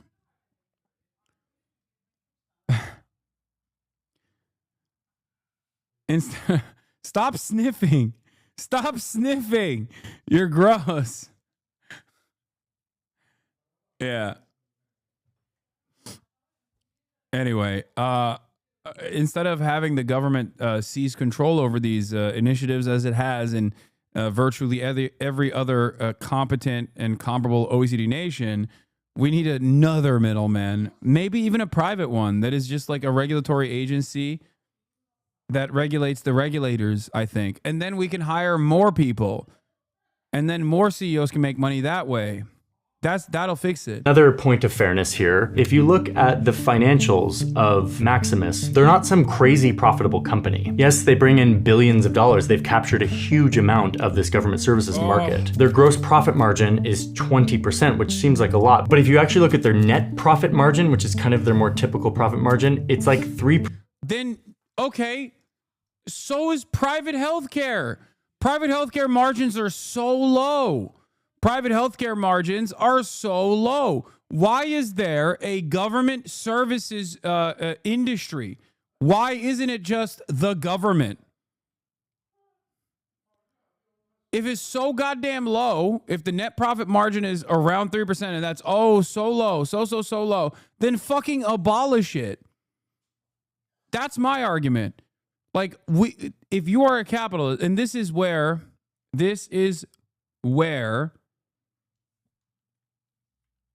I think the capitalist dogma shelters you from recognizing the truth.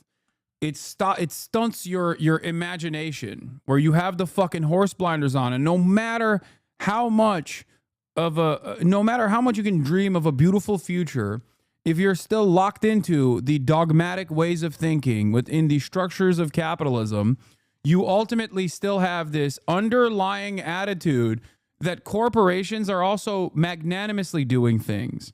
Even after you describe that this is just how corporations are. Corporations are supposed to work for profit. That's what for-profit corporations do, which is why we need more regulation on top of this. Okay, how about no regulation in that field? That is a necessity because it's run by the government. That's a pretty poor performance for a company. They're not insanely profitable. The CEO did make $7.3 million last year in full compensation, and they did spend over $1 million in lobbying and funding elections. My point here is corporate middlemen who administer welfare are not robber barons, and they're not running some corrupt scheme, but they are for-profit corporations who will cut costs where they can. And if they're not held accountable for doing that, the people who suffer are the people who are already vulnerable and needy in our country, which is what all these programs are meant to help. Because they're one of only a handful of companies that are in this business, you can get away with a lot of behaviors that may not fly in a more competitive marketplace. I remember interacting with these companies. I didn't know I was interacting with them until I started reporting the story, but when my son was like 1.5, he was diagnosed with autism, and we started to look around for services, realized our insurance didn't cover anything, so we went to Medicaid. Dude, this is why we watch Donald McDonald, Mr. CIA Harris, okay? The reason why we watch him is because we disagree with him, chatters. That's the whole point.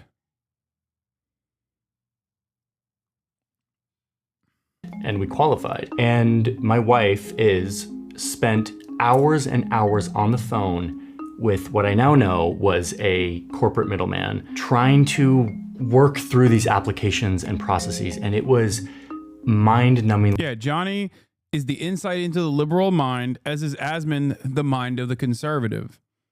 We get to understand what conservatives are saying, doing, and thinking, what motivates them when we look at the Asmongold chat and Asmongold.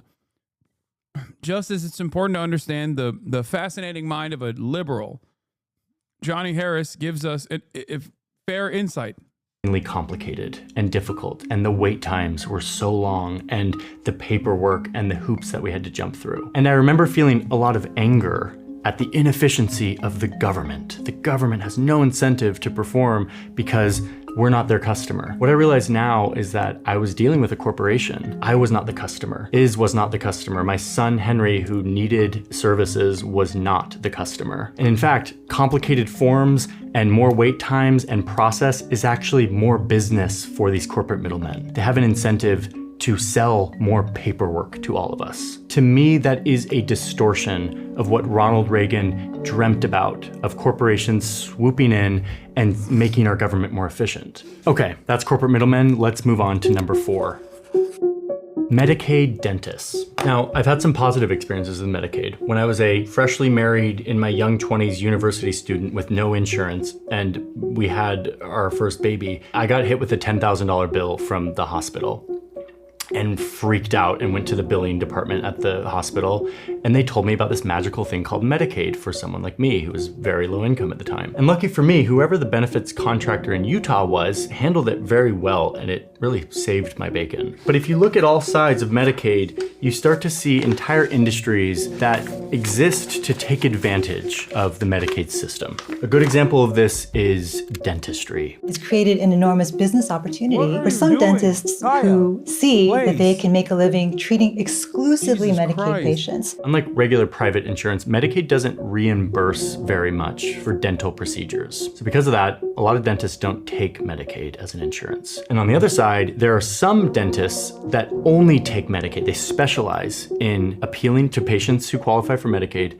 getting them in, and doing as many procedures as possible to get in on those Medicaid benefits. And once again, if we're talking rational corporate behavior and incentives, these offices will often target lower income or disabled or elderly patients who are less likely to advocate for themselves and against medically unnecessary procedures. So inevitably what's happened over time is that this market has turned into a very exploitative one, where dentists have been prosecuted for charging for procedures that didn't exist or procedures that were completely unnecessary. For instance, there was a dentist in North Carolina who was prosecuted for having performed 17 root canals on a 3-year-old toddler.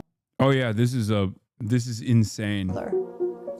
And it's not just one bad apple in North Carolina. This is a lawsuit where the US government settled with a company called Cool. Was it? I think this literally was the company that, was it TrueAnon or? I think I remember either TrueAnon or Chapo talking about this company and what they did. Smiles. And they are there's like a weird, there's a company in Florida that has like a weird connection to people connected to Matt Gaetz. So I do think that it was TrueAnon that talked about this.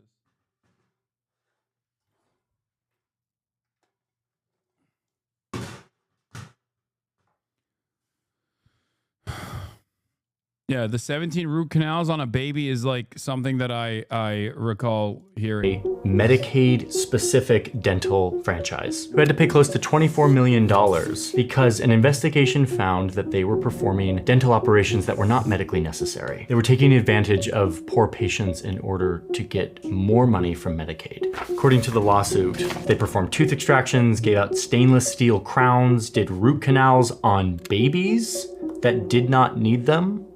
Like, there are multiple things really wrong with this. Obviously, exploiting a government system to deplete the Medicaid fund is one aspect, but performing like dental surgery. My wife is a dentist, and this is completely misconstruing the truth. Brother, he is literally talking about like things that have already been prosecuted in a court of law. He didn't make that up.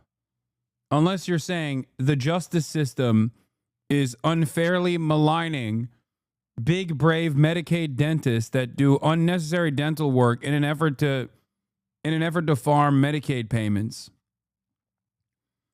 This isn't to say every dentist operates like this. No, he's not saying all Medicaid dentists do this. The fuck?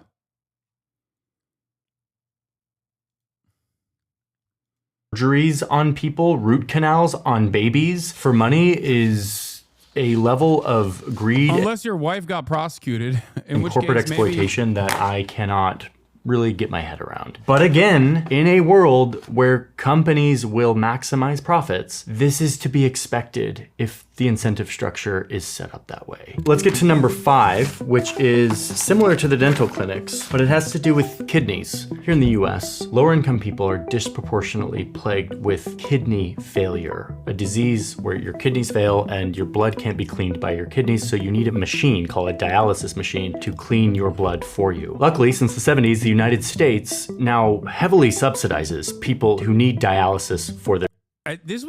This was ironically Richard Nixon, wasn't it? Am I crazy? Am I misremembering? Yeah, Richard Nixon signed Social Security amendments in 1972, which created the end-stage renal disease. Nixon signed the bill that was experimental at the time to cover all medical expenses for anyone diagnosed with kidney failure. Richard Nixon, Maoist third worldist, opened up China to the world. Remember that. Okay? EPA, kidney dialysis machines for all. Opening up China to the world. Just saying. These are important things to remember when talking about the often misunderstood Nixon regime. Their kidneys. And dialysis is meant to be a temporary intervention while you wait for a kidney transplant. There's always a long waiting list for a kidney transplant, so you're on dialysis until you can get a transplant, which increases your chances of living. It is a wonderful thing that the government subsidizes this because it saves a lot of lives. But inevitably, here comes the exploitation. Overnight, it instantly created an industry opportunity to offer dialysis. Disadvantaged people need more dental work than those who can afford to go every 6 months. Disabled people have more complex dental cases. Dentists should be able to make a living off of Medicaid exclusive work. We need more dentists and access to dental care. Fuck this guy. I think you guys are misunderstanding the point that he's making. I don't think he's talking about every dentist, every Medicaid dentist.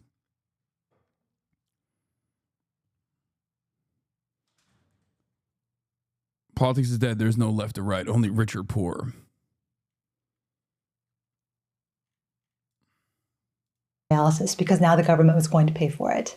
One of these companies is called DaVita. I think they're the largest dialysis center company in the United States. And because of this set of incentives, we can start to piece together how they would behave. And the thing again about dialysis is, like Medicaid dentistry, it's a volume business. The government pays dialysis centers per treatment, and last year was about $380 per treatment. So it is unfortunately in the interest of dialysis companies that run dialysis centers to keep those machines occupied as many hours of the day as they can, to cycle through as many patients as they can, because an empty dialysis machine is $380 that they're not making. Okay, so a company making sure that their machines are being used at full capacity is actually, there's nothing inherently wrong with that. That is a company using its resources efficiently, administering a life-saving treatment. But that's kind of just the beginning. What you see in these for-profit dialysis centers is less staff to help with the treatment, and you see higher death rates. And this is where it becomes so clear where the failure is.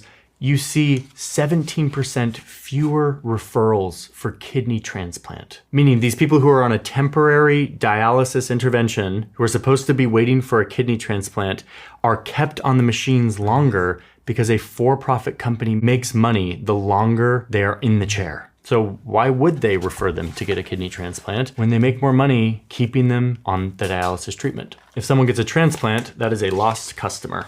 Unfortunately, it's an option that's being denied a lot of people because it's in the financial interest of dialysis centers to keep someone in dialysis rather than, quote, losing them to transplant. Now, DaVita has paid like $1 billion in settlements and for some of this behavior, including $350 million they had to pay after being sued by the US government for paying doctors to go out to recruit people to come to their dialysis centers so that they could corner the market in certain areas. They had to pay another $450 million because they were found billing the government for medicine that they had received and just thrown out, and charged the government anyway so that they could get reimbursed. All of this, once again, further draining the money that is allocated by our government to help people in need. And finally, number 6, the last on our list, the one I'm deeming the most egregious because it has to do with children. And not just any children, the most vulnerable children in our society. Specifically children who have been removed from their family because of abuse, abandonment, or death. Foster children. If a foster child loses a parent or is physically or mentally disabled, the federal government entitles them to around $700 a month to subsidize their lives. This is one that goes straight from the federal government, from the Social Security Fund, straight to these children, or at least it should. But here comes the corporate middlemen once again. States will often hire corporate middlemen like Maximus, who is in fact a part of this, to look through the databases of foster children, to identify which of those children qualify for this benefit, meaning which of these children have a dead parent or are physically or mentally disabled. And then to go through the process of diverting that money. Whoa. Kaya! Oh my God. Kaya, please. You're being real bad right now.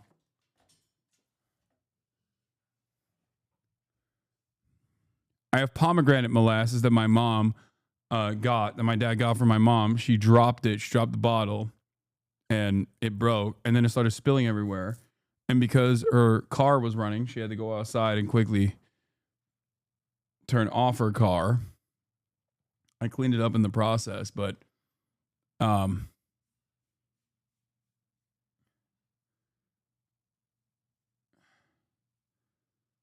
Kaya was running out to go lick the pomegranate molasses.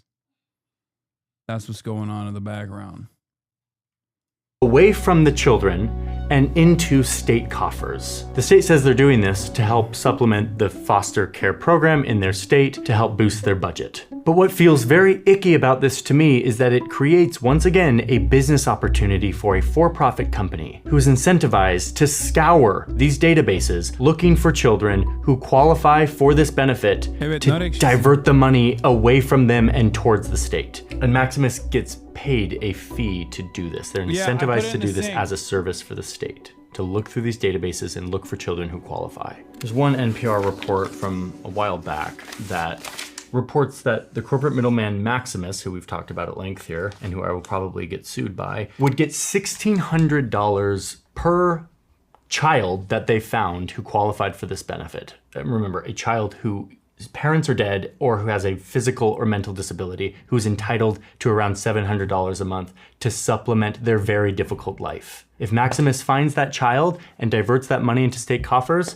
Maximus gets paid $1,600. That was in Alaska. Oh, but it's still going on. In 2018, Washington State worked with Maximus to get $6.89 million of foster children's money. Wisconsin got $4.13 million from their foster children, thanks again to the services of Maximus. Illinois, $18.7 million from foster children. Illinois didn't work with Maximus in this case, but another similar corporate middleman called Diversified Services Network to do the same thing. None of these companies want to be known or spoken out loud. They just sort of operate as like a proxy for the government. This is what they do. I saw the Supreme Court 9-0 ruling. Supreme Court says Trump administration must facilitate return of Maryland man mistakenly deported to El Salvador. And no, this is not the Supreme Court going woke, Chad. Okay? This is the Supreme Court saying this is our limit. Okay? Our limit is when you violate a previous court order and erroneously, without due process, send someone to El Salvador. You cannot turn around and claim as though you have no mechanism of bringing them back, especially because, I mean, this is important. This is important because this is like either a constitutional crisis or the Trump administration takes the L.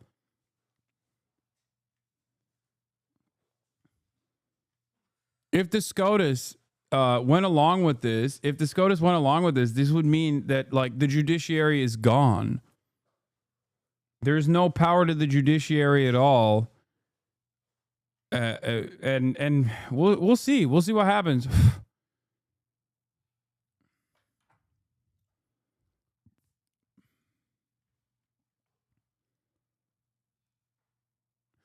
What happens if they don't agree to this? This is the interesting part of the story. I don't know. I mean, I feel like last time something similar to this happened, we had a war.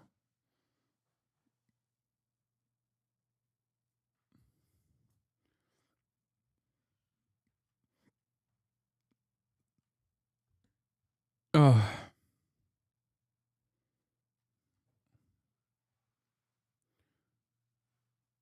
So yeah.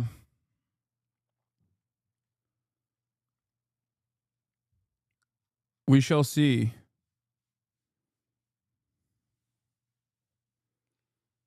It does show that Clarence has a limit, which I find fascinating. Cherokee National Supreme Court ruling. Yeah.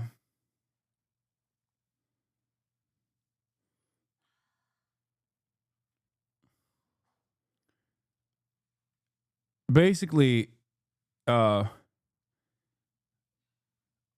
don't know.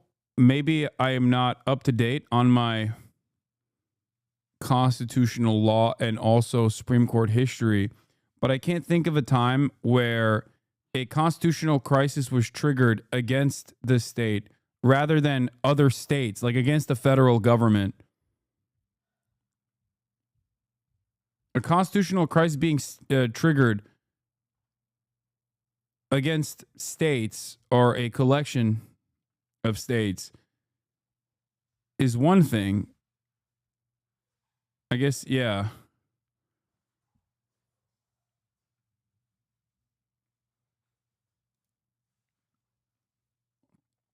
Andrew Jackson, well,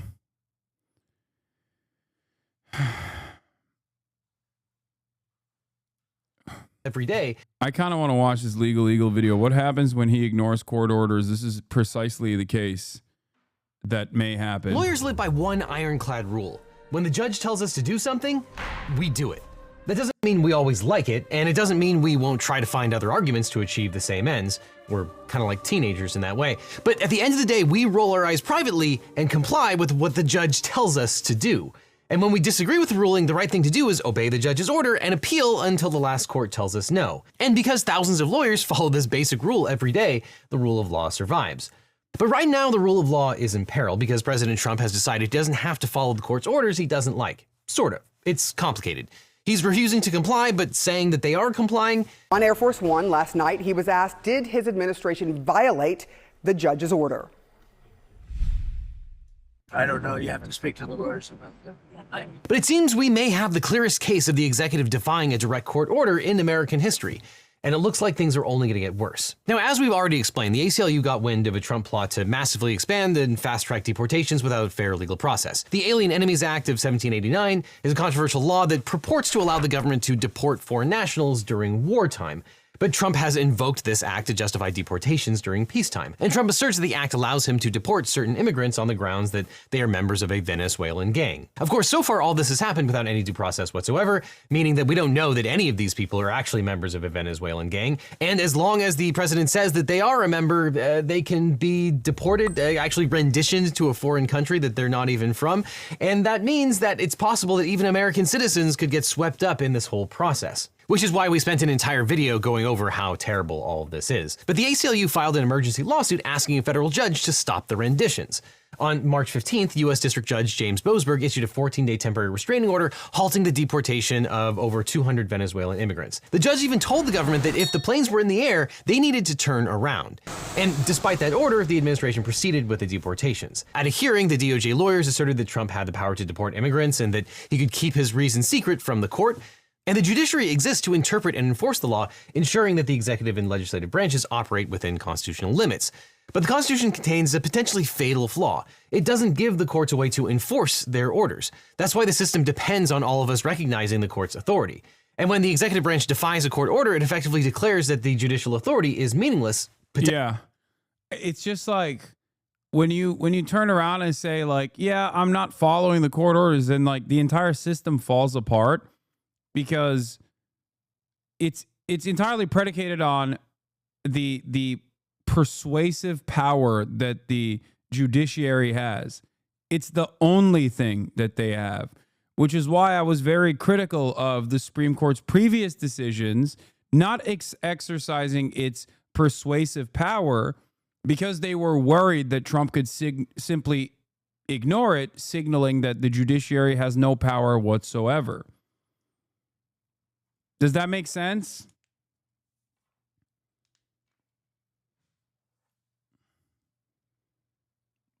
Potentially eroding the rule of law. And it seems the Trump administration's actions have finally triggered the constitutional crisis we've been dreading all along. So today we're going to talk about what happens if the president ignores a direct court order. Schoolhouse Rock laid this all out for us. No one part can be more powerful than any other is. Each controls the other, you see, and that's what we call checks and balances. And that's a pretty nifty system when it works. But Trump is theoretically not the first president to face off with courts. Presidents like Andrew Jackson and Abraham Lincoln are often cited as examples of leaders who defied judicial authority. However, the myths surrounding their actions don't quite match with the reality.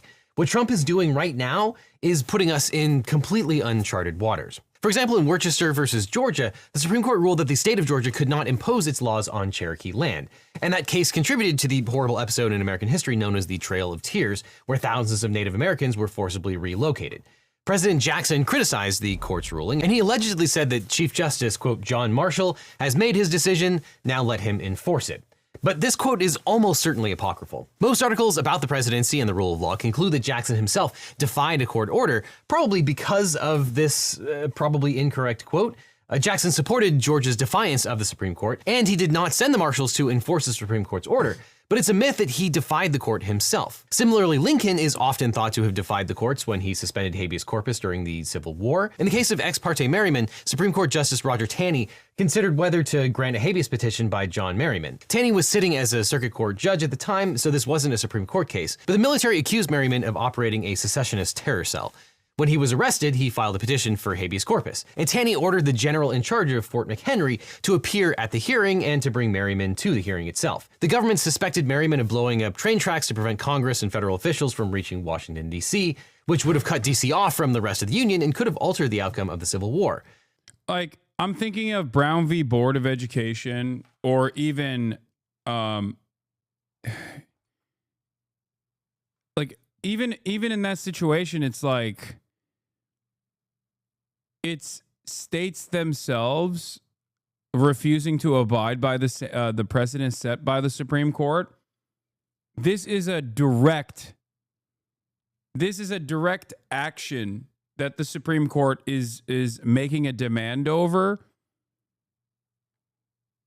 and the only person that would enforce this action is the federal government.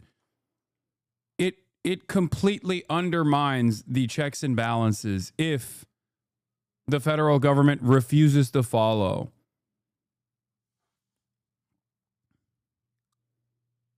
It's a fairly direct destruction of the any kind of power that the judiciary has. When a U.S. Marshal tried to enforce the order to bring Merriman to court for a hearing, the military refused him entry. Judge Taney ruled that the government should have brought Merriman to court, but he never directed President Lincoln or the general who had custody of Merriman to release him from confinement. Instead, he wrote an opinion that Merriman should be released. He asked the president to consider it, and then he served the opinion on President Lincoln. The entire case was over in 48 hours, and historians don't know if Lincoln was aware of the proceedings while they were happening. Merriman was eventually released on bail and wound up dragging out his treason trial until after the war ended.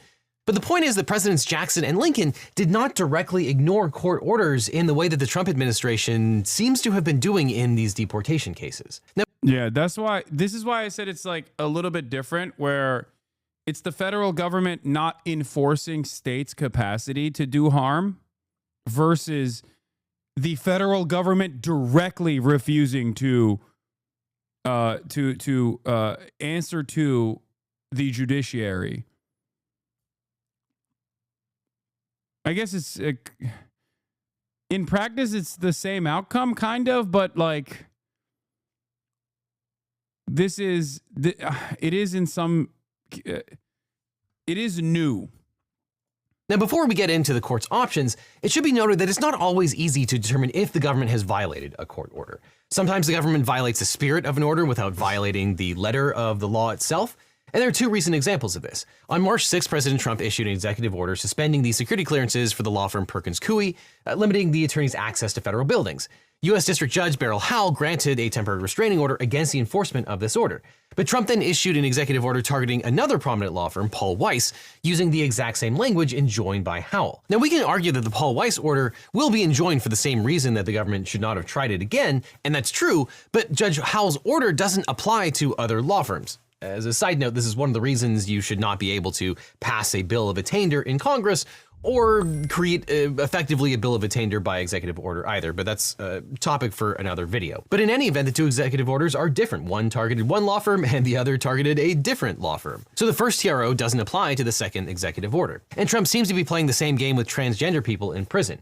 In January 2025, President Trump issued Executive Order 14168, mandating, among other things, that transgender women incarcerated in federal prisons be transferred to men's facilities and denied access to gender-affirming medical care. On February 25th, federal judge Royce Lambeth granted a preliminary injunction blocking the transfer of these transgender women to men's prisons and the termination of their hormone therapy. The Bureau of Prisons subsequently proceeded with transferring other transgender women to men's facilities, but kept the three named in the TRO where they were. While headlines said that the Trump administration ignored a court order, this probably isn't true. The administration complied with the letter of the order by not transferring the three named women to a men's prison, but now they face additional lawsuits on the It's so fucking evil and gross, same dude. grounds Holy related shit. to all the other people that they transferred. Now, while the courts have the right to say what the law means, and that goes back all the way to Marbury versus Madison, the Constitution doesn't give courts a clear way to enforce orders against a rogue president who refuses to follow the spirit of the orders or just outright ignore them. Now, if you are illegally renditioned to a foreign country, you're probably going to want a good lawyer. But if you want a great lawyer, let my firm, the Eagle Team, help. If you've got in a car crash, suffered a data breach, especially if you got one of those data breach letters saying your information might have been leaked, or are dealing with a workers' That's comp a or social security crazy ad, issue, dude. we can represent you or help find you the right attorney. And by the way, we don't get paid unless you do, so there's nothing up front. So just click on the link in the description or call the phone number on screen for a free consultation with my team. Because you don't just need a legal team, you need the Eagle Team, so click below. So when the government arguably disregards a court order, judges usually start by clarifying their orders and giving the government a chance to comply. This is happening right now in dozens of cases involving Trump's illegal executive orders. If the government doesn't comply, then judges may find them in contempt. And one thing you'll notice about everything that we're talking about here today is that this is a slow process. Courts have to lay a factual and legal foundation, and they have to slowly ratchet up the pressure over time. If they don't lay the correct factual or legal foundation, or they move too fast, then all of their decisions might get overturned on appeal. But generally speaking, contempt of court is defined as any act which is calculated to embarrass, hinder, or obstruct a court in the administration of justice, or which is calculated to lessen the authority or dignity of a court. Yeah, you could literally, like, that's the awesome power that courts technically have. Like, this is why it's insane. If the Trump administration is like, no. And when distinguishing between the types of contempt, there are two broad categories: criminal versus civil, and direct versus indirect. Now, civil contempt is remedial rather than punitive, and serves only the purpose of the party litigant, and is intended to coerce compliance with an order of the court or to compensate for losses or damages caused by noncompliance. When civil contempt is at issue, the party moving for a contempt finding bears the burden of showing by clear and convincing evidence that contemptors violated a specific and definite order of the court. And there are two types of civil contempt. Coercive civil contempt aims to compel someone to comply with a court order rather than punishing them for disobedience. The court imposes sanctions like fines or jail time to pressure a party into obeying the order, and the contemptor in a coercive civil contempt action is said to possess the keys to their own cell, because they can immediately end the sanctions with simply complying. The classic example is a witness who refuses to testify despite a court order. That person may be jailed until they agree to testify. And the other kind of civil contempt is called compensatory civil contempt, where the purpose is to award compensation to the party harmed by the contemptuous behavior. For example, if a company violates a court order and causes financial harm to another party, the court may order the violator to reimburse the injured party for the losses. But like private parties, government agencies and officials may be subject to civil contempt. But if the initial burden is met, then the burden shifts to the contemptors to demonstrate why they were unable to comply. Now, Trump officials have been held in civil contempt of court before. In 2015, the Obama Department of Education fined Corinthian colleges $30 million for defrauding students and misusing federal funds.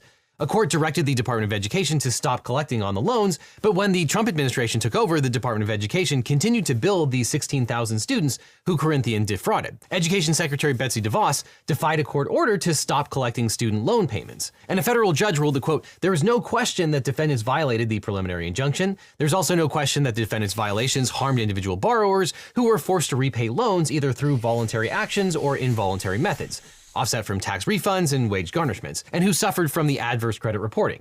Defendants have not provided evidence that they were unable to comply with the preliminary injunction, and the evidence shows only minimal efforts to comply with the preliminary injunction." The court found DeVos in civil contempt and fined the agency $100,000, which was paid to the impacted students. Now that takes us to criminal contempt. The primary aim of criminal contempt is vindicating the authority of the court. To prove criminal contempt, jail his ass. Put his ass in jail. The court must show that a clear and specific court order was in place and the contemptor knowingly and willfully violated the order. Since criminal contempt is punitive in nature, the standard is beyond a reasonable doubt. And the court's authority to impose criminal contempt sanctions come from Rule 42 of the Federal Rules of Criminal Procedure. Rule 42 states, "Any person who commits criminal contempt may be punished for that contempt after prosecution on notice." And criminal contempt of court is generally recognized as direct or indirect, depending on where and how the contemptuous behavior occurs. Under Rule 42A, contempt is indirect when it occurs out of the presence of the court, requiring the court to rely on the testimony of third parties for proof of the offense. If this is the case, the court must hold a separate hearing to determine whether the contempt occurred. For example, if someone failed to pay court-ordered child support, this would be indirect because the failure happened outside of the courtroom. And the same is true if someone failed to turn over subpoenaed documents or disobeyed a restraining order, but contempt is direct when it occurs under the court's own eye and within its own hearing. The judge can immediately see or hear the contemptuous behavior and can punish it immediately. Direct contempt includes exactly the type of conduct you would expect, a witness openly refusing to answer a judge's questions, or a party disrupting court proceedings with outbursts. One more word out of you, Mr. Reed, and I'll hold you in contempt. I hold myself in contempt! And here, regarding the case of the putative Venezuelan migrants who were renditioned to El Salvador, if Judge Boasberg is considering criminal contempt to punish the government, then he would have to weigh whether the government's actions were direct or indirect. The failure of the government to turn the planes around happened outside of his courtroom, so it would qualify as indirect contempt. However, I suppose that there's an argument that the DOJ lawyers were in contempt of court because some of the contemptuous conduct occurred inside of the courtroom. The parties took a break to determine whether the airplanes had already taken off, and the judge orally told them to turn the planes around, and the lawyers indicated that they would comply with the order. But direct contempt provides for summary disposition. No federal court is going to punish the government without a full hearing, especially since the government will appeal any contempt order. And it's better for all parties to have a complete factual record justifying whatever the court decides to do, whether it's civil or criminal. The problem is that the government is trying to prevent Judge Boasberg from undertaking the fact-finding necessary to develop a complete record about the flights to El Salvador. The judge has repeatedly asked the government to answer questions, but the government has refused to provide any answer. And then, sensing that Judge Boasberg was moving closer to a contempt finding, the administration suddenly claimed it was considering invoking the state secrets privilege. This prompted a new round of back and forth between Judge Boasberg and the government, which finally ended with the government asserting it had a national security reason to refuse to answer any questions about the flights. But it certainly seems like the administration's privilege argument seems to be made in bad faith. They didn't raise it until the judge continued to investigate, and a lot of the information about the flights is already in the public record, including a bunch of propaganda videos that they made at the time, and the first reference to privilege came from a declaration by an ICE official in a I think none of this matters of the Supreme Court ruling saying his order was wrong. It still matters because the Supreme Court, just like the lower courts, have, I mean, it's still a part of the judiciary. So it technically still matters right now, depending on whether or not Trump will decide to do the thing, to do the damn thing that is, that will eventually turn the U.S. Constitution into a piece of toilet paper.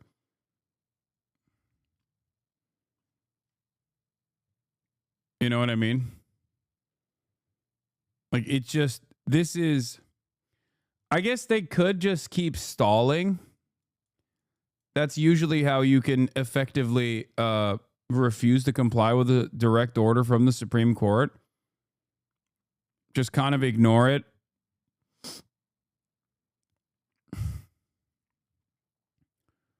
I mean, this is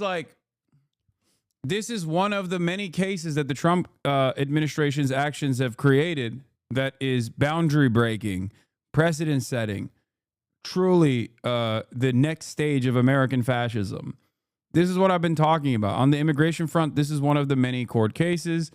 On the First Amendment side, also tied back to immigration, it's yet another incredibly important court decision.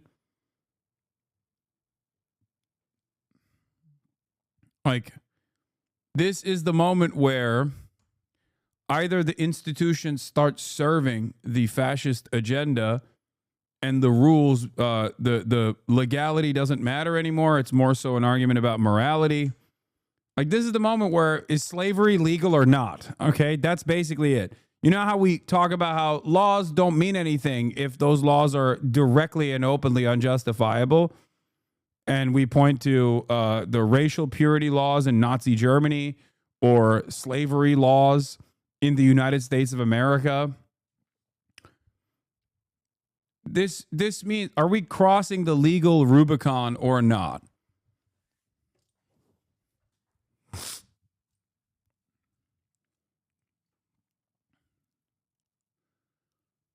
Are we just completely dismantling any persuasive power that the judiciary has, therefore completely dismantling the judiciary, or, I guess, turning it into a puppet of the federal government, which in some instances it has acted like that regardless, but I mean, this is a very important moment, I think, in American history, depending on what the Trump administration does. Regional office in Texas, who would not have been privy to any cabinet level discussions. Now, Secretary Rubio, AG Pam Bondi, and DHS Secretary Kristi Noem say that the information about the flights must be kept secret for sensitive national security reasons. And they claim they can't even show it to the judge in camera, meaning privately in chambers, because Trump's policy goals must never see the light of day. Of course, irony of ironies, they made these arguments just days before Secretary of Defense Pete Hegseth and other high-level cabinet members leaked active war plans by including the editor-in-chief of The Atlantic in their Signal group chat.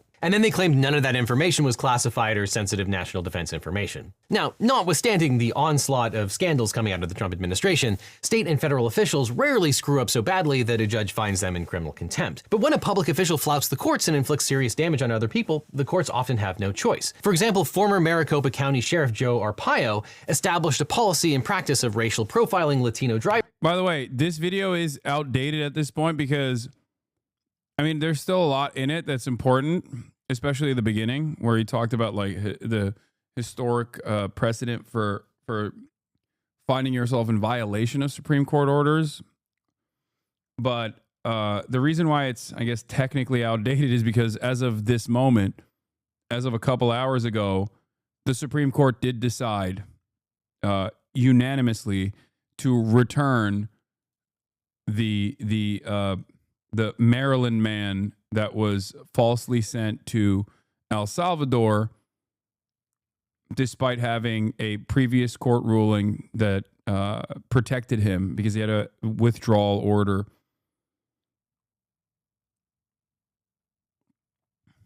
Drivers and asking them to prove they were legally entitled to be in the country. A federal judge ruled the Am I missing something? Are all irrelevant per Trump versus U.S. presidential immunity? No, this doesn't render that moot. Policy was illegal, but Arpaio directed his deputies to ignore the court and continue to racially profile drivers for 18 months. The sheriff's office illegally detained. That's not what the SCOTUS said, though. They said that the admin should facilitate the process of bringing him back, but did not require that they do so. Huh.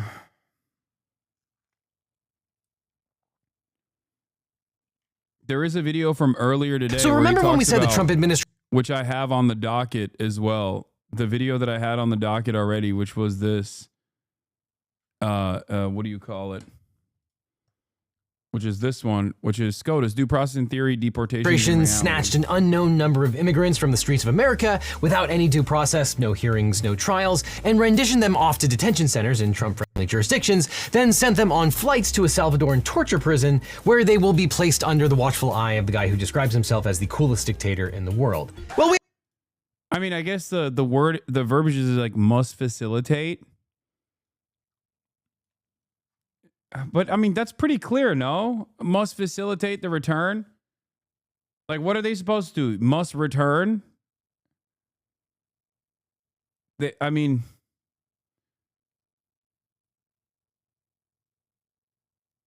they said must.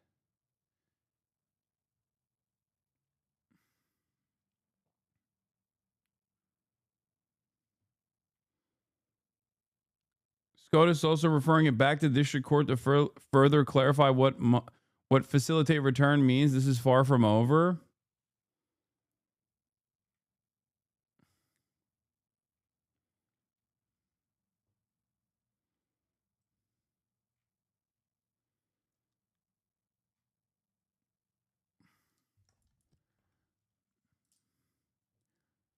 Facilitating without a deadline means nothing. They could just delay for years. No, I know.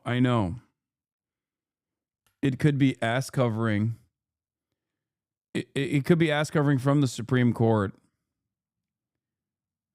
So that they say, well, we gave the lawful order, but then we left it in an open-ended manner. So they could just turn around and say, oh, we're trying to facilitate. We're following the lawful order of facilitation.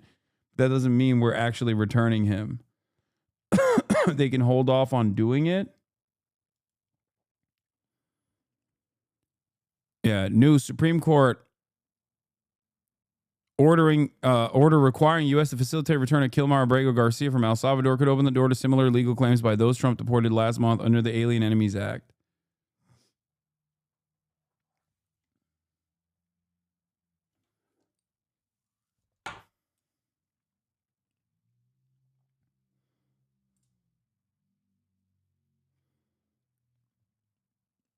The language is vague, but logic would suggest they mean bring him back. Yes. But there's two different points here that are a matter of that could be up for contention. One, the fact that CCOT is in a sovereign nation, totally independent from the United States of America, which clearly is a legal argument that they're going to entertain. Okay. And the second part of the problem is, you know, they'll claim that they are facilitating the return, but facilitating the return can mean tomorrow. It can mean 3 years from now. It can mean never. It was part of the reason why I said that the Biden administration, for example, had the power to de facto delay student loans. That's directly within the power of the executive. They can't outright let's say the Supreme Court says you can't outright abolish student loan debt, but you could technically delay student loan debt permanently. It's a power that they have. It's a power that they've used. It's a power that they used during COVID. It was a matter of the Biden administration refusing to use that power that they had that stopped them from doing so.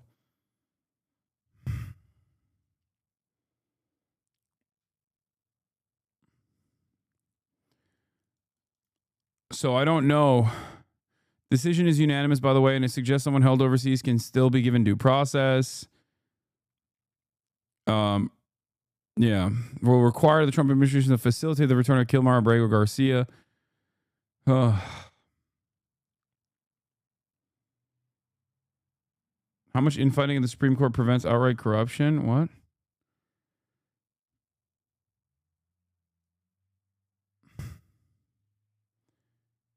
He cooked. CNN analysts are saying that El Salvador cooked. Just say no still, and the U.S. is still facilitating.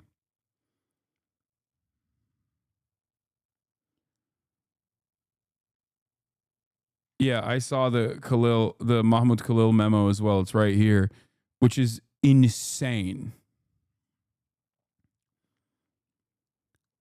This is also complementary to the thing that we're discussing. As you guys know, Mahmoud Khalil was also kidnapped and black-bagged from Columbia University, where he resided, as a green card holder for seemingly no crime whatsoever, but simply an awesome power that previously, at least as far as I understand, not really been utilized by the Secretary of the State.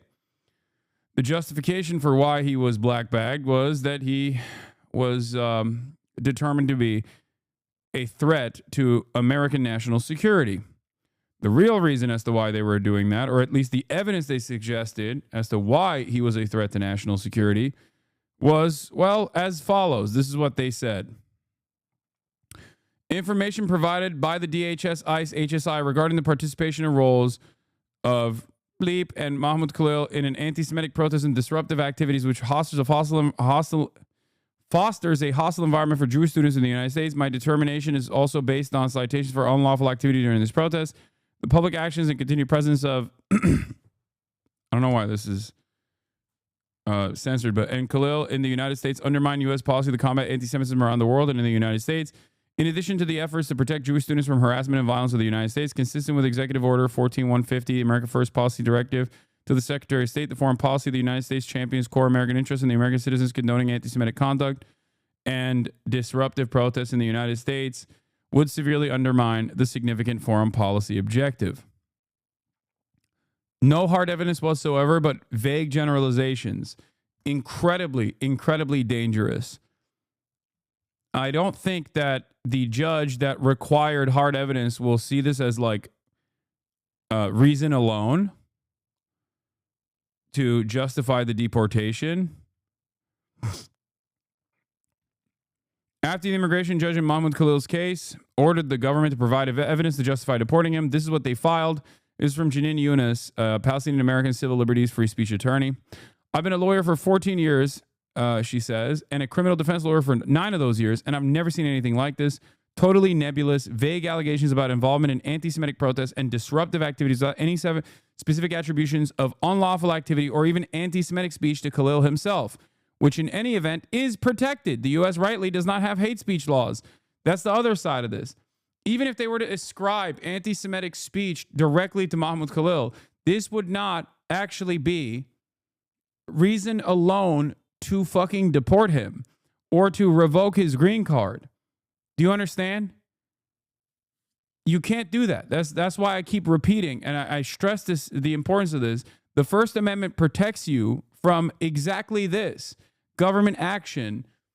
This is why you can't just like deport Nazis just because they are Nazis. Although you might want to do that, you literally cannot do that. This is precisely the reason why the First Amendment is the reason why you can't do that.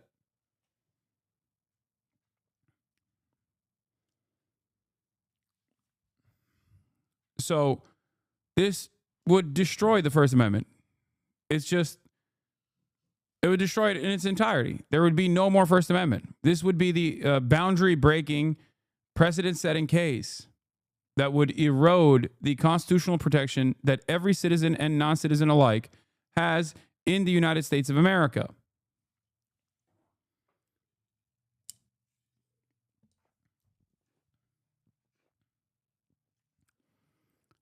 In the U.S. and all civilized societies, if the government is going to punish someone under the law, it had better provide evidence for specific forms of unlawful activity by the individual they're targeting. Not only has the government entirely failed to do that here, but it's obvious its case is predicated on punishing First Amendment protected speech and protest. Like even with Charles Manson, for example, you have to provide direct evidence that Charles Manson was influencing people to take action, right? Even in RICO cases, you have to basically tie back with hard evidence how the influence of the person who is in charge of the criminal organization and their opinions and their actions are basically are basically why these sorts of crimes are occurring. Okay? You can't just simply go, yeah, this guy is a bad guy. I've decided he's a bad guy. I decided he did a bad thing, so we're deporting him. You can't do that until now.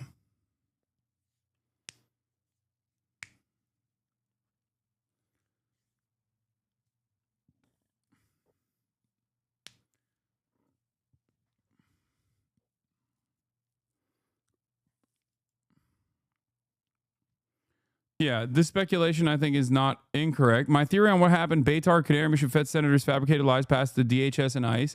Deportation orders were issued without vetting. They thought Khalil was on a visa, not a green card. Now they look incompetent and have to reconsider their sources.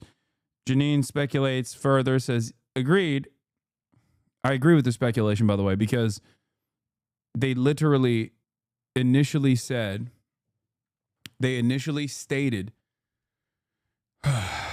that Mohammed Khalil was on a student visa. That is too large of an error to make. It is shocking. And then they just continued along with it. Now they box themselves in and won't admit they made a mistake and maybe should have done a little work before accepting at face value the words of an explicitly genocidal terrorist group. Yeah.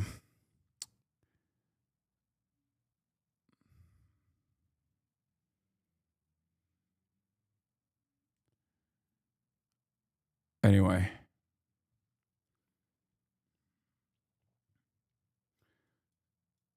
Can you please boost this message for Chad to see the Encampments movie this weekend? Maybe the last one in most places, unless more people go.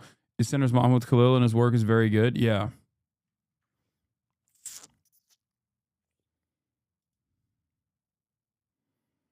What is this? A disgraced former cop turned private prison contractor approved the report claiming Andrew, the gay makeup artist, was a gang member based on mom and dad tattoos. This cop has been caught lying and was fired after drunk driving into someone's house, but he has now apparently been given the power to single-handedly sentence innocent people to life in a torture dungeon.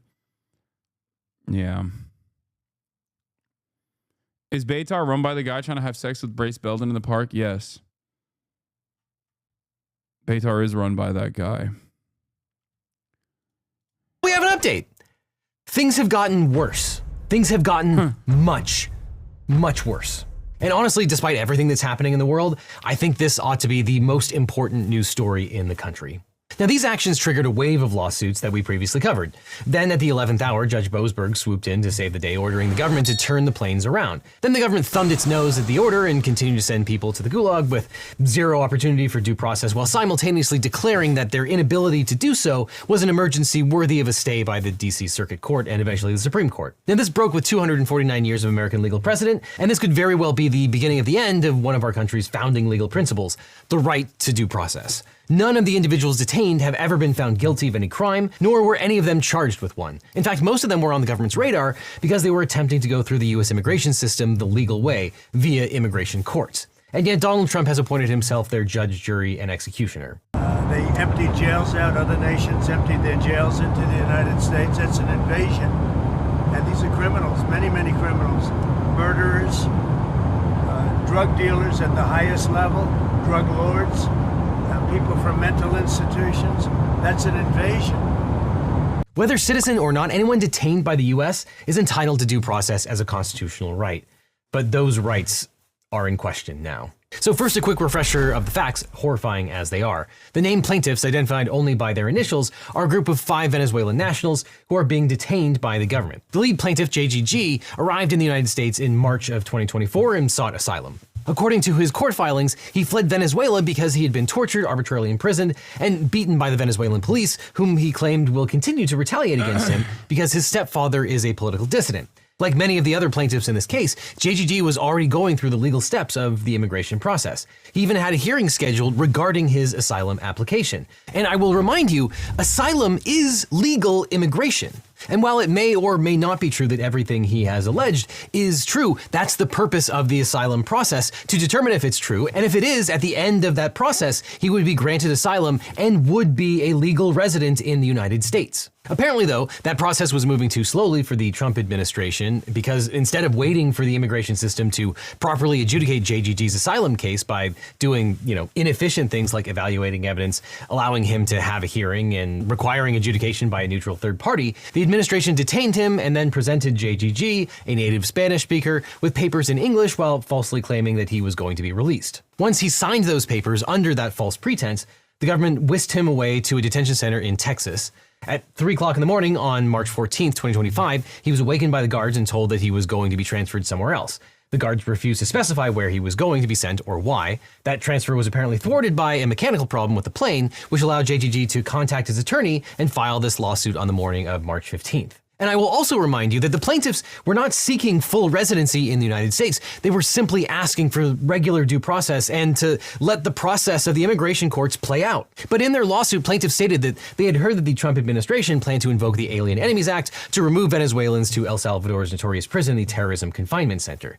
And as we've discussed before, the Alien Enemies Act is a 1798 law that was designed to give the president sweeping power to expel immigrants in times of war, and it has rarely been invoked since. And to be clear, when I say that El Salvador's Terrorism Confinement Center is a torture prison, I'm not exaggerating. The BBC published a shocking expose on the prison in 2023, highlighting its various human rights abuses, which included overcrowding, no windows, fans, or air conditioners to combat the year-round tropical heat, no outside recreation, and no familial visitation. Salvadoran officials have proclaimed that they don't expect the prisoners will ever be released. According to court filings, police beat newcomers to the prison with batons, prisoners are sent to dark basement cells where they're beaten daily, and one prisoner even required an operation for a ruptured pancreas and spleen. Scholars have stated that 375 detainees have died in Bukele's Salvadoran gulags, but some estimate that... Bro, this stuff is so heinous. They got Legal Eagle to start making videos that are more overtly political than ever before. I feel like in the past, he always towed this line. He's always been a liberal, for sure, and you can tell, but rarely does he ever make, like... I feel like he doesn't... He normally wouldn't go this hard on anything.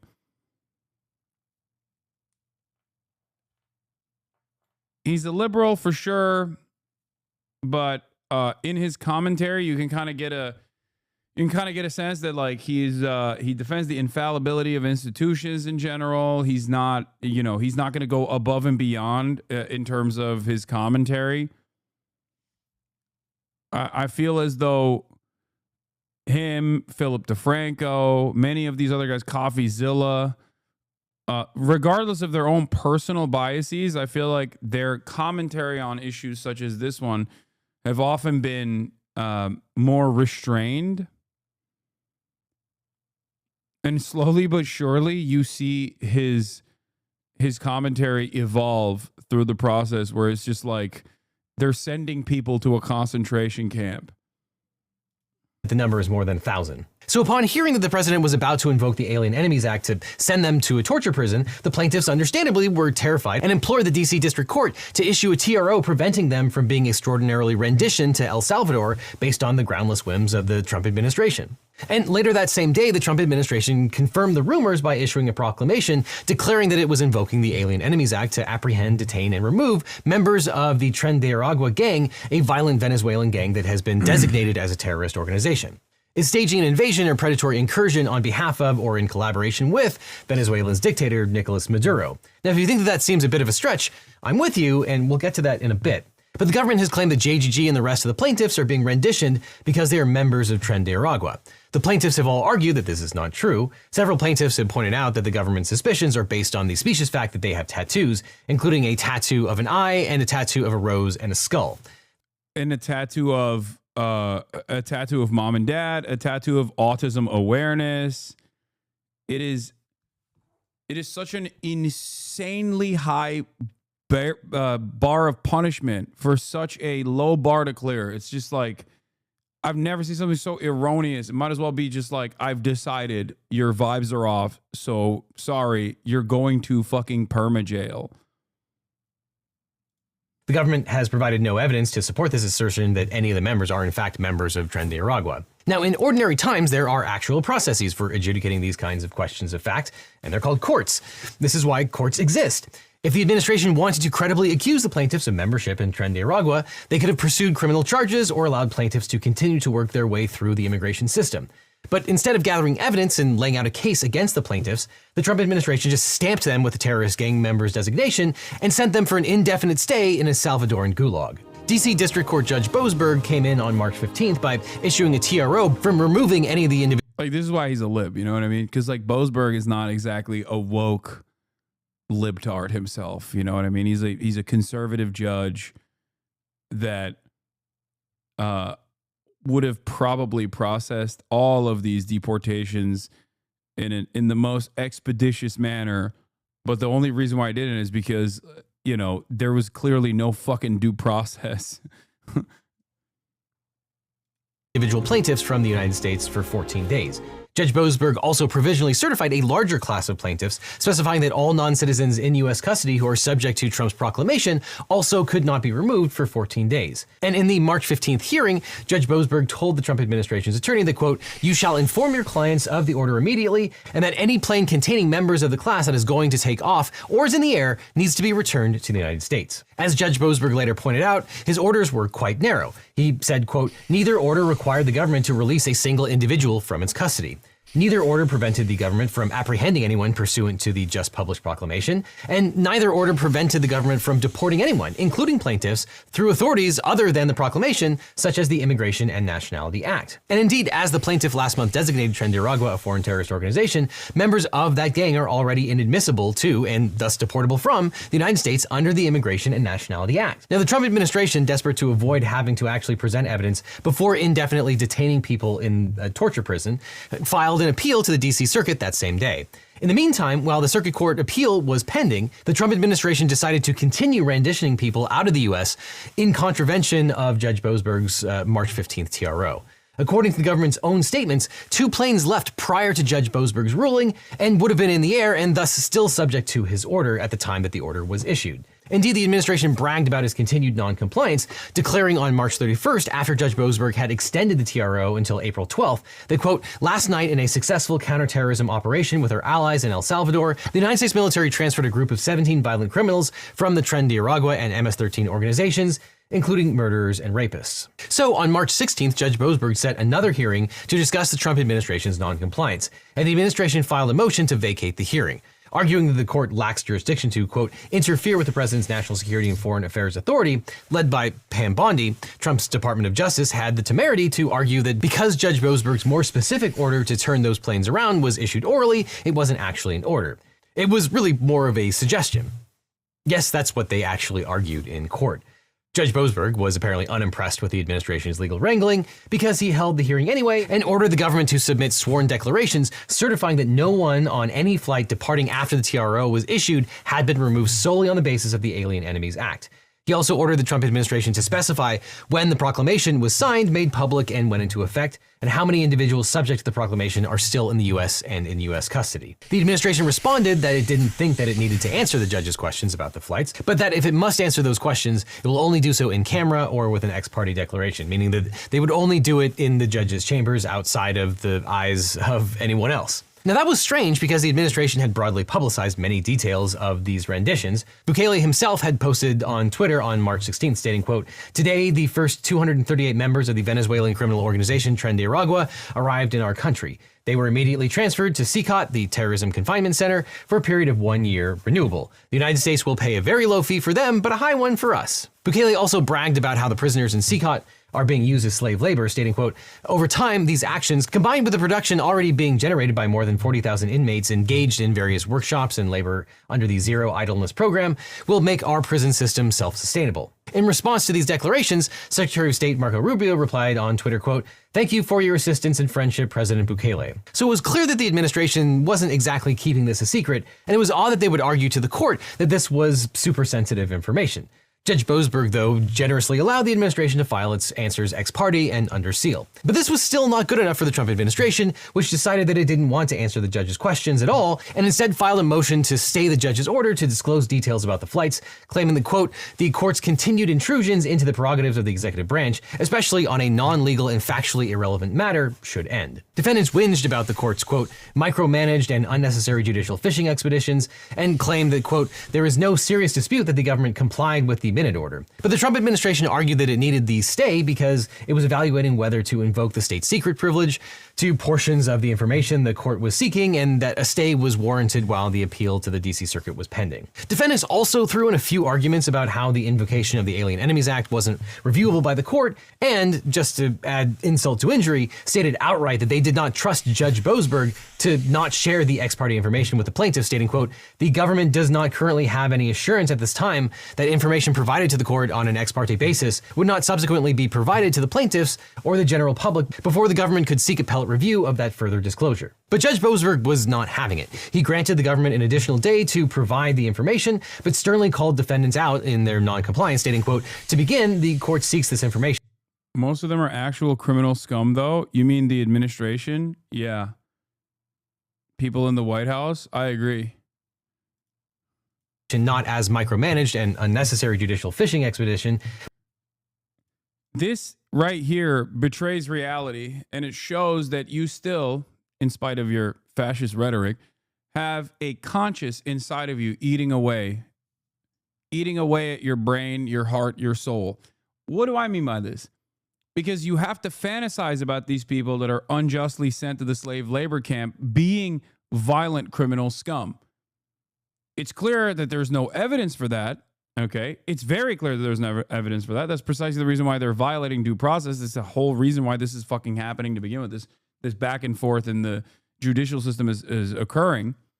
But you ultimately think it is impossible. Like, it has to, these people have to be violent criminals. I'm going to fantasize that they are violent criminals in your mind. I'm not talking about the guy who got deported. Who are you talking about? This conversation is entirely about people that have been deported in an unjustifiable manner due to erroneous claims made by the Department of Homeland Security without any due process whatsoever. In your mind, you're fantasizing about an invisible criminal doing invisible crimes that you haven't actually had the state prove, not recognizing that the erosion of due process will inevitably harm you as well, because when the state decides that there's no need for due process, that means you can be branded a criminal without any evidence whatsoever, and then shipped off to a fucking El Salvador slave colony, and then never to be returned, by the way, from said slave colony. These are all the fucking different ways in which the government is operating. But in your mind, you're like, oh, well, I hope that they're all criminal scum, because otherwise, what is the reason for all of this brutality? Because you cannot, in good conscience, recognize that the American government is the one that is doing the wrong here. About all the rest of them, the ones that aren't even shipped from the U.S., what are you talking about, dude? What the fuck are you talking about?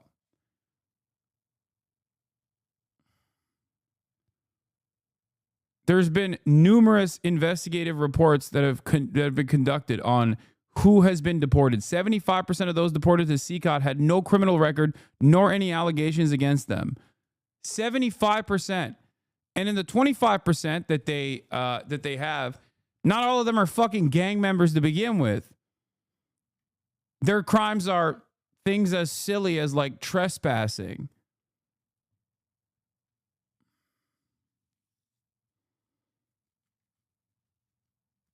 The American president is a convicted felon. He is literally more of a real criminal than the fucking people that are being deported. You understand? But to determine if the government deliberately flouted its orders issued on March 15th, 2025. Yeah. One dude driving a bike in the wrong lane. Yeah, it's just like parking tickets. Parking tickets, dude. It's fucking nuts. And if so, what the consequences should be. And Judge Boasberg... And if your argument is, oh no, I was just talking about all the people that are MS-13 and CCOT prior, okay, you do understand... Even the people, yeah, exactly. Even the people in that prison already are not all fucking criminals, dumb fuck, chatter. CCOT is a horrendous fucking terror camp. Do you even know the process in which these people get shipped into this facility internally inside of El Salvador? Do you know the process? Do you know how it works? Government stooges come to your house overnight, black bag you, put you in a room where a fucking judge is wearing a balaclava, 300 people at a time. That judge wearing the balaclava decides all 300 are actually MS-13. It's over. That's it.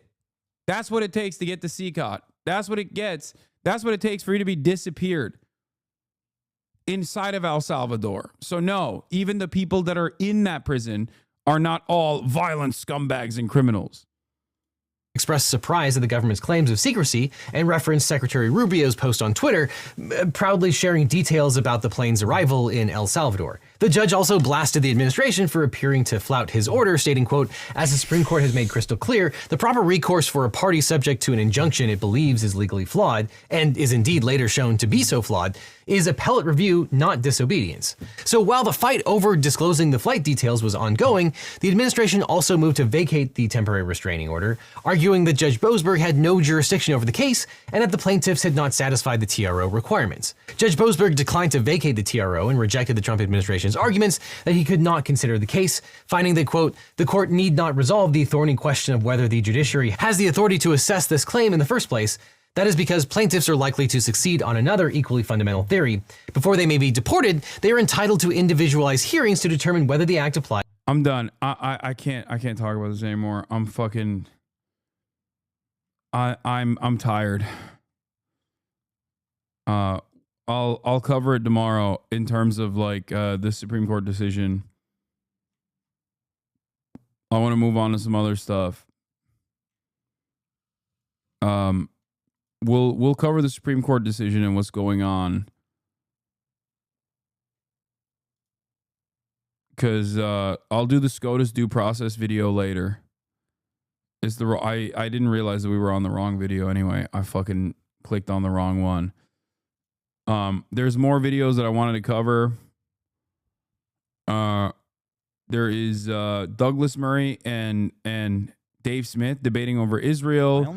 There's also this video that I've been meaning to watch from Chris Kunzler, which is the Confused Zionism of Ethan Klein. It's a really good video. He has a new channel that I guess, or a smaller channel, and this video already picked up a lot of steam. 153,000 views in a matter of 3 days, and a lot of people whose opinion I do respect have who've suggested that this is a good video. The first 45 minutes of the debate is literally Doug complaining, not worth watching. No. I will watch the Douglas Murray one because I fucking despise Douglas Murray. Crime is wanting a two-state solution instead of one, and thinking it's not okay to kill Israeli civilians. That's it. At the end of January this year, Ethan Klein of H3H3 Productions posted what is undeniably one of the most popular pieces of pro-Israel propaganda that the internet has seen in months. The video boasts more than 200,000 likes and over 3 million views. And whilst Ethan would probably balk at this video being called pro-Israel, it was even initially sponsored by ExpressVPN, an Israeli-owned company whose owners have extended extensive links to the Israeli military through funding it, and also even going as far to fund trips for Israeli soldiers perpetrating the genocide in Gaza to go back and see their family. Now, the original goal of Ethan's video was to deplatform and discredit the Twitch streamer Hasan Piker. However, the video has backfired because although Ethan had been on a near 15-month-long crash out from October of 2023 until January of 2025, what Ethan did is expose the paradoxical nature of his position, which he maintains is pro-Palestine, to an even larger audience than before. Put simply, you cannot maintain the notion that you are pro-Palestine when you use your YouTube platform of nearly 6 million subscribers to spread the exact same talking points that have been utilized by the Israeli government to justify the extermination. A former E-fan leaked the letter they received from his lawyer. What is this? Do this or get sued. Someone asked me to post this by itself, so here you go. In a previous post, I shared the email I received from client's lawyer over an alleged minute-and-a-half clip. Upload this snark page that they are claiming does not fall under fair use. The rest of the letter is basically just legal jargon about what fair use is, what the clip posted apparently doesn't fall under the umbrella, yada yada. But the good part is the demands, so I don't face litigation, mind you. They addressed this to an incorrect name and addressed me as Mr. when I'm a woman, so not sure how people are going to Google me. Anyways, enjoy, and maybe check your emails. 2, you provide our office with all the correspondence you have had with the moderators of H3 Snark. What? 3, you provide our office with all the correspondence you've had with other H3 Snark users. 4, you provide our office with all the correspondence you've had with Reddit. And 5, you provide our office with information regarding the identities of H3 Snark moderators. If you do not or cannot satisfy all 5 conditions, TEI will sue you for copyright infringement and misrepresentation. Keep in mind that the federal court filings are public. Anyone performing a simple Google search on you, let alone a background check, will discover this information. Once judgment is entered against you, the court's finding that you engage in copyright infringement and lied in a legal document will also be publicly available. You have until March 25th, 2025 to agree to these terms. Oh my God. Is this real? Is this actually what fucking...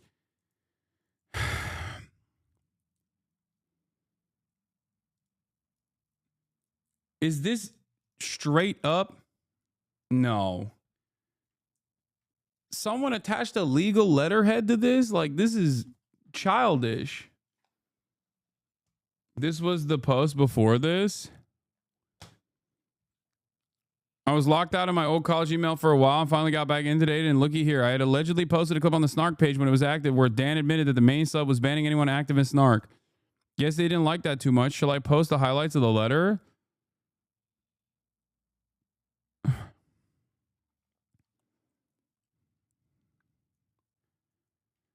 Dude, this is ridiculous, man. What is happening? What is, like... I don't even understand, like, what the purpose of such a thing would be. Like, he just thought maybe he could bully random... If this is real... If an actual fucking lawyer wrote this and it's not fake... Okay, if an actual legit lawyer wrote this and it's not just like someone doing psyops or something, it just sounds so insane. Dude, this I can't in good conscience assume that this is like I can't believe that this would be real. His name is there, look him up. No, I know that's the same lawyer. That's Ethan's lawyer. We know that that's the same lawyer, chat.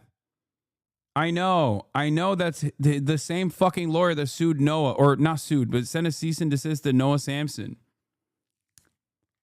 I'm simply stating that this, like, suing random Redditors for posting videos of what Ethan Klein has said is so incredible to me that I doubt that any fucking lawyer would even write a CND like this. And it feels as though this is like simply a way to extract private information, like personal information about people, and turn it into a matter of public record with the exclusive purpose of just like using that information to to silence critics. As a lawyer, any lawyer can do something stupid for enough money, Lamau. I mean, this is...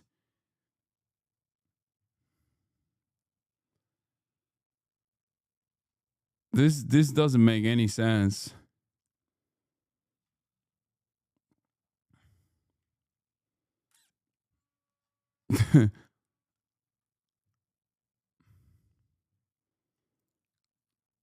Like, hey, random anonymous Reddit user, we have decided that if you don't give us something totally irrelevant to the fucking copyright claim, like this is written like, if you have a copyright infringement issue, you can't make additional demands. Like, that's extortion. What the fuck? The only demand you can make is to take the copyright down. Right? Am I crazy? Am I wrong? I don't know. I'm not a fucking lawyer. You can't just be like, hey, we found you in violation of this copyright, which means that you posted a clip on a subreddit that we have my client has a copyright over. So now you have to, send us a video of yourself dancing in your underwear. Like, that's okay. Cool. What the fuck? What do you mean? You can't do that, right? Like, you can't. I'm not crazy, right? I don't think you could just like make completely separate demands from someone that over a copyright claim. You either tell them to remove the copyright claim, which usually platforms will actually oblige, and if they don't oblige, then you might be liable for it. But in this situation, it feels crazy to be like, you have to give me private correspondence. That poster did say in the comments that Poopy's lawyer never fought Poopy's. Are you talking about Ethan? Yeah. Hey, if you, a random anonymous Reddit user, want to avoid costly litigation and also your private information becoming public through litigation, you have to comply with these demands that we're making.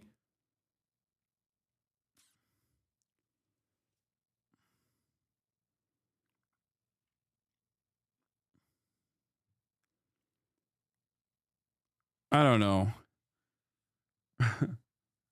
Damn, bro, I found you in violation of my copyright. You posted my copyright somewhere, and now I want you to give me $7 million.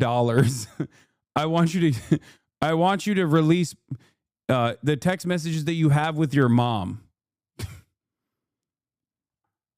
I want you to tell me what your deepest, darkest secrets are. And if you don't comply, I will sue you over copyright. What the fuck? You can only get this kind of stuff during the discovery phase of litigation. Yeah, I feel like this is a lawyer that knows that a legal letterhead holds a lot of weight for the average person who doesn't know how the law works and is simply trying to scare people into revealing information that they do not have any reason to reveal.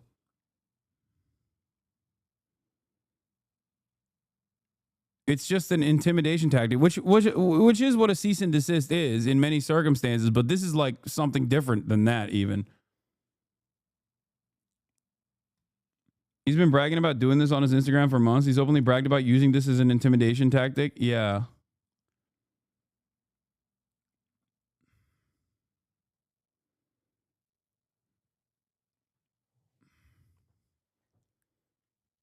What the fuck?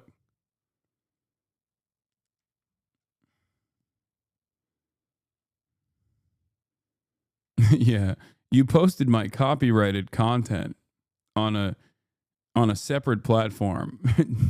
Now you have to be my slave for 34 days. I've decided this. If you don't comply, we will sue you. It has worked against people. If you're some student who lives paycheck to paycheck, you will not fight this. I know, but this is toothless. There is no fighting this in general. I guess this is the reason why you send a CND like this, or you know, like you threaten to do litigation like this, is because it works on as an intimidation tactic. It works on people who are truly powerless, like random anonymous Reddit users, you know? What a fucking fall from grace. What a goddamn fall from grace for Ethan Klein. Holy fuck.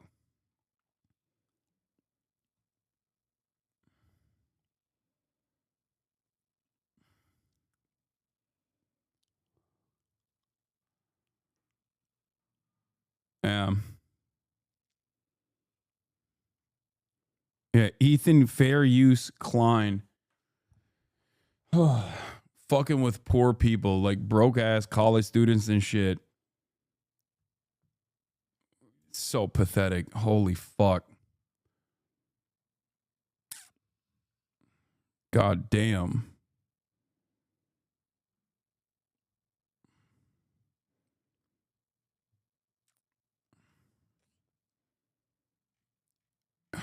To add insult to injury here, aside from Ethan's history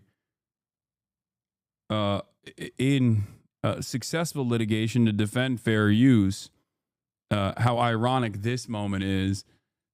This very same lawyer, if I'm not mistaken, or at least this very same law firm that has been defending Ethan in a counter slap,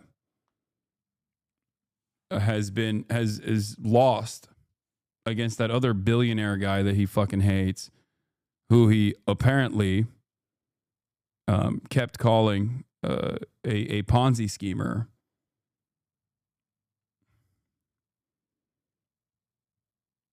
Brian Kavanaugh.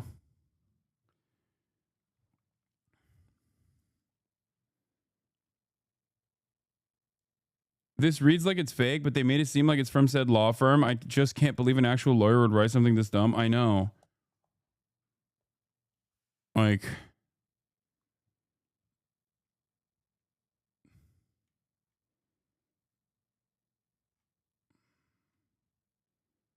Ryan, not Brian. I apologize.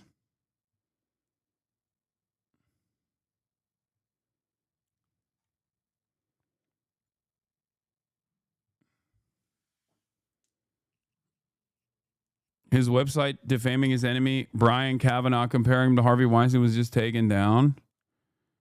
Yeah, this is what I was talking about. YouTuber Ethan Klein loses anti-slap appeal in producer Ryan Kavanaugh defamation case. California Court of Appeal upholds a prior ruling that the influencer may have defamed the film financier by falsely claiming that he was running a Ponzi scheme.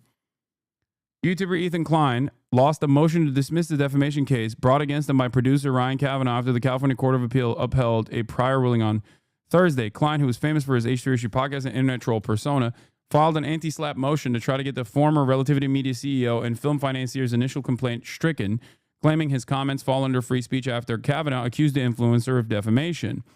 Ryan Kavanaugh brought an action against Ethan Klein and TED Entertainment, TEI, Inc., for defamation and defamation by implication, alleging they falsely accused him of running a Ponzi scheme, the court explained in a summary in documents obtained by the Wrap.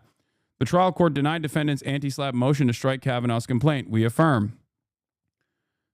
So Ryan Kavanaugh, who is a fucking billionaire and not exactly a great guy himself, okay, sued, as far as I understand, brought a defamation case against Ethan Klein, and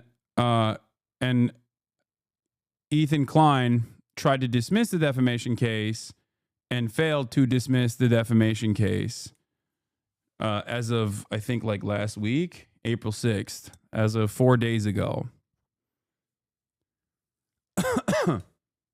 He's been deleting all the YouTube VODs where he defamed Ryan and took down the website. He's probably going to try to settle now that he lost the appeal.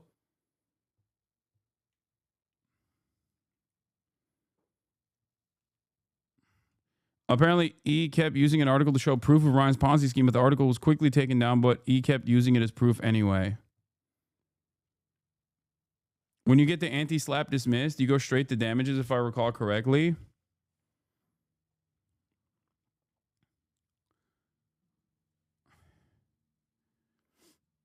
When you fail an anti-slap in California, basically that just means that it was decided that he defamed Ryan, so now they just have to settle on damages.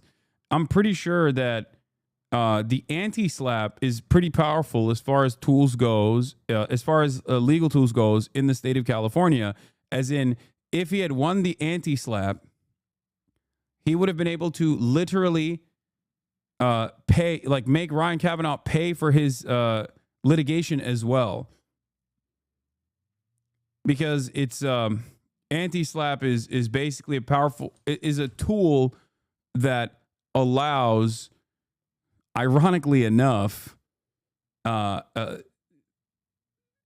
people like anonymous Reddit users and people who are less powerful to successfully defend themselves against frivolous litigation that tries to stop them from exercising their free speech.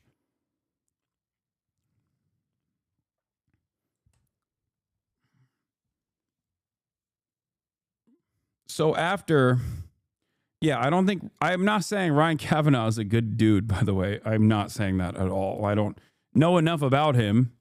It seems like the courts have determined he wasn't doing a Ponzi scheme, though. So I will not be saying that, let me tell you, okay?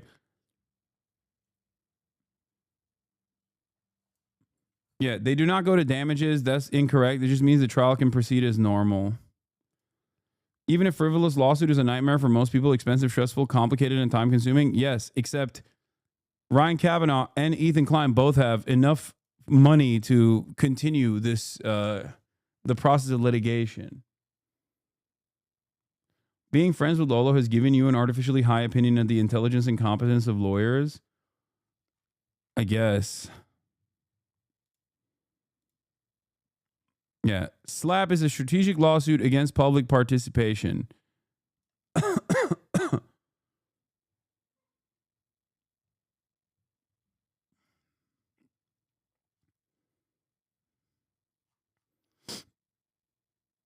Ironic, he lost the appeal the day after he sent Noah the retraction demand letter and went on a tirade about suing everyone, including you. Talk about karma. Yeah, the irony of him using anti-slap, but also openly complaining on the show that his lawyer is restricted from actions against Redditors because of Section 230.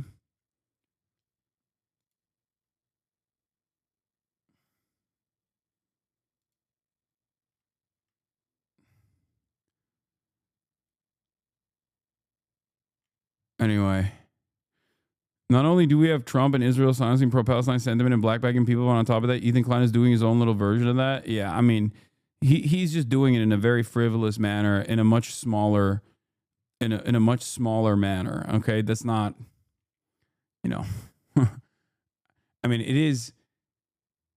He's doing it within his own confines, and seemingly, at least as it stands currently, the courts would probably not comply with his ridiculous little lawsuits, but who knows?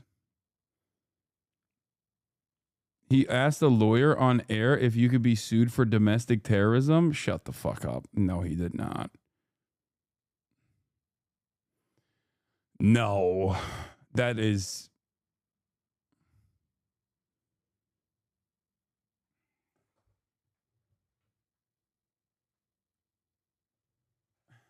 Is bro working with Beitar? What's happening? The fuck do you mean?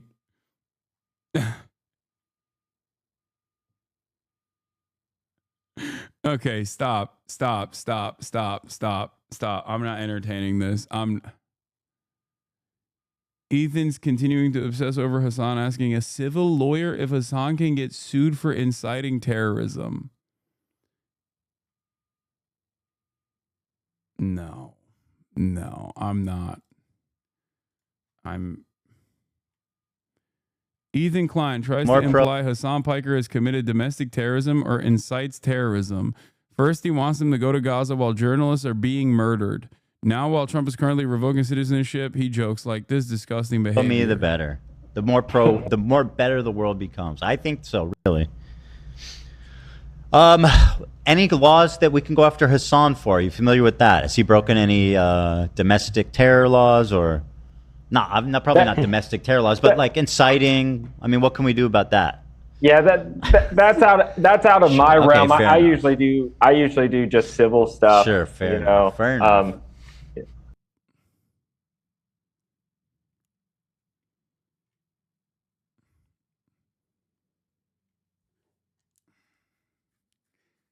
He's joking, I think. I don't know.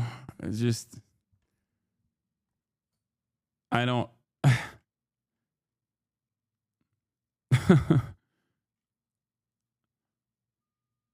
That's wild. That's cool, man.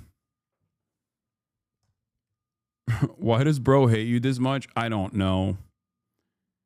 I don't want to do that thing where I assume that like things that he's saying in jest he means sincerely, except in this circumstance it's hard for me not to assume that there's at least a little bit of seriousness backing this, because he has actively called for my deplatforming. He has said in the past that he, like a couple months prior, I think he said he wants me to lose everything. And he seemingly hasn't stopped talking about me. So I don't know. Maybe he's joking. Maybe he's not joking. Who knows?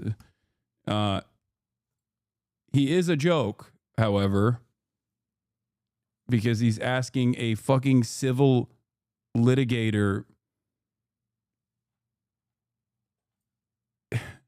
whether or not he could pursue like federal charges.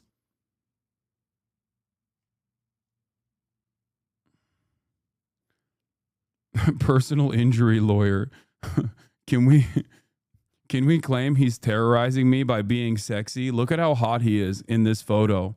Sir, please look at this photo and tell me that this doesn't terrorize your mind. Excuse me. Are you a lawyer or not? My lawyers can't do shit. We have to sue him for being stupid and sexy. I fucking hate it.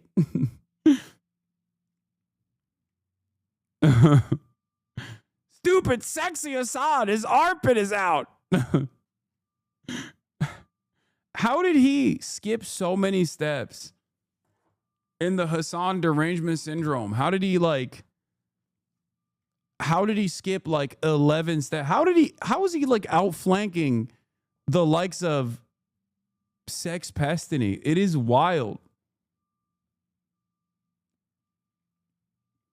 I feel like he's made this so cringe that even fucking Destiny has been like, yeah, I'm done with this actually. Well, he's got his own court cases to worry about, I guess. It feels like he made it unfashionable.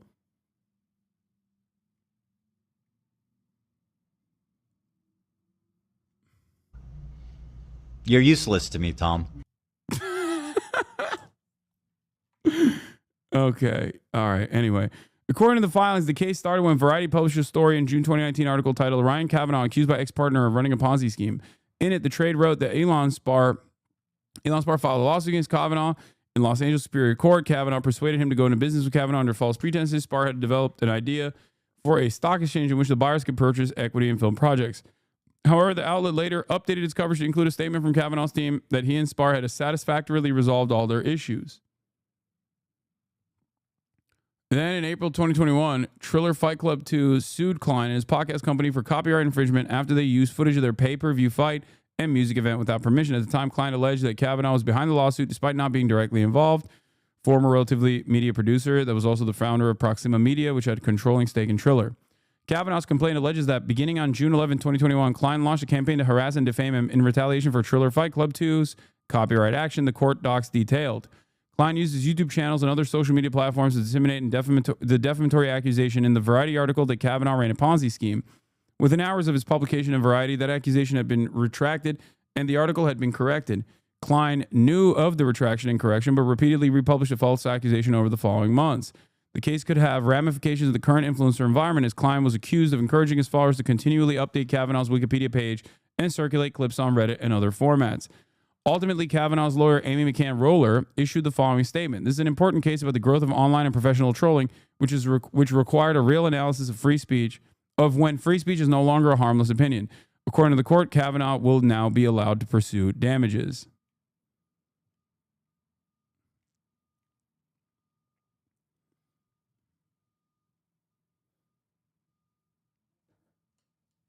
It is... Yeah, I don't know what to say.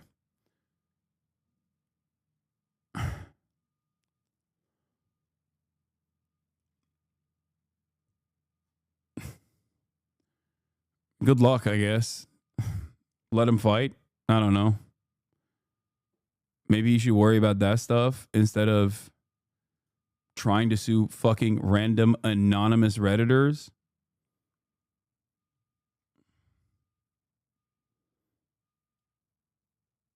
Oh, we should...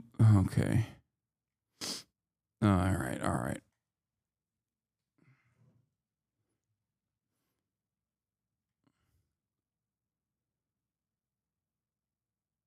Applaud yourself for getting off an already sinking ship before it became widely apparent. I mean, I didn't even get off the ship. He just didn't want to do the fucking podcast anymore. And I was like, all right, that's fine.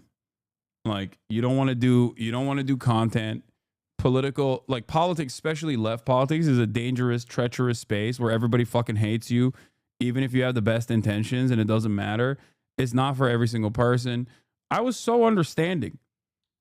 I didn't mind it. I was super understanding of it. I defended him for a very long time. There's a website called Does Ryan Kavanaugh Look Like Harvey Weinstein? Remember, it's still up. Yeah, I guess he hasn't sued him for that, which, you know, I think that'd be silly to sue him over something like that.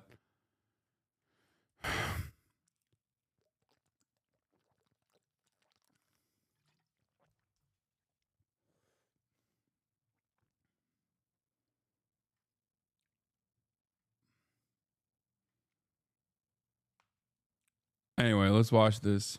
Of tens of thousands of Palestinian people. Now, I have already made multiple videos on this which have accumulated well in excess of 1 million views on TikTok, it looks but like Ethan Klein has chosen over and over again to ignore these videos in favor of going after smaller content creators who often make jokes at his expense but do not offer succinct criticisms of his thought. So what I thought I would do is critique Ethan's thought and demonstrate that he is not at all pro. I don't like Ethan, but that seems like a bad ruling.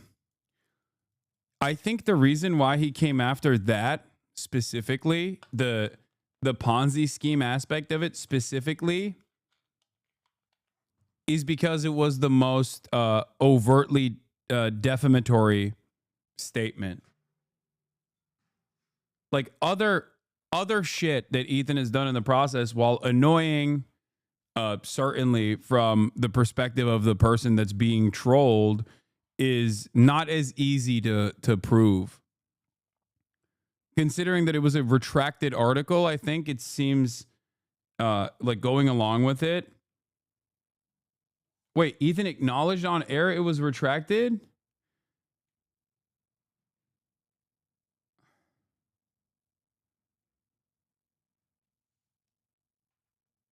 Like, I'm not in favor of any fucking billionaire being able, any wealthy person, whether it's Ethan Klein or Ryan Kavanaugh, being able to successfully stop someone from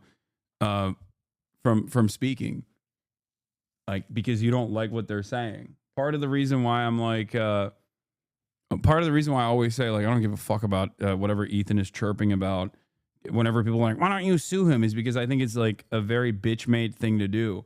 Even if it's like an open and shut, even if there's an open and shut case, like Ethan openly acknowledging that in his own words while sitting next to me, that like the brothel that I went to in like fucking 2010, getting raided for tax evasion in 2016, and then successfully suing both the police force and the Berlin government over defamation and winning.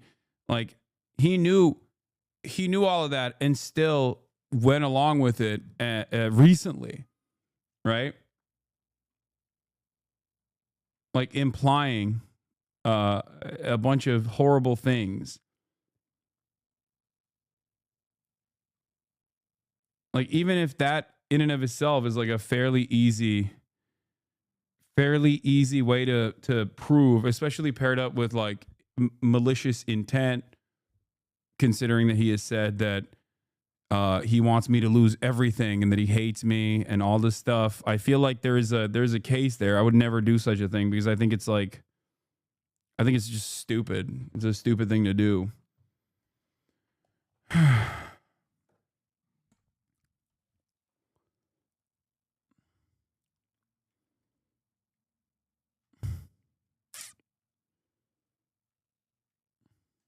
Like, I don't know.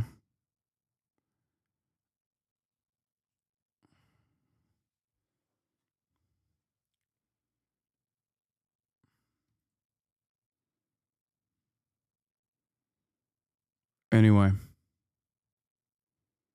Let's watch this. Palestine, because he is nothing more than a Westerner whose thought is dominated by Orientalism, and he therefore simply cannot offer a succinct political understanding of anything to do with the Middle East. Now, the concept of Orientalism was proffered by Edward Said. It was the first thing that I learnt about when I started my Middle Eastern Studies degree as an undergraduate back in 2019, and what it basically refers to is the distinction between them and us, them being non-Westerners and us being Westerners. And according to Said, this was produced through discourse, and what he meant by this was anything from travel writings, newspapers, stories, depictions, anything that you could think of which created a vision of people from the Middle East or the wider Orient. It is at its most basic media which seeks to create this distinction between them and us, and Ethan's video is a perfect example of it. Through this Orientalism and the discourse it produces, an essentialized image of the Oriental or Middle Easterner is created that is backwards, uncivilized, violent and savage, which is juxtaposed against the civility of the Occident or the West. Now, what is important to note here is that Orientalism is dialectical. It is not just about denigrating the other, creating this barbarous savage. It has always been about making Westerners feel superior, feel better about themselves, and so as to establish themselves as moral and enlightened, even when their politics and behaviour shows an exact opposite. Ethan's content around Palestine is a perfect example of this. He consistently deploys Orientalism to assuage his own feelings and to maintain the notion that he is pro-Palestine, and so he never has to avow the disgusting right-wing talking points that he spreads and the violence that these inflict on Palestinian people. Take this part of Ethan's so-called content nuke, where he speaks gleefully about the assassination of senior Hamas figures. Disvalues, or, well, they were billionaires. Because they're all dead. They're killed, they're all dead. Or this part where he condemns Hasan Piker for his endorsement of Syed Hassan Nasrallah, the former leader of Hezbollah, who was killed in an Israeli strike last year. Hezbollah is a paramilitary organization. Do we like them or no? They are a terrorist organization. Like they're designated. They are designated by the American state as a terrorist organization. I do not like them then. Well, like I like what you like. I don't have an issue with them. Let's just say. This is Hezbollah's leader, Hassan Nasrallah. According to Hasan Piker, this man is a brilliant freedom fighter. But before we get into that, let's see how he... Also, he stretched that statement as hard as he could, where I said, I don't have an issue with them, let's just say, to literally turn that into, he fucking... he fucking loves this guy, bro. Like, no explanation to undermine what I was saying. No context involved in that process. Clips are obviously cut. Did I say anything in between? Have I talked about Hassan Nasrallah extensively? He feels about Jewish people. Here are some choice quotes from Hezbollah. Also, then he turns around and fucking says that Hassan Nasrallah is anti-Semitic, which is ironic because one of his most famous statements is about how a lot of dumb Arabs are anti-Semitic when they don't realize that Israel is not operating at the behest of Judaism, but instead operating at the behest of American empire. Now, of course, if he was even remotely curious about even learning about his enemies He would know that reality. But of course, he doesn't know that reality. If he actually had done his research on clips of mine, there are plenty of other clips where I've talked about Hassan Nasrallah or Hezbollah, as a matter of fact. Leader Hassan Nasrallah. According to Shaul Shai, Hassan Nasrallah said in a speech delivered in Beirut, "What do the Jews want? They want security and money. Throughout history, the Jews have been Allah's most cowardly and avaricious creatures. If you look all over the world, you will find no one more miserly or greedy than they are." Now, at first, I was just going to let this section of the content nuke play because it seemingly shows anti-Semitic statements by the leader of Hezbollah. But a quick look into this shows that much like the rest of Ethan's video, the sourcing is just absolutely terrible. He has gone on Wikipedia and repeated unequivocally what is put on there without bothering to check the veracity of anything. So let's quickly go through them. The first quote comes from the book of an Israeli official, Shaul Shai, the former head of the IOF's military history department, a lifelong Israeli soldier. So it may be that this man made up his claims, especially since the articles he cites in his book are almost impossible to find now. And we all know that Israel, its government and senior officials don't necessarily love telling the truth. The second quote is not actually from Nasrallah. The source that Wikipedia cites is noted to be incorrect in this 2012 article. It is not a quote from Nasrallah. The third quote is perhaps the most outrageous of all of them cited by Ethan, because it is noted on the Wikipedia page that this is likely a lie. It literally notes that... There's also direct quotes from him on camera, verbatim, talking about anti-Zionism and talking about, and for the record, make no mistake, I'm not here to fucking argue on whether or not Hassan Nasrallah has opinions that I agree with. There are certainly plenty of opinions of Hassan Nasrallah that I do not agree with, okay? Like opinions around gay people, or I don't even know. There's probably a million different things I don't fucking agree with Hassan Nasrallah. I still don't believe that he should have been assassinated alongside 2,000 fucking people in a Beirut suburb. Oh my God, what an insane fucking thing. I know. That Charles Glass says that this was fake, and the managing editor of the newspaper that it was first published in said he had no faith in the article. The fourth quote is not from Nasrallah. The fifth, there is apparently no specific source provided in the book A Privilege to Die, but it does appear in the text of Hezbollah's Al-Ad, as well as in the same English language collection of Nasrallah's speeches. However, straight after is an emphasis that Hezbollah's fight is with Israel and not with Jews. The final quote is just a citation from the Ministry of Israeli Foreign Affairs. I am sorry, but I don't buy their nonsense so quickly. This is a ministry for a government that lies constantly. I mean, just this week, senior military officials in Israel felt comfortable lying about an overt war crime. They claim that Palestinian paramedics who were executed whilst driving their ambulances didn't have their lights on, were acting suspiciously. Well, the IDF did not randomly attack an ambulance. Well, last Sunday, several uncoordinated vehicles were... What is your thoughts on the Jews? I love my Jews. Also, there's another thing that I must repeat and reiterate here. Hassan Nasrallah was not murdered in a campaign of mass murder by the apartheid state conducting a genocide, Israel, for any of the reasons that Ethan or anyone else brings up with regular frequency. He was murdered by the state of Israel in an unjustifiable, illegal bombing campaign over a totally sovereign nation that unfortunately has to reside right next to the apartheid state for resisting against said apartheid state and trying to incur penalties upon the apartheid state for the crime of doing a fucking genocide. That is the reason. And that's the same reason why Yemen keeps consistently getting bombed. And that's the exact same reason why people are getting fucking black bagged on the middle of the street by the Gestapo here in the United States of America.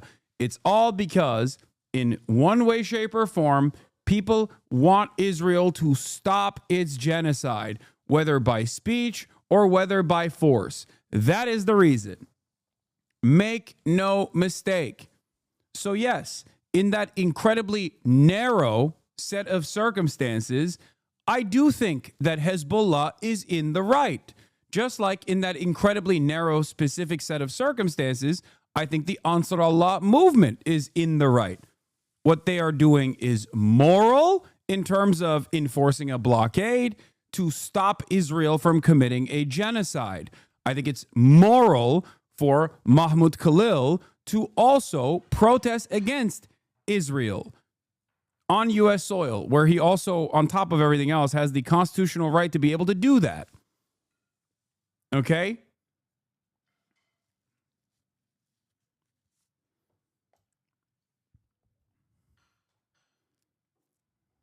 Identified advancing suspiciously toward IDF troops without headlights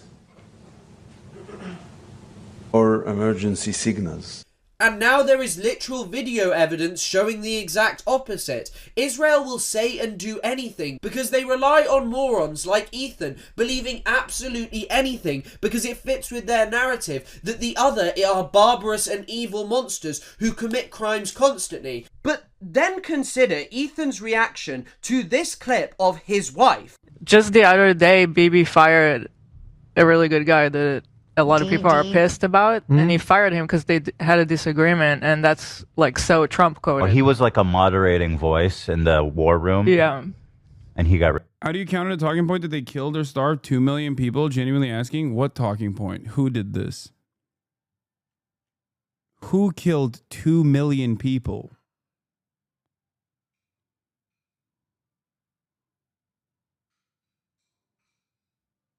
I'm so confused as to what you're talking about.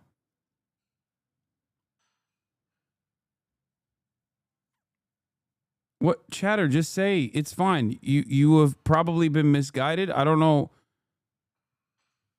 What? The Yemen government? Do you mean the Yemen government in exile that is no longer entertained or recognized as the true government of Yemen? Is that what you're talking about? Or are you talking about the Ansar Allah movement claiming that Saudi Arabia's and the UAE's Western-backed coalition forces starving the entirety of the Yemeni population, and then seemingly saying that that is actually the Houthis that did that? Because if that's the argument, yes, you're wrong. That wasn't the Ansar Allah. As far as the Yemen, the government of Yemen, I think you're talking about the government of Yemen in exile that was used as a puppet for the Saudi ambitions in Yemen.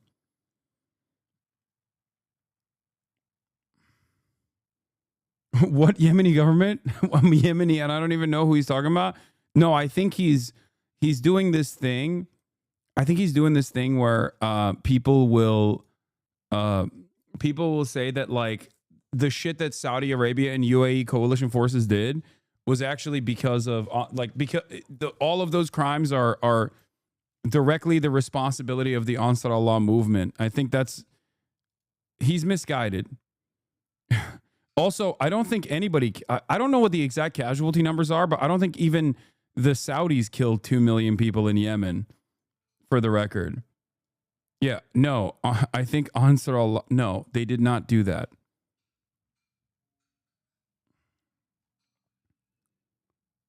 I don't know the exact numbers. I can look it up right now if you want me to.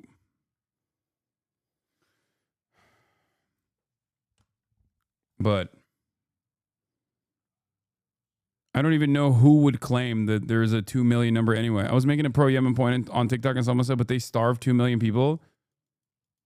Yeah, that person that you're talking to has no fucking idea what they're saying.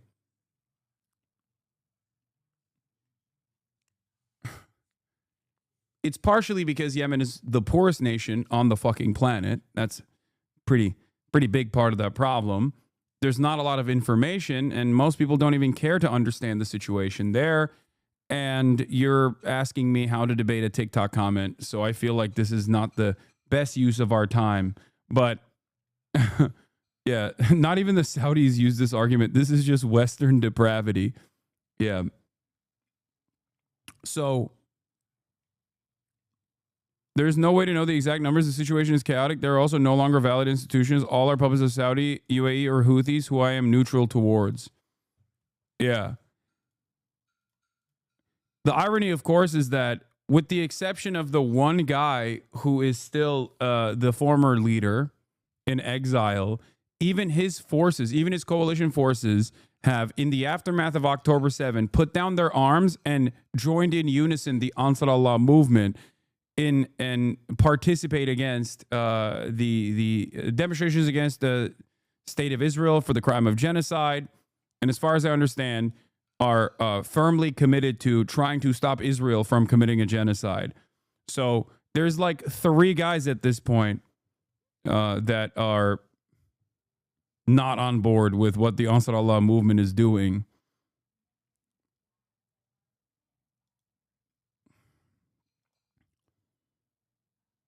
Where have you read all that? Read all what?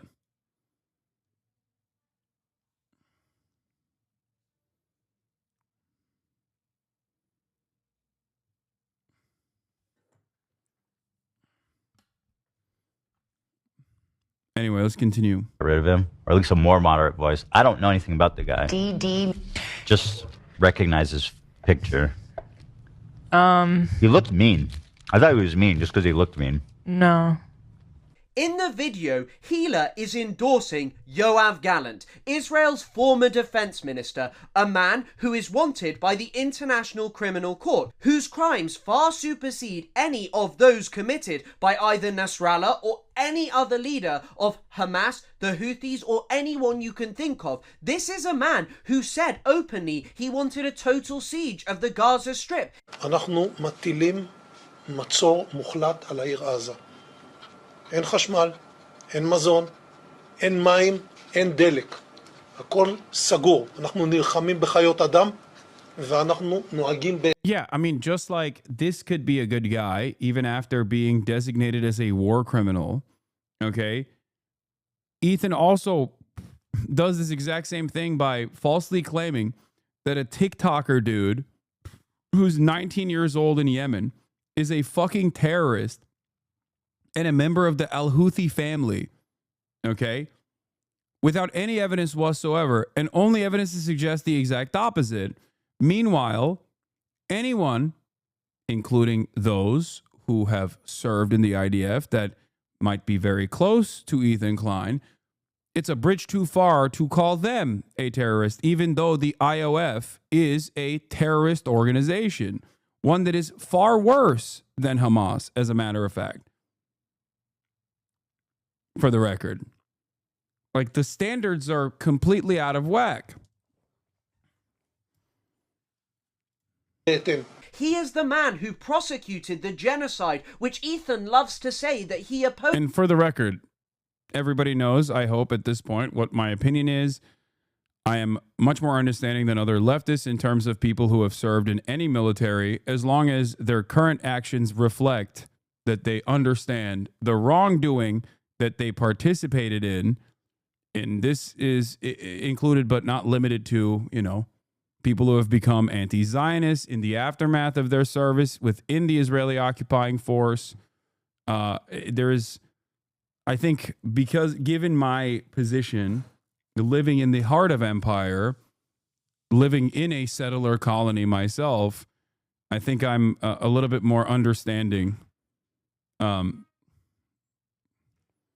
It's if you are unapologetic and still continue to defend the Israeli occupying force, defend your service and all that, I think that's when we have disagreements. That's when I think you're not a good person. Just so everybody understands. noses, and yet he let his wife take a break with almost no pushback, even though she referred to him as a really great guy. Hila and Ethan's claim was that they didn't really know who Yoav Gallant was or what he was like, even. But IOF and IDF are separate entities, because I thought IOF is the naming designation of the Israeli Defense Force. I refuse to call it the Israeli Defense Force because they're not defending themselves or defending anything really. They're defending an occupying force, which is why people who are pro-Palestine will often call the IDF IOF, the Israeli Occupying Force, because that's what they do. That's what they are doing, and I think that that's a much better naming convention for the Israeli Occupying Force. They've called moral defectors selfish for not serving. Oh my God, yeah. Just do some war crimes.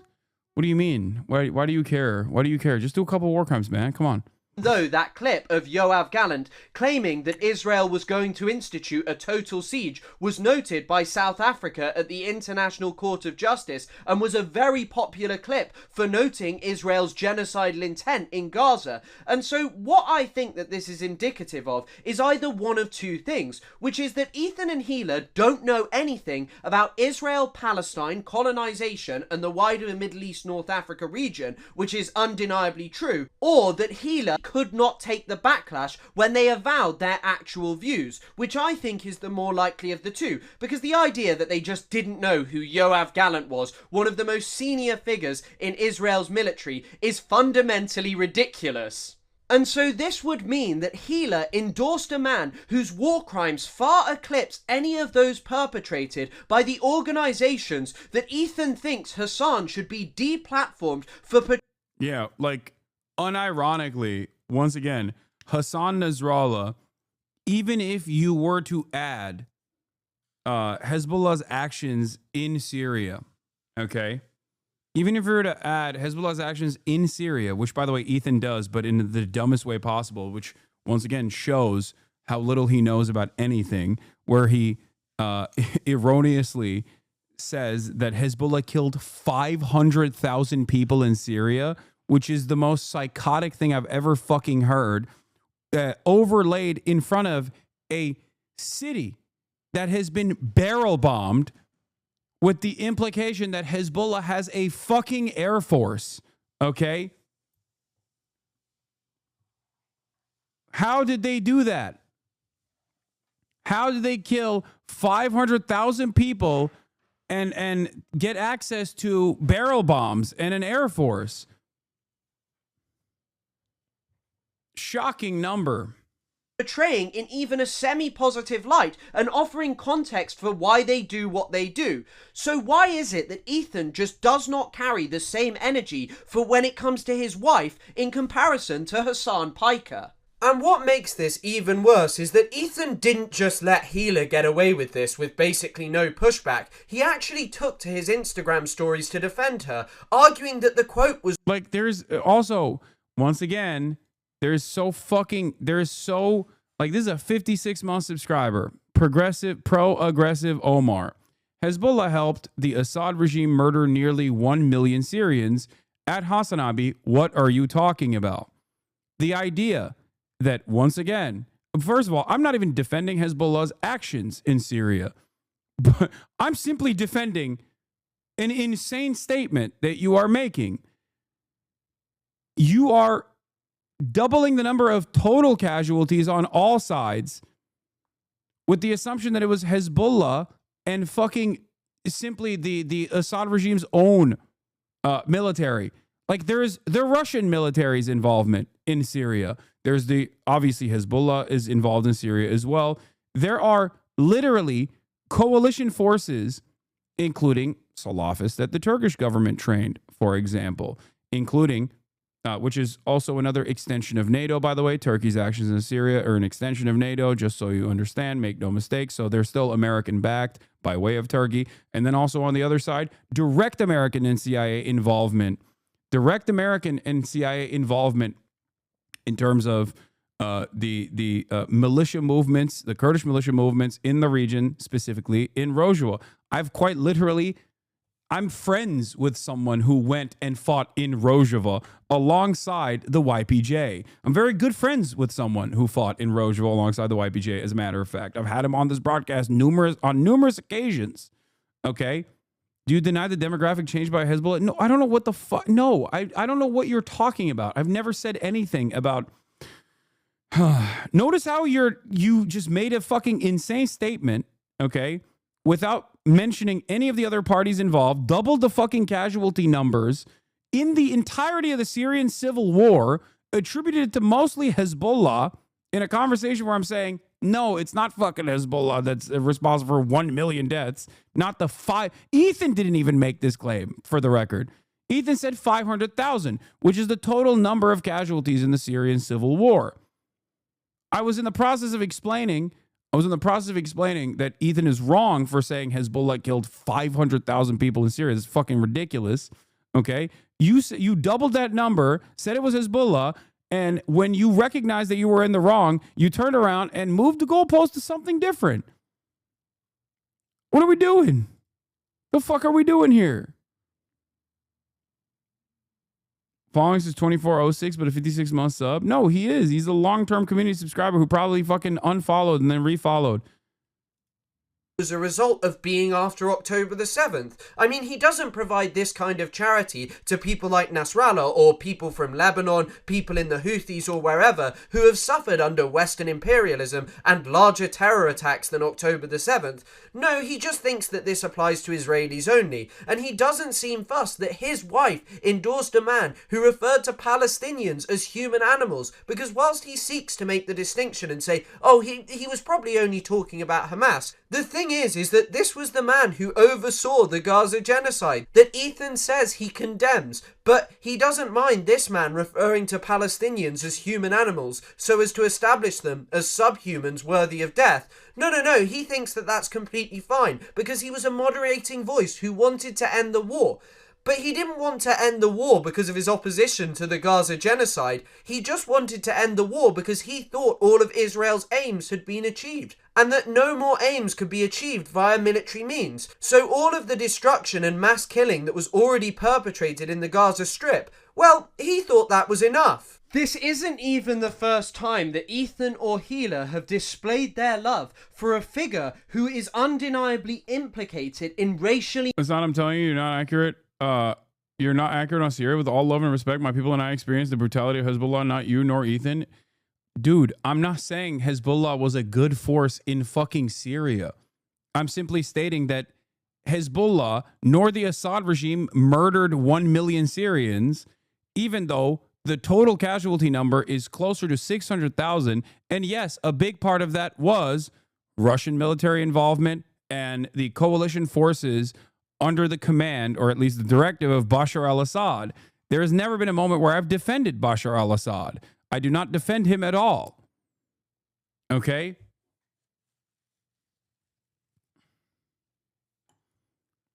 This conversation is about something entirely different.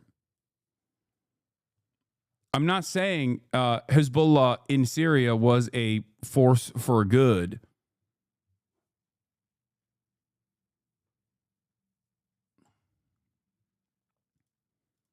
Motivated slaughter. Take George Bush, for example, who in this 2017 clip, Ethan says he loves. I gotta tell you, I saw George Bush on was it Jimmy Kimmel? And I was like, man, I love this guy. I love George Bush. As a dude, fucking... George Bush he's got a lot of character. He's a bro, dude. You know, he's like painting. He just made a book of portraits. He's drawing portraits of veterans. This was a guy who said he wanted to launch a crusade in the Middle East and then went on to do so. And the American people are beginning to understand. Now, this crusade, this war on terrorism, is going to take a while.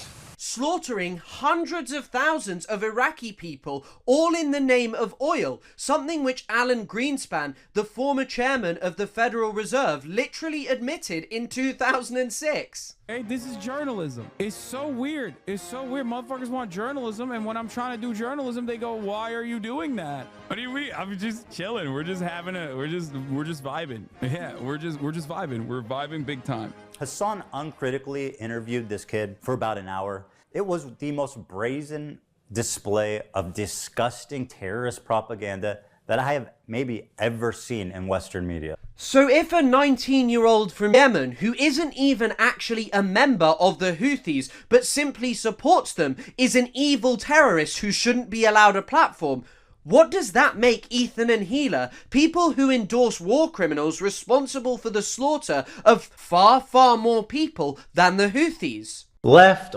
Once again, also, Hila was in the Israeli occupying force. And not only that, but also literally participated in a raid in the West Bank, which is illegal. Okay? Israeli military presence in the West Bank is illegal. Ethan himself has said that West Bank settlers are open season targets. What the fuck?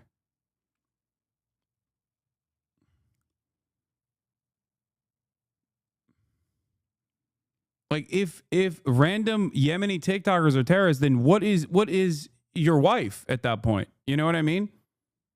Like, that's a war crime. The only difference here is that America doesn't consider that to be a war crime because Israel is an extension of America. Or right. I always thought that despite our differences, there was one thing we could all agree on. And what was that? That we love America and everything she stands for. And then there's this part of the content nuke, which has leapt out to me every single time I have watched it. Because why on earth would you say that everyone can agree on loving America? This is most certainly not a universal position. From Iraq to Cambodia, to Vietnam, to Afghanistan, to Korea, across the entire world, tens of millions, hundreds of millions, if not billions of people have suffered under the yoke of American imperialism just over the last century. And even the wider nexus of states that the United States supports is obscene. Take its two current closest allies in the Middle East, the United Arab Emirates and Israel. Both are countries currently facing genocide cases at the International Court of Justice. The United Arab Emirates for its involvement in Sudan, and Israel for its horrifying crimes in Gaza, which absolutely would not be possible without the rhetorical and material support that it was offered by both the Biden administration and the current Trump administration. If Israel didn't have the massive amounts of military aid which America only sells to them so they can maintain an edge over other countries in the region, it would stand no chance against countries like Iran. And so to sit there and say, oh, I love America and we all agree on this, whilst America is responsible for the genocide that he claims to simultaneously condemn, is fundamentally ridiculous. And it really does show you that Ethan just does not like anything which is anti-Western. Any group who is anti-West are differently evil. They are monstrous savages whose ideology has no explanation, who are fueled by anti-Semitic hatred in most cases. But when it comes to the obscene violence of the United States, oh well, you know, it's just politics and we all love it, really. I do not think the Orientalism which dominates Ethan Klein's thought could be any more clear. He sees a 19-year-old from Yemen, Rashid al-Haddad, as a monstrous, violent savage who is an anti-Semitic beast, which, by the way, the kid did apologise for, but he has no problem with his own thought. He never wants to confront the fact that he refers to America as something which we all love, even though it was the country which sold advanced weaponry to Saudi Arabia as it bombed Yemeni civilians. It was the country that refueled Saudi planes as they tore Yemeni weddings and other social events to pieces with their horrifying bombardment.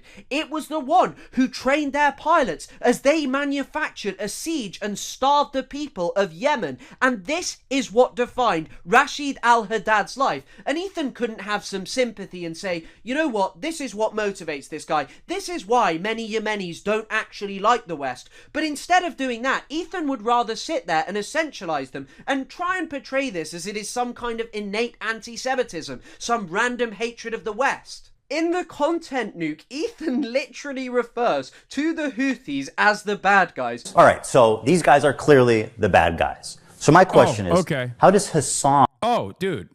Shit. My bad. I didn't know they were the bad guys.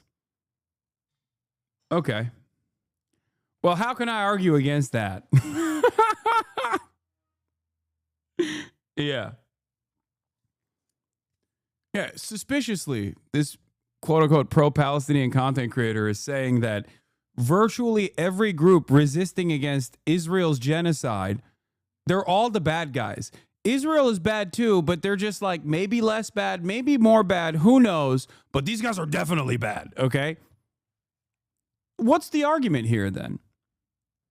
If you are pro-Palestinian, if you consider... Okay, Piker. If you're pro-Palestine, if you're pro-Palestinian emancipation, and you even at times agree that Israel is doing war crimes, sometimes you disagree with that, whatever. Maybe you believe that Israel is doing a genocide on Monday, but you don't believe it on Tuesday. Who knows? You keep calling it a war. Sometimes maybe you call it a genocide. I don't know if he does. Actually, I don't even know. Okay?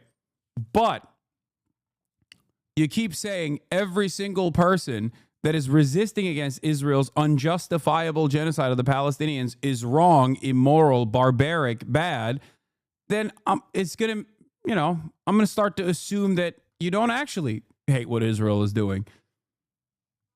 Especially if most of your commentary revolves around criticizing those who speak out against Israel's atrocities, criticizing those who are actually doing anything against Israel in terms of making Israel incur a penalty for the crime of doing a genocide. What's the expectation here? That the Palestinians are simply supposed to just die and the rest of the world is supposed to let them die and then turn around and say, oh, we felt so bad. Is that what it is? So we can feel good about ourselves? Do a land acknowledgement?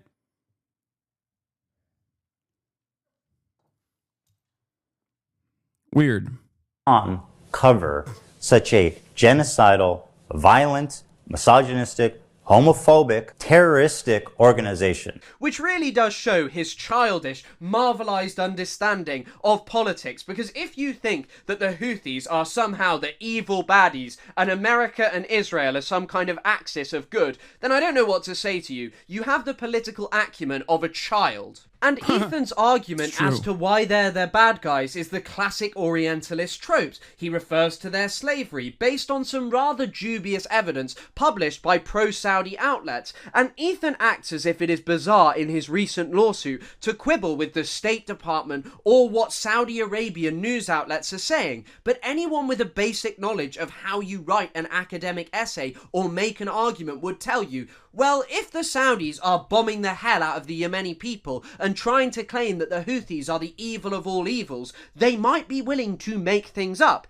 But what I think is most important to note about all of Ethan's condemnations of the Houthis for their regressive politics is that Israel, the progressive nation, which along with America he sees as the good guys, could be accused of all of these same things to a horrifying extent. I mean, take Israel's use of slavery. A recent article which appeared in Haaretz referred to the IOF practice of Israelis taking Palestinians as human shields and sometimes killing them for fun as a form of slavery. And when you think about it, denying these people autonomy and forcing them into a horrifying working environment is slave-esque, isn't it? And his highlighting of misogyny is the most obscene part, because yes, the Houthis are probably misogynistic. Misogyny is prevalent all over the entire world, but when it comes to Israel, the extremity of their gender-based violence is absolutely obscene. A recent UN report documented this disproportionate targeting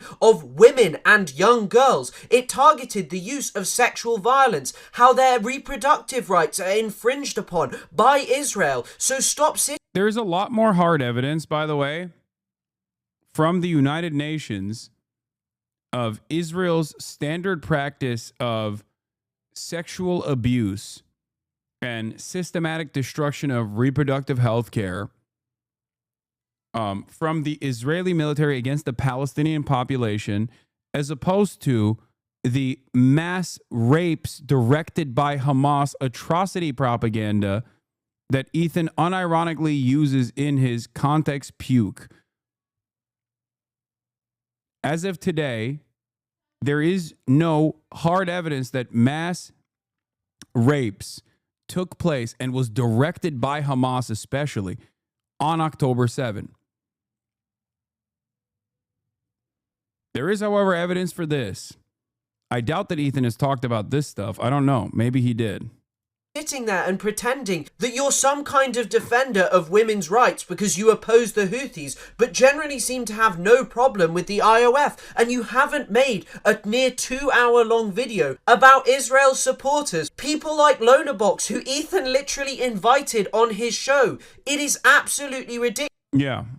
This is who Ethan thinks is a good person to criticize Israel in the right way. A person who has talked about, like, Israel sniping children in the head and disparage those, disparage the hard evidence against such things, saying it's simply a mistake or an accident. Here he is smiling ear to ear in Israel alongside Sex Pestany with a former government employee. A former government employee of Israel, by the way. Like... ridiculous. And Lonerbox is a particularly important figure to highlight because Ethan, as I said, brought him on his show, but as the photo shows, he went on a trip to Israel, laughing and smiling along with Eylon Levy, Netanyahu's former spokesman, until he was fired over some personal issues. But do you know how sniping jobs work? Ultimately, this guy has sought to make a career out of justifying the extermination of Palestinians. He was a pivotal figure, appearing on Western TV, using his British accent, which makes him endearing. Does Ethan even have clout on the left? He did at a certain point, but this is not the reason why there's a lot of focus on his work. He's a massive content creator with a fairly large audience. He literally restarted his formerly inactive YouTube channel, H3H3 Productions, in an effort to do this Hasbara, in an effort to do this cynical defense of Israel, while never really saying that he's like fully throatedly supporting Israel, but instead choosing to actively attack every single person who does criticize Israel and demand that they get deplatformed. So I think that it's pretty significant if a content creator, especially one that had so much clout in the past, is spending all of his time, effort, and resources instead of directing it towards I don't know, fundraisers for Palestinians, or instead of talking about the atrocities that Israel is committing. This is the overwhelming majority of his commentary on Israel's genocide.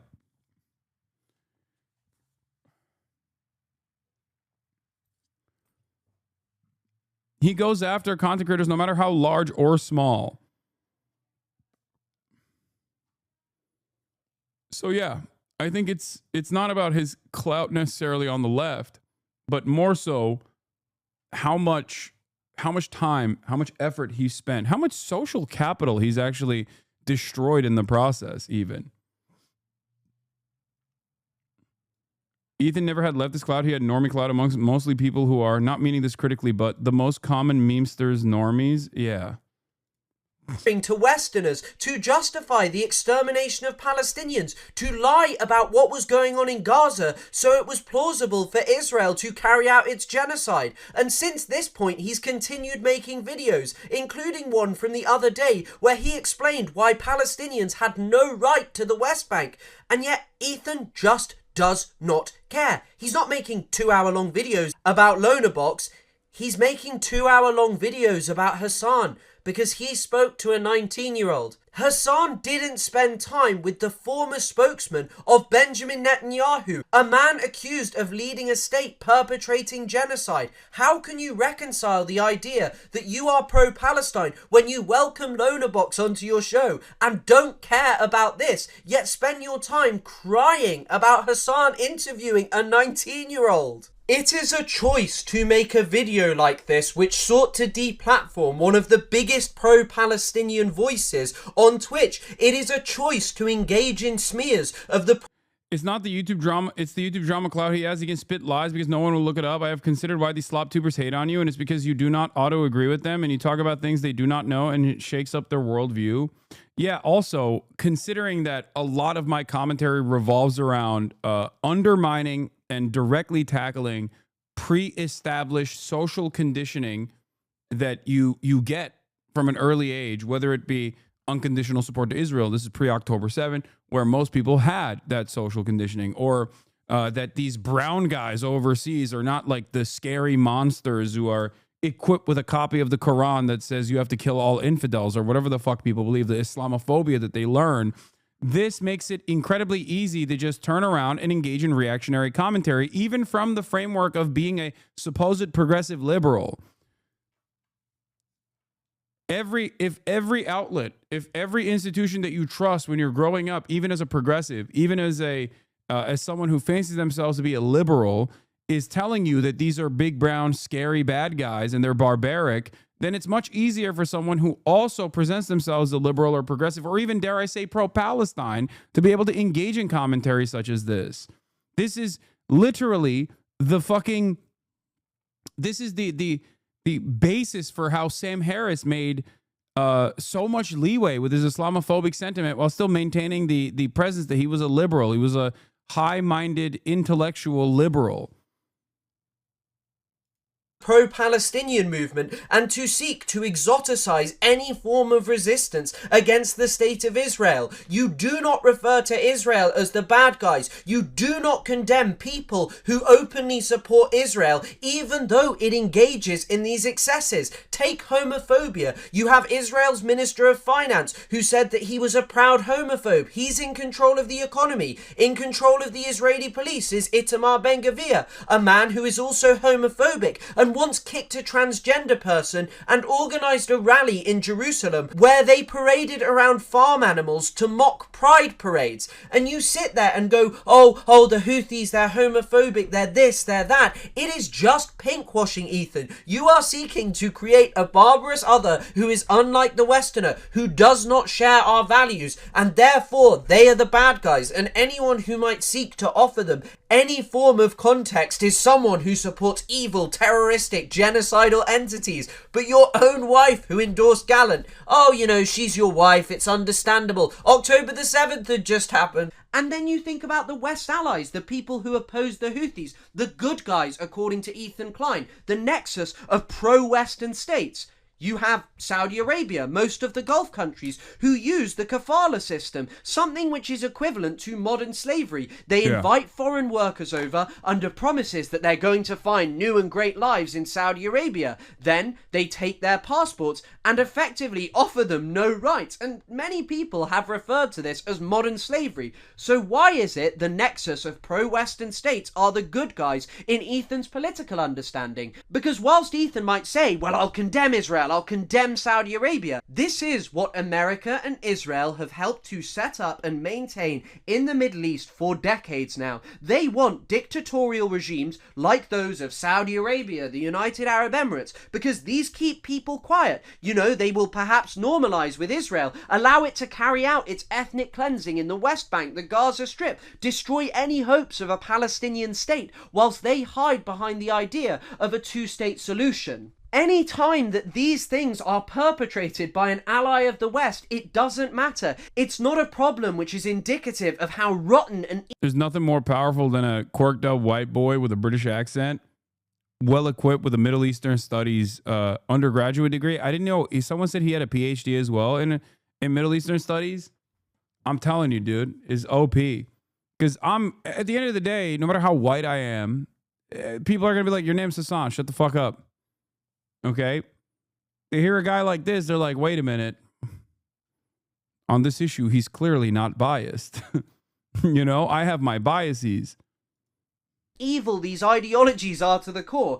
Instead, for Ethan, it is just okay. It is something that is basically not even worth mentioning because it's perpetrated by the allies of the country that he so loves. Now, Ethan, the definitely pro-Palestine content creator, like many other pro-Israel news outlets and Zionist content creators online, chooses to focus on the Houthi slogan, "Death to America, a curse upon the Jews, death to Israel, victory to Islam." And whenever I've watched someone's video, you know, they've highlighted that it's just a slogan from people who are oppressed. But what I don't think they've noted is that Ethan comes from a country with elected officials like Randy Fine. I mean, let's just read out one of the statements that he put out on Twitter. "There is no suffering adequate for these animals. May the streets of Gaza overflow with blood."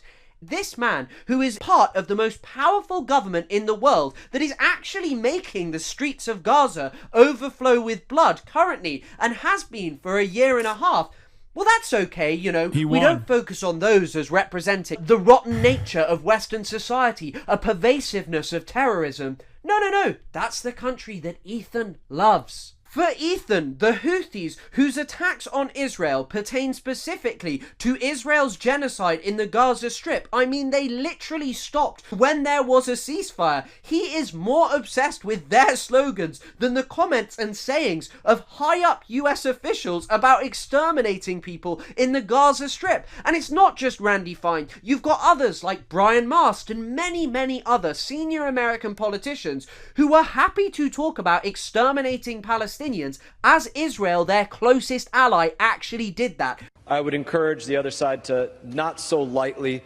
throw around the idea of innocent Palestinian civilians, as is frequently said. I don't think we would so lightly throw around the term innocent Nazi civilians during World War II.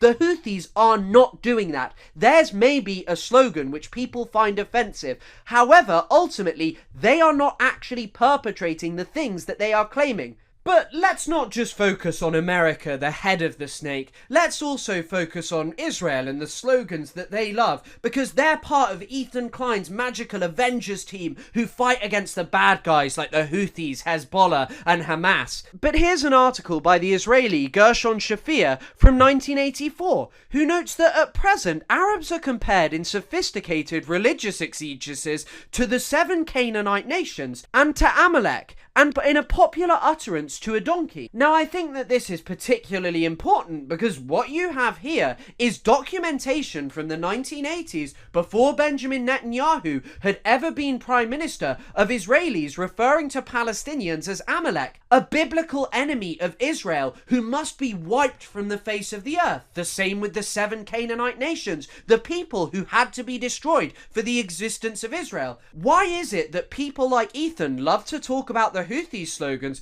but don't like to talk about these? And this isn't even where it ends. What I'd also like to note is that in the 1980s, the slogan...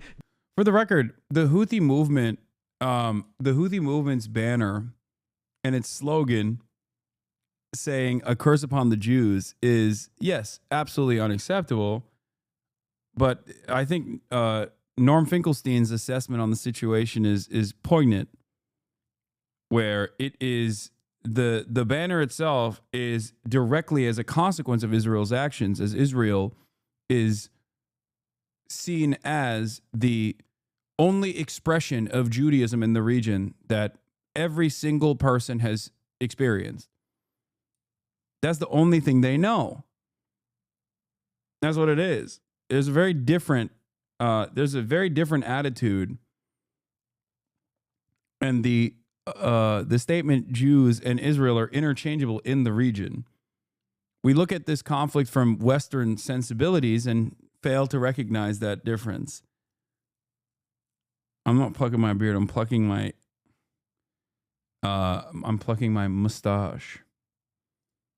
Death to Arabs became popular, to the point where Heike Grossman, an Israeli member of the Knesset and also a Holocaust survivor, would note that she found it so awful because the slogan was only one word different to the one that the Germans used to chant at her and that still rung in her ears. And it's worth noting that in the 1980s, this didn't end at just chanting death to Arabs at Palestinians. No, multiple Palestinians were attacked, and the Israeli press made some shocking discoveries in the Israeli military. They found squads of Israeli soldiers referring to themselves as the Mengele unit, who had extensive plans to mass murder Palestinians. I've seen discourse of the slogan is calling Israel to curse upon the Jews and not the Houthis cursing the Jews. No, I don't think that that's the case. I mean, I doubt it. I think that's just, again, Western copium from people who are anti-Israel. Hot take, Ethan knows he's in the wrong. He knows he's out of his depth on this issue, but he's built too big a hole for himself to climb out of. His ego won't let him. It's like when I know I'm wrong when I get a fight with my little brother, but I keep fighting anyways because I don't want to look dumb. Yeah.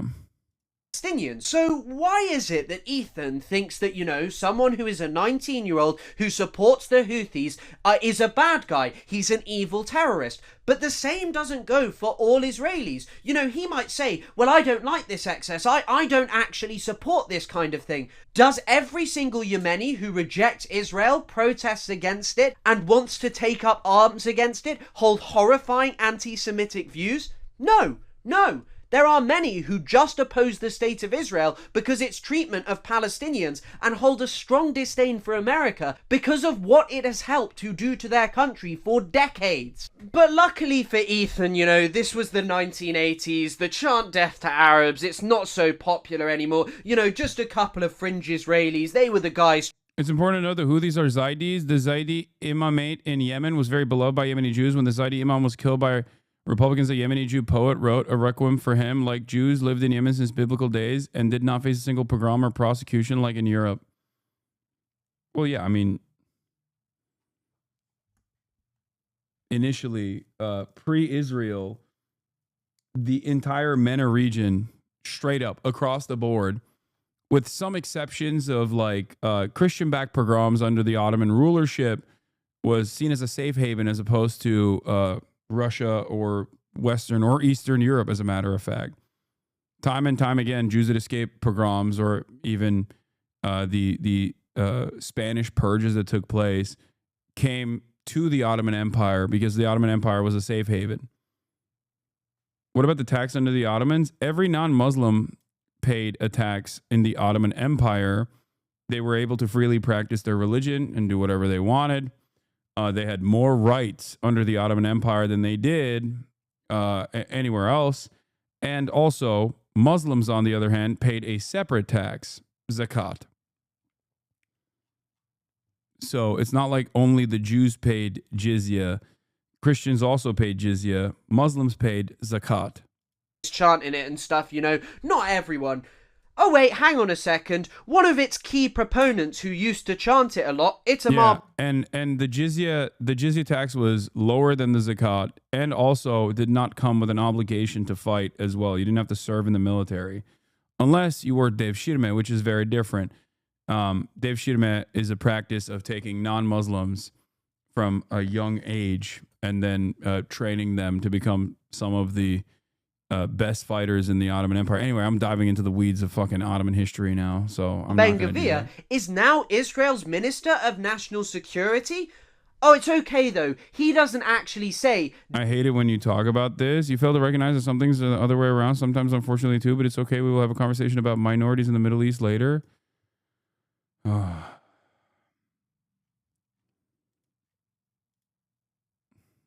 Balkan chatters light the fuck up whenever I talk about this. It's not something that I am defending. I am not defending any of these practices. I do not think that the Dev Shirmeh system was good. Okay? Holy fuck, dude. My mom is yelling from the other room saying the Byzantines used it as well. death to Arabs anymore. Here's a video of him saying that he now says death to terrorists and encourages others because it is legal with a government stamp of approval.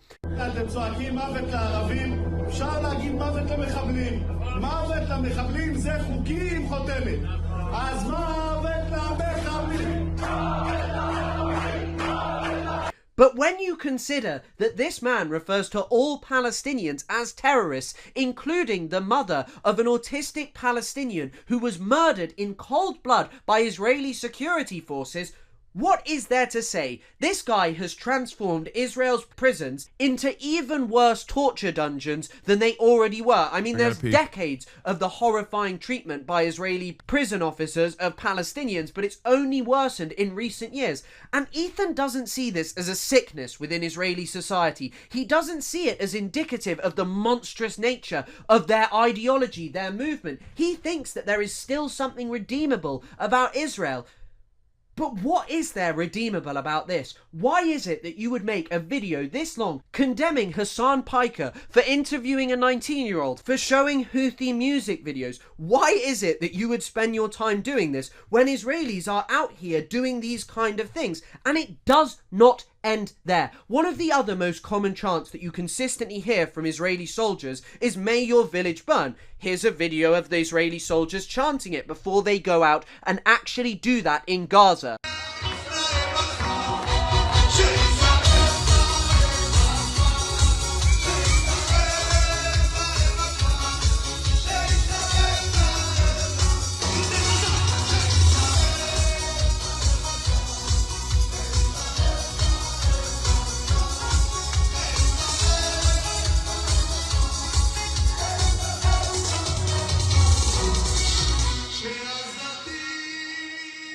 Burn, baby, this house is on fire. This house is on fire. This is a man who claims that he thinks there is a genocide in the Gaza Strip, yet he spends his time talking about the Houthi slogans. He doesn't talk about the Israeli slogans. He doesn't talk about this as a sickness in Israeli society. I have said it over and over again. He sees Yemenis and Middle Easterners who are not Jewish from Israel as monstrous savages, whose ideologies are different, whose motivations are different to those of Israel, Jewish people and Americans. He is a man who exceptionalizes the state of Israel in order to make himself feel better about his horrifying right-wing views which justify the slaughter of scores and scores of colonized people across the entire region. But all of that's okay because, as Ethan puts it, they're the bad guys. Israeli Rudy was saying that Palestinians are taught at 2 years old to kill Americans. That's pretty spicy. Yeah. Do we have that one? Like Kamala, the other one. I could add it. You're excusing people being burned alive and kids being murdered. You're saying Israel does that on the daily. Okay. Now I'm not denying that. I'm not denying that. So are you denying that? So are you not denying that? So are you Now look, I don't want to critique Ethan's personal relationship with his wife, Hila Klein, or the Raider of Ramallah as she is sometimes known, because it's ultimately unimportant for this video. But what is important is that it is one of the clear reasons that he deploys Orientalism, to make himself feel better about the clear incongruency between his consistent lack of condemnation of his wife and her behaviour and his constant condemnation of people like Rashid al-Haddad, who have never even served in a military, yet he sees them as terrorists. Now, as I'm sure that many of you know, Hila served in the IOF, the Israeli military. It's where she came by the nickname the Raider of Ramallah, and she maintains that, she was just doing a desk job for a senior IOF terrorist, a senior figure within Israel's occupation. She was just doing a desk job for him. But then she got bored and one day wanted to go onto a raid in Ramallah, a space which Ethan refers to as a terrorist city. Just watch this clip. What did you do? What was your role in the military? At first, I was given a role that was like in an office somewhat close to my house in Tel Aviv. And it was kind of like going to a day job in an office. It happened right after there was some kind of a second war in, where was it, in Gaza? That, yeah. There was some sort of a small war when I was there. And so my job was to, like, when they send officers or like people to go serve, I had to like logistically help with like their hotel or a room, things like that. But it was all on the computer. It just felt like some computer thing. Right. Okay. So secretary. Yeah. Interesting. And it was super boring, and I really hated it because it was just like I had to take a bus super early, go there, spend the whole day, go back home. I hated it. So I tried to change my role. And it was something like you can apply for it, and it's a form that you fill out, and then they're going to give you something else completely random. Different you have no position, idea. different post, Yeah. different location. So I decided to do that, and if I don't like the second one, then I'll just find a way to get out of the army. Was that bad? Yeah, I hated everything about it. Didn't want to do it. Because if you're doing something that it felt like I wasn't doing anything, I was just wasting my life. Yeah. It could get really. Dude, that's what's so crazy about it is like I didn't know this clip existed at the time when I did Leftovers with Ethan. And like I had seen some of the things that Ethan has said at the very least about Israel, and my assumption immediately was like, there's no way that they would ever be defensive of Israel post October 7. You know what I mean? It was just like it's Ethan himself has said so many things about Israel, about how it fucking sucks dick. You know what I mean? Just like how awful it was. And it's wild that he's just done an about face on it, but in the opposite direction since then. Really frustrating. I don't know. Right. And you got to do it for 2 years. Right. So I filled out that form and I tried it, and then I somehow ended up in a better place that I liked a lot more. Before it was a daily thing where you go back home every day, and the new one was in a way that was a base that was far from my house. So you go there for the whole week and then you come back for the weekend. So you preferred that? Were you gone for a week? I did. Interesting. Why? It was kind of like just more of an adventure, more of a different experience that I preferred than to just go to a boring job, sit on the computer and go back home at the end of every day. I don't know. Were you doing secretary work there? So yeah, I was the secretary of the head of the. There's like I don't know the terms in English from the army. Right. Who's that officer? So there was I was in Dukhifat, which is like a brigade, I guess, that's in charge of the area of Ramallah, and that brigade has like a main officer. So I was his secretary. Okay, so you were right below the big boy. Cool. So it was nice. It was interesting. It was more demanding in a way, but also kind of more rewarding because you told me once you went on like a mission with them to like a terrorist city. Yeah. That was kind of a crazy story. Yeah. So my officers and like the soldiers in that brigade, they would go every night on a raid. Right. In Ramallah to arrest terrorists, and so. That nighttime raid by people who were also in the Israeli occupying forces that then joined Breaking the Silence, which is a philanthropic organization comprised of former Israeli occupying force vets who are against the occupation, has been clearly branded as an act of terror, for the record. It is not to arrest terrorists. You would be the terrorist by the legal standard in that instance. You're not supposed to be there. You're not supposed to be there as an occupying force. You're not supposed to be there with arms. Israel's illegally occupying Ramallah, as well as the rest of the West Bank. Make no mistake. Okay? And the purpose of those night raids is not to actually arrest terrorists. The purpose of those night raids, which, by the way, everyone's a terrorist according to Israel. The purpose of those night raids is to instill terror, ironically enough. It is to make your presence known, to constantly be a force upon the Palestinian population, an illegal force.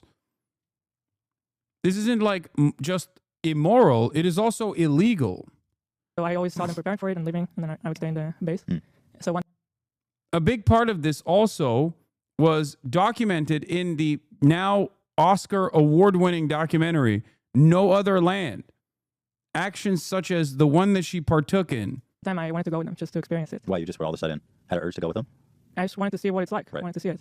And there you have it. She did this because she was bored. So why doesn't Ethan condemn her as an evil terrorist? Why doesn't he think that she should be destroyed along with members of the Houthis? What is the difference between her and a Yemeni person who hasn't even fought against another country? Well, let's actually just have a look at more of what these two have to say. To serve like everybody else in the country. I mean, it's a very selfish move to decide, okay, I'm not going to do it, but everybody else will. Like Israel as a... I think here they're talking about me not serving in the Turkish military, by the way, if I'm not mistaken. As a place, the mentality of growing up there, like everybody feels an obligation to protect, to serve, to nurture this place that feels like the only place in the world where they can live and be Jewish and not be like discriminated against. I mean, when you're growing up with constant terror attacks, the army is a necessity. Yeah. And I'm sorry if people think that's a controversial statement. That is the reality of Israel. Oh my God. So, you're right. The army is a necessity. If you're a fucking occupying force, Of course, the army is a necessity. You're constantly terrorizing people that you're illegally occupying the lands of. Yeah, no other place on the planet except for the apartheid state of Israel where Jews can be totally safe.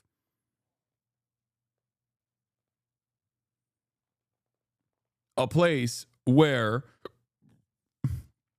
the Israeli army is illegally occupying the lives of 2.5 million Palestinians in the West Bank in direct violation of international law. And also on the other side, another 2 million Palestinians in the beginning of Israel's genocide. Now those numbers have reduced, according to Trump's estimate, to like 1.7 million Palestinians in the Gaza Strip, dominating their lives, killing them every single fucking day. That's the only way that Jews can be safe in Israel. What a ridiculous crock of shit. I maintain the position that no country has simply a right to exist. But a country like Israel that is set up as an apartheid on the principles of ethno-religious supremacy with an exterminationist ideology on indigenous soil that they seek to eradicate and seek to destroy certainly does not fucking have a right to exist. That's ridiculous. This is not a controversial statement at all. Does Nazi Germany have a right to exist as a nation state? Doing the fucking Holocaust? No? Okay, then Israel doesn't either. Person to decide I'm not going to do it is a very selfish decision because meanwhile you're not doing it, everybody else is doing it and putting their life on hold. Very important years of your personal development, you're putting it on hold to go do this, and it helps nothing with your career afterwards. You finish it, then you start your, you don't even your need actual to defend life. yourself. It's just normal. And I just want to note something before I analyze this clip here. Lying for Ethan and Gila is a very dangerous game because you have published the vast majority of your life on the internet for well over a decade now. I've been watching you since I was 14, really. And what you said, first of all, was that, you know, Gila didn't actually want to serve in the IOF, that, you know, she was kind of forced to. But I think... Maybe clarify by saying no country has a right to exist. That's what I said. I literally started off by saying that. That was the first statement I made. Like, the idea that, like, any country has a right to exist is a silly one to begin with. Like, people have a right to exist, okay? But it's so funny. You didn't hear me say exactly those words verbatim and said, hey, man, you better clarify.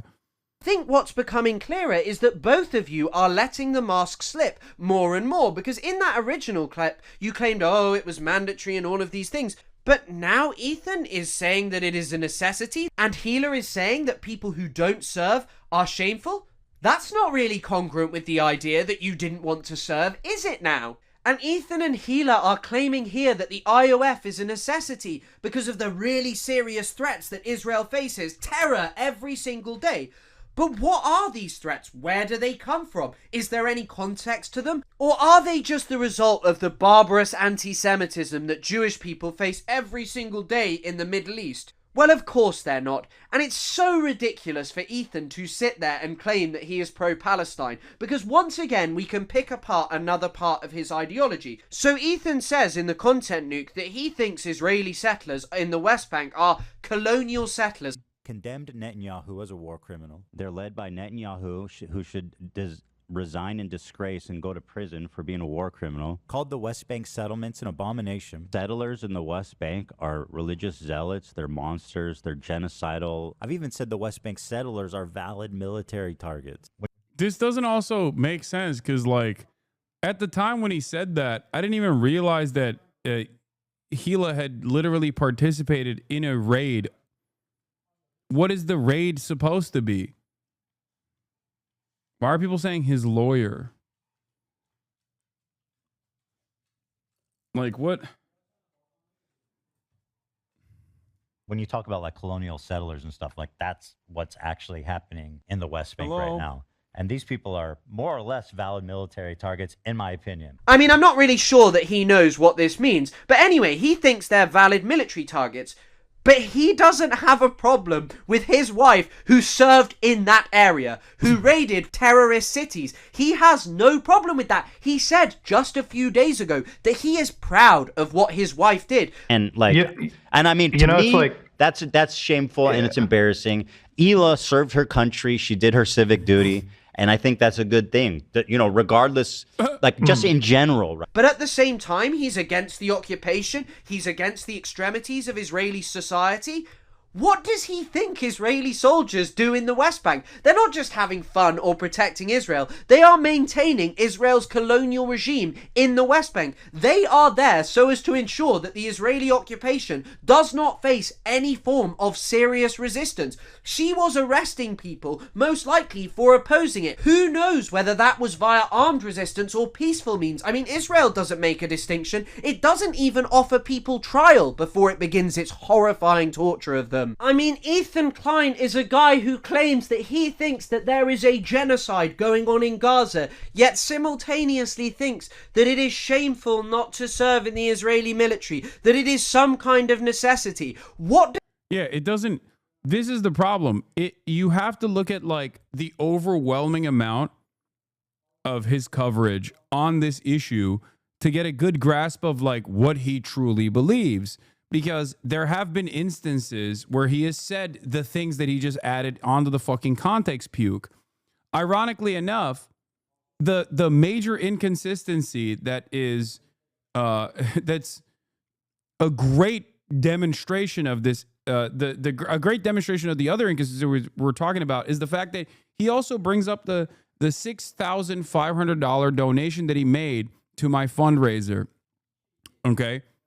That fundraiser where we raised, alongside this entire community, where we raised $1.6 million, I believe, in the immediate aftermath of October 7.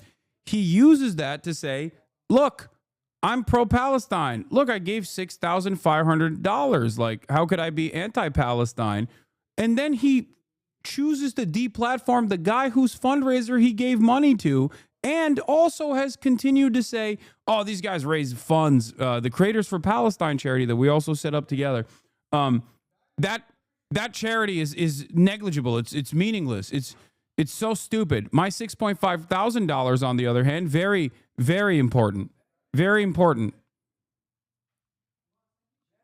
It doesn't make any sense. Like, do you see the inconsistency there? On the one hand, he thinks it's fucking stupid to fundraise for Palestine. But on the other hand, he uses that as a form to say, look, I'm pro-Palestine. You see? This is inconsistent. How does no one see this in his audience? It's just like on basic principles. This is an inconsistent position to have. Does this guy think that actually talking about Palestine and Israel on the internet is securing him? Every single time he opens his mouth, he puts his foot in it because he has no understanding. He has no coherent position. He just condemns the excesses of Israel without ever confronting what he actually supports. And I mean, he claims that Israel is under threat. He does it in the content nuke as well. He claims, oh, you know, Israel's under these threats. It has been since it was established. But where do these threats come from? I mean, Hezbollah, for example, what is the actual context of it? Well, Israel invaded Lebanon in 1982. Hezbollah largely came from that. It gained legitimacy through fighting against Israel, through driving them out in 2000, driving them out in 2006. It became popular. Lebanese people liked it because it stood up to Israel. And by the way, the crimes that Israel has committed against the Lebanese people are truly unbelievable. Since the ceasefire came into effect, who is the one terrorizing the people of Lebanon? Who is the one consistently carrying out bombardments during a ceasefire? It is absolutely obscene that this man sits here and tries to overplay the threats that Israel faces that come from its settler colonial nature. And the same goes for the terror attacks. Look, innocent civilians being killed is not a good thing, but Ethan claims that he opposes colonial settlers. He claims that he thinks there is a genocide. He says all of these things, but he lets his wife go on about how there are terror attacks every day. Does he not see that since the inception of the Zionist project in the early 20th century, Palestinians realized that they had to resist against what the Zionists were doing? They knew that the Zionists wanted to build a state that did not involve the Palestinians, where the Zionist project would be dominant over them. And so Palestinians have resisted ever since that date. And Ethan even seems to say that he thinks settlers in the West Bank are valid targets, but he doesn't carry that same energy for people who settle outside the Gaza Strip, who live on the lands of the people who were expelled to Gaza in 1948 during the Nakba. He doesn't. Ironically, this is something that I try to get him to understand as well. Doesn't care about that, that doesn't matter. He's more interested in trying to talk about the Mizrahi Jewish people brought over to Israel after the expulsion of the Palestinians, rather than talking about the suffering of the Palestinians and actually contextualizing why they might resist. What is this? Man really typing, supporting central authority while never making eye contact. Bro's typing Marxist takes with a fingernail he can measure rice with. Standing the state but can't handle eye contact or finish wetting toilet seats. Guy in here just alt-tab to reread his own Discord messages for tone. You don't have to look over your shoulder. It must be weird seeing yourself in the reflection of your screen when you're trying to disappear. Someone just adjusted their glasses and held their breath for 3 seconds. Love how some people in the chat are like they're scared the professor's going to grade their casual text messages. Man really out here typing with fingernails longer than his attention span. Imagine defending China while sounding like you're asking permission to speak every time. Who the fuck is this guy talking about?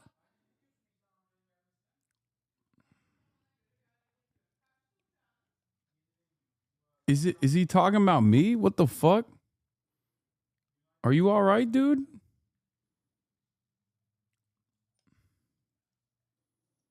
Why are you reading all that? I don't know. He got fucking timed out.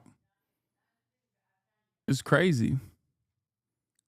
I think he just needs medical attention. Would rather resort to, as he did with the Houthis and any other group, claiming that they are some kind of violent anti-Semitic savages. For Ethan, militant groups in the Middle East are irrational savages who carry out violence against Israel and America because of their horrifying ideologies. But people like Hila, who serve in the Israeli military, an entity who, as I have said over and over again, engages in all of the crimes which Ethan allegedly so hates, he thinks that that is a necessity. He thinks that she is some kind of rational person. But what is rational about defending the colonization of an indigenous people's land? He says that he thinks Benjamin Netanyahu is a war criminal, but he thinks it's necessary for Israeli soldiers to serve in it, and he thereby condemns the tiny amount of Israelis with an actual conscience who don't serve and go to prison for a few months. People like Tal Mitnick, who I've actually spoken to, who I said over and over again, oh, it's a brave thing what you're doing, and he said, nah, laughing my ass off, it's the bare minimum,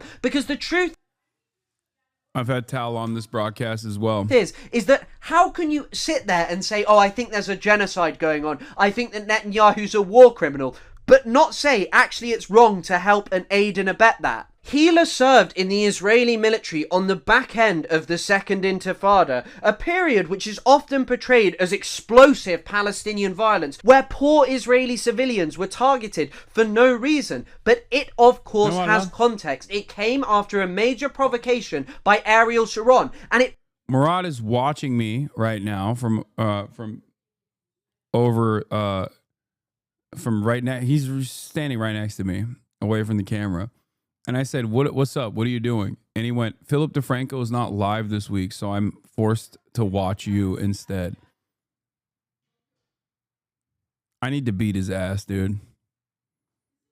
Worst brother of all time. Also led to the murder of 4 times as many Palestinians. They also received horrifying collective punishment. The Jenin refugee camp was leveled. I mean, look at this photo. There were mass curfews, schools closed, people arrested, beaten, homes taken over by Israeli soldiers, and massive torture of Palestinians. How dare you sit there and make a distinction between your wife, who had no problem with serving in an army that did those things, and by the way, also took huge amounts of human shields. Here are articles about it. How dare you sit there and somehow try and make that acceptable? Something that you say you are proud of. You may say that your wife is just a secretary, but Israel's occupation of the West Bank, its torturous regime, its brutalization and murder of innocent Palestinians would not be possible without those desk secretaries who make the cogs go round. This man's politics are right-wing and disgusting, and he makes himself feel better about them by just deploying Orientalism, by portraying Israel and America as enlightened countries who don't engage in misogyny, slavery, bigotry against other people, who aren't irrational, who aren't hateful. But of course, he is unwilling to confront the fact that these are all charges which should be levelled against Israel and America, who have perpetrated them on far grander scales than any group he hates. Now let's move on to some clips of Ethan spreading some of the most despicable Zionist talking points that have been utilised to perpetrate Israel's horrifying crimes in the Gaza Strip. When civilians fucking get murdered in Gaza, that's a dub for Hamas because it raises it creates more pressure on Israel from the outside forces. He's got more people talking, more people outraged. So it's both. It is both Israel is blowing up buildings and killing a ton of innocent people. But people who pretend that Hamas is anything but a fucking barbaric terrorist group that intentionally kills its own people for political gain is lying to themselves, dude. Holy shit. They literally put fucking command centers under hospitals. That's not even debated. It is. They were keeping some of the hostages in. It's actually not debated, but not in the direction that Ethan thinks. Yes, it's not debated because Israel made this false claim, and then nobody really followed through on it when they showed zero evidence to suggest the matter. So the idea that Hamas puts command and control centers is not debated is a correct statement, just not in the direction that Ethan thinks. He's wrong. In hospitals too. It seems like a lot of them ran through hospitals. That's it. I mean, it's just logical, right? Now, for someone who is self-proclaimed to be against the genocide in the Gaza Strip and also pro-Palestinian, to hear a talking point like this spread is truly disgusting. You cannot reconcile these two things because all of the evidence points to the fact that Israel has lied. It has been unable to support outrageous claims that it made, such as the claim that there was a terror base and command center under the Al-Shifa hospital that was used to raid it, to make patients there suffer. And I mean, babies literally died in their incubators because they had to be left. They rotted and decomposed because of talking points like this. Israel has struck and targeted hospitals over and over again because of talking points like this. It has arrested Palestinian doctors, tortured them to death, perhaps even sexually, like Adnan al-Bursh. But for pro-Palestinian anti-genocide Ethan Klein, there's no debate about it. But that's just not true. Just a few months ago, one of the International Criminal Court's lead prosecutors, Andrew Cayley, noted claims of Hamas in hospitals had been grossly exaggerated. This is a man who was appointed by the UK's... Have you considered that he was saying that anti-Semitically?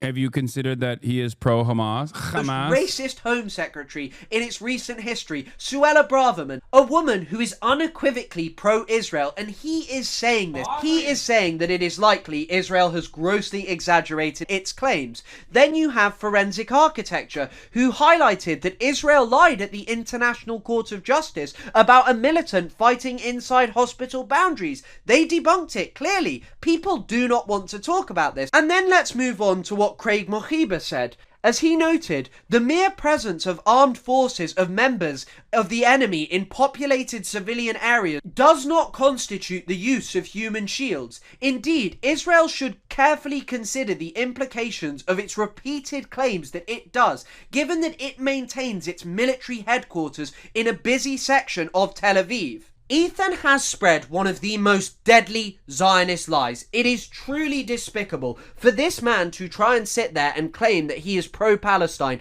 is utterly obscene. And it's provable that the Israeli military just make up numbers when it comes to claims about terrorists or militants. You had this Haaretz article which stated that of 200 people who crossed an arbitrary line invented by Israel, which they executed, less than 10% of them had any link to Hamas. Or you have this article from the BBC about Israel's bombardment of Lebanon, where Israel made the claim, oh, we were bombing a Hezbollah command center, we were only targeting militants, we were eliminating Hezbollah commanders. But of the 73 people killed, only 68 of which could be verified, likely because they were torn to shreds and their families will never even get to bury them.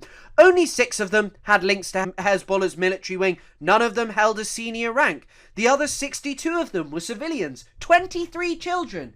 And they were killed. And Israel lied, and people like Ethan believe it, and they show it to their audience of millions of people. Tell them these kind of lies that are currently killing people in the Middle East. These are the claims which undergird Israel's genocide. This is the way that the consent is manufactured, which makes Israel's slaughter possible. This is why people are so anti-Israel, America, and the media in our countries. And as I have said over and over again, to the point where it is getting tired, for someone who claims to be pro-Palestine and anti-genocide to say these things is despicable, but it still shows you his Orientalism, this distinction in the way that the other fights. They are savages who lie, who want their own civilians killed, not like Israel. No, Israel's a moral nation. His wife was in their army, you know, it's something that he's proud of. And I'd like to end with a very short segment about the recent anti-Hamas protests in Gaza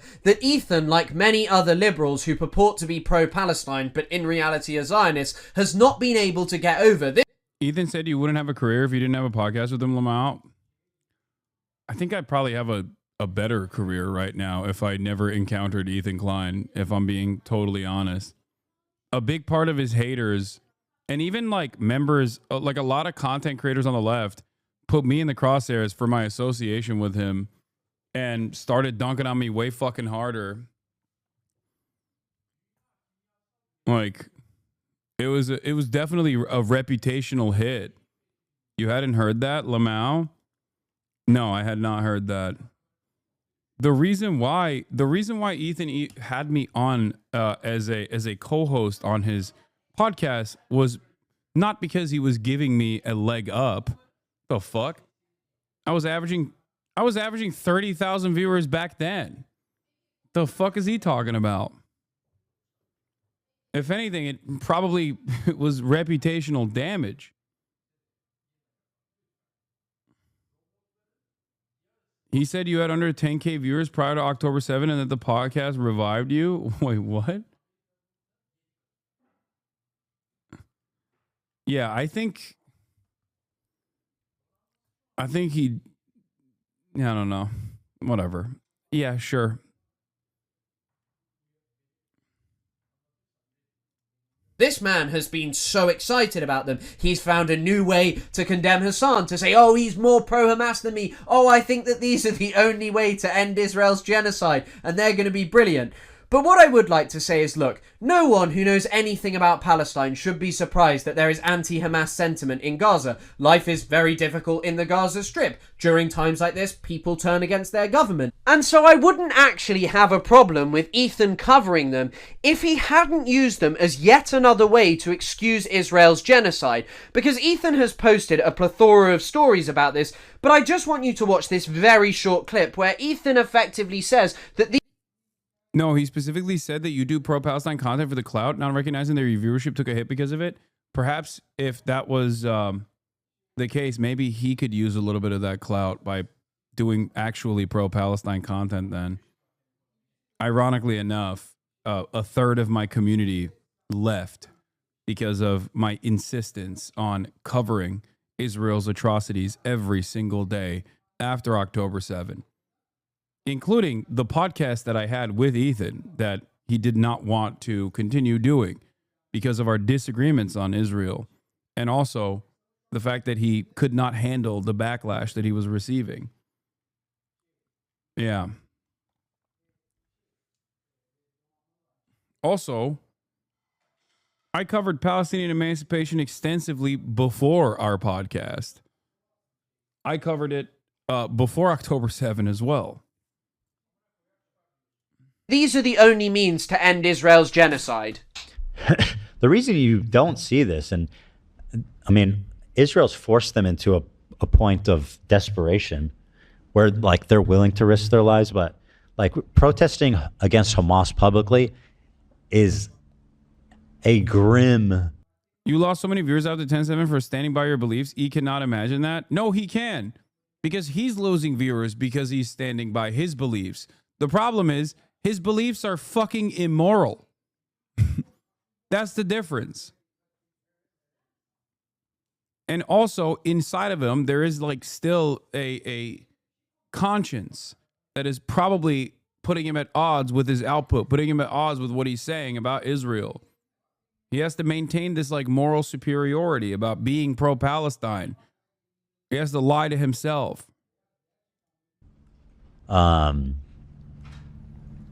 It's a grim outlook. That is not something you want to do. Hamas, just read their charter. Listen to what they say. They're Islamic. They're violent. They're Islamic. And, you know, protesters, and it's known that protesters, people that there are who dissent against Hamas, get scooped up, get punished, disappear.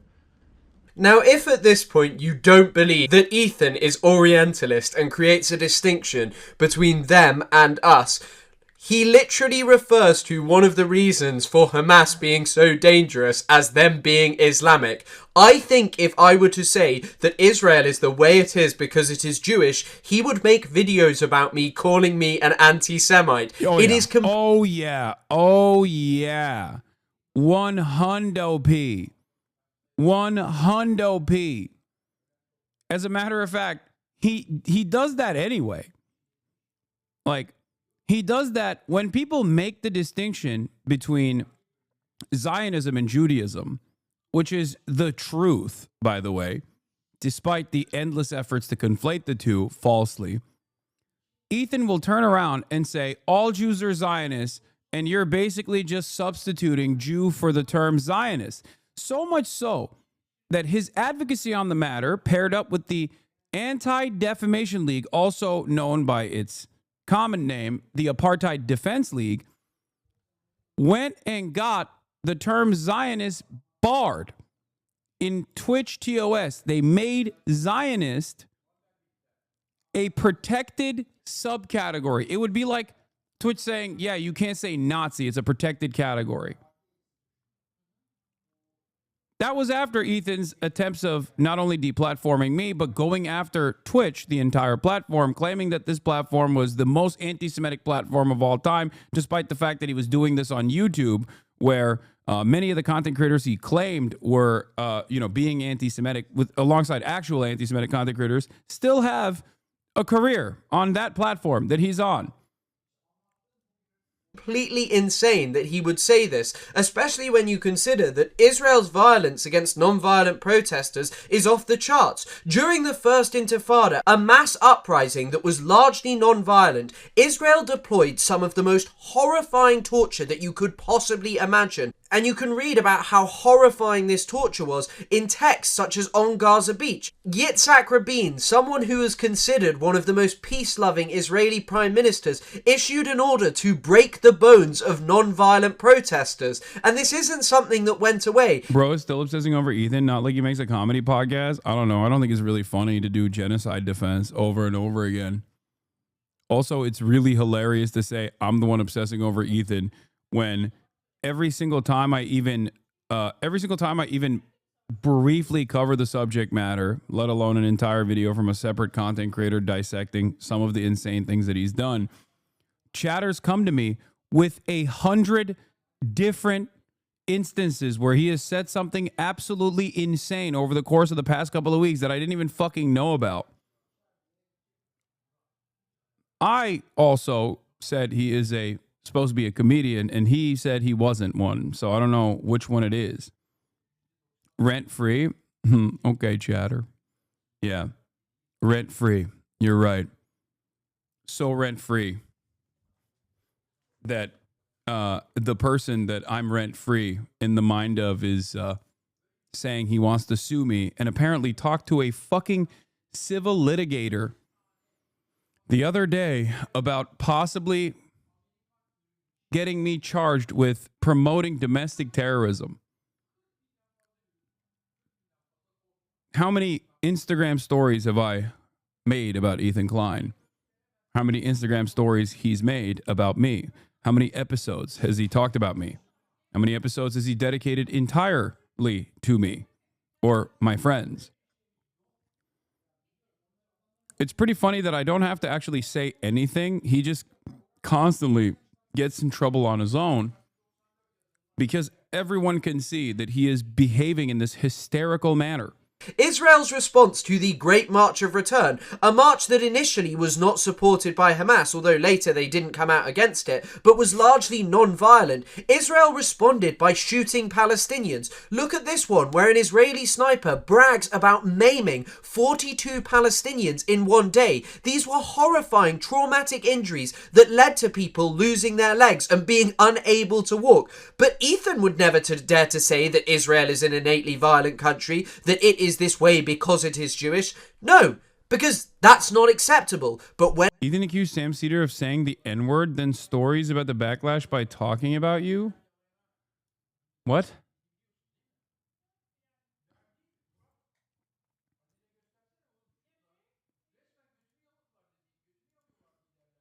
What?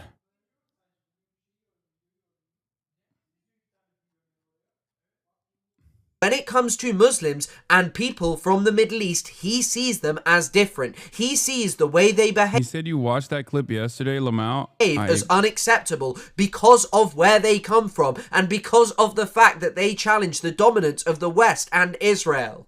I mean, listen, I feel like this is a force that's going to help end the war, not fucking keeping hostages and underground and like sending, just continuing to provoke Israel to attack them. And the core problem with this is that the Israeli government doesn't care about the hostages. The Israeli government doesn't care about Hamas. Just a few days ago, Benjamin Netanyahu stated that voluntary migration was the plan, that they would control the Gaza Strip. That's it. They're not hiding it. It's a plan. Anyone can discuss it with them. They are openly planning to ethnically cleanse 2 million people. Why are you obsessing over these protests? They are not going to save the Palestinians. They are not going to end the suffering. The genocide that you allegedly condemn, the thing that you have spread the propaganda that has enabled, Israel is just ramping up the destruction. It's why they blew up the Turkish cancer hospital, the only cancer hospital in the Gaza Strip. No one's going to be getting any cancer treatment there anymore. Where are they going to have to go? Other countries. They won't come back. Gaza is gone to the Zionists, and anyone who is going, well, if Hamas released the hostages, it would save everything, is wrong. The only answer to this situation is massive, massive pressure on Israel. But that's not what Ethan wants. Ethan is planning on taking a trip to Israel to show you its real side. But what real side is there to Israel when it is a country that is openly planning to perpetrate the greatest crime of the 21st century? You can say, oh, I don't like Netanyahu, I don't like this, I don't like that. It won't change anything. The Israeli military that you are proud of your wife serving in is going to expel millions of Palestinians from Gaza. Then it will turn on the West Bank. Then it will turn on Palestinians inside Israel proper. And you want to go and show your supporters this wonderful side to it. It is one of the most obscene and shocking things that Zone of interest, straight up, has come out of Ethan Klein's mouth over the last year and a half.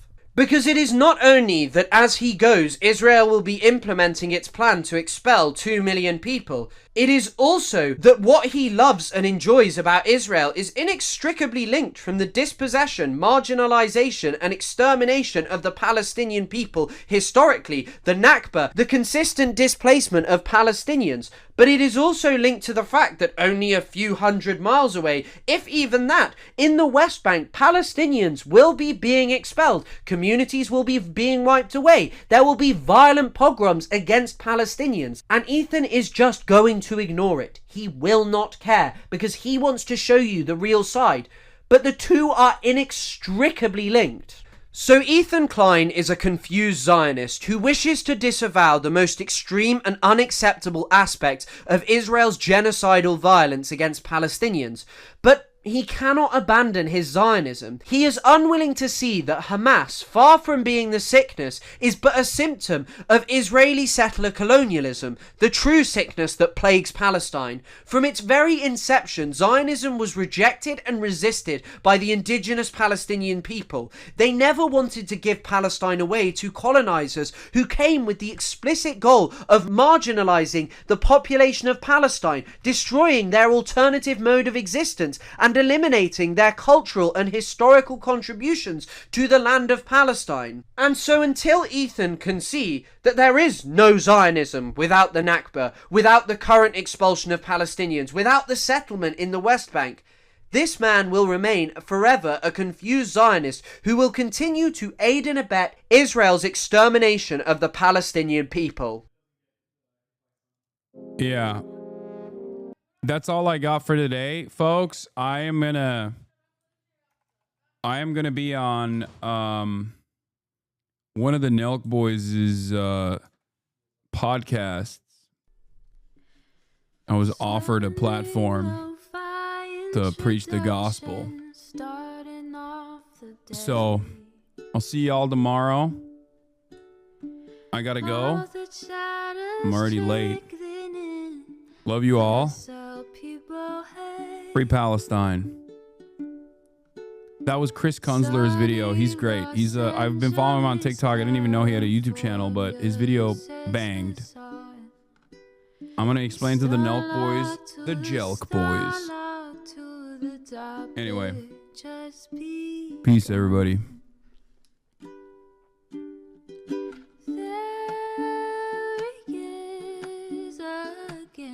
Hasan is streaming. Hasan is streaming. There he is again. Hasan is streaming. Hasan is streaming. Reviewing the P.O. box. Uncle Uger's face. Sudden discord at your prop. Great names take embrace. Tiny Bernie Sanders, LGBTQ Air Force. The whole left at your fingertips.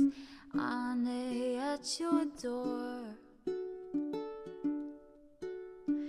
H3 crowded debate, the Young Turks online show. 3 full fucking years of this, plenty more to go. 90-day fiance, talks of champagne bourgeoisie.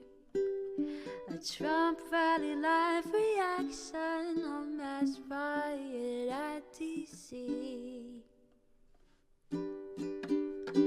There he is again, Hasan is streaming.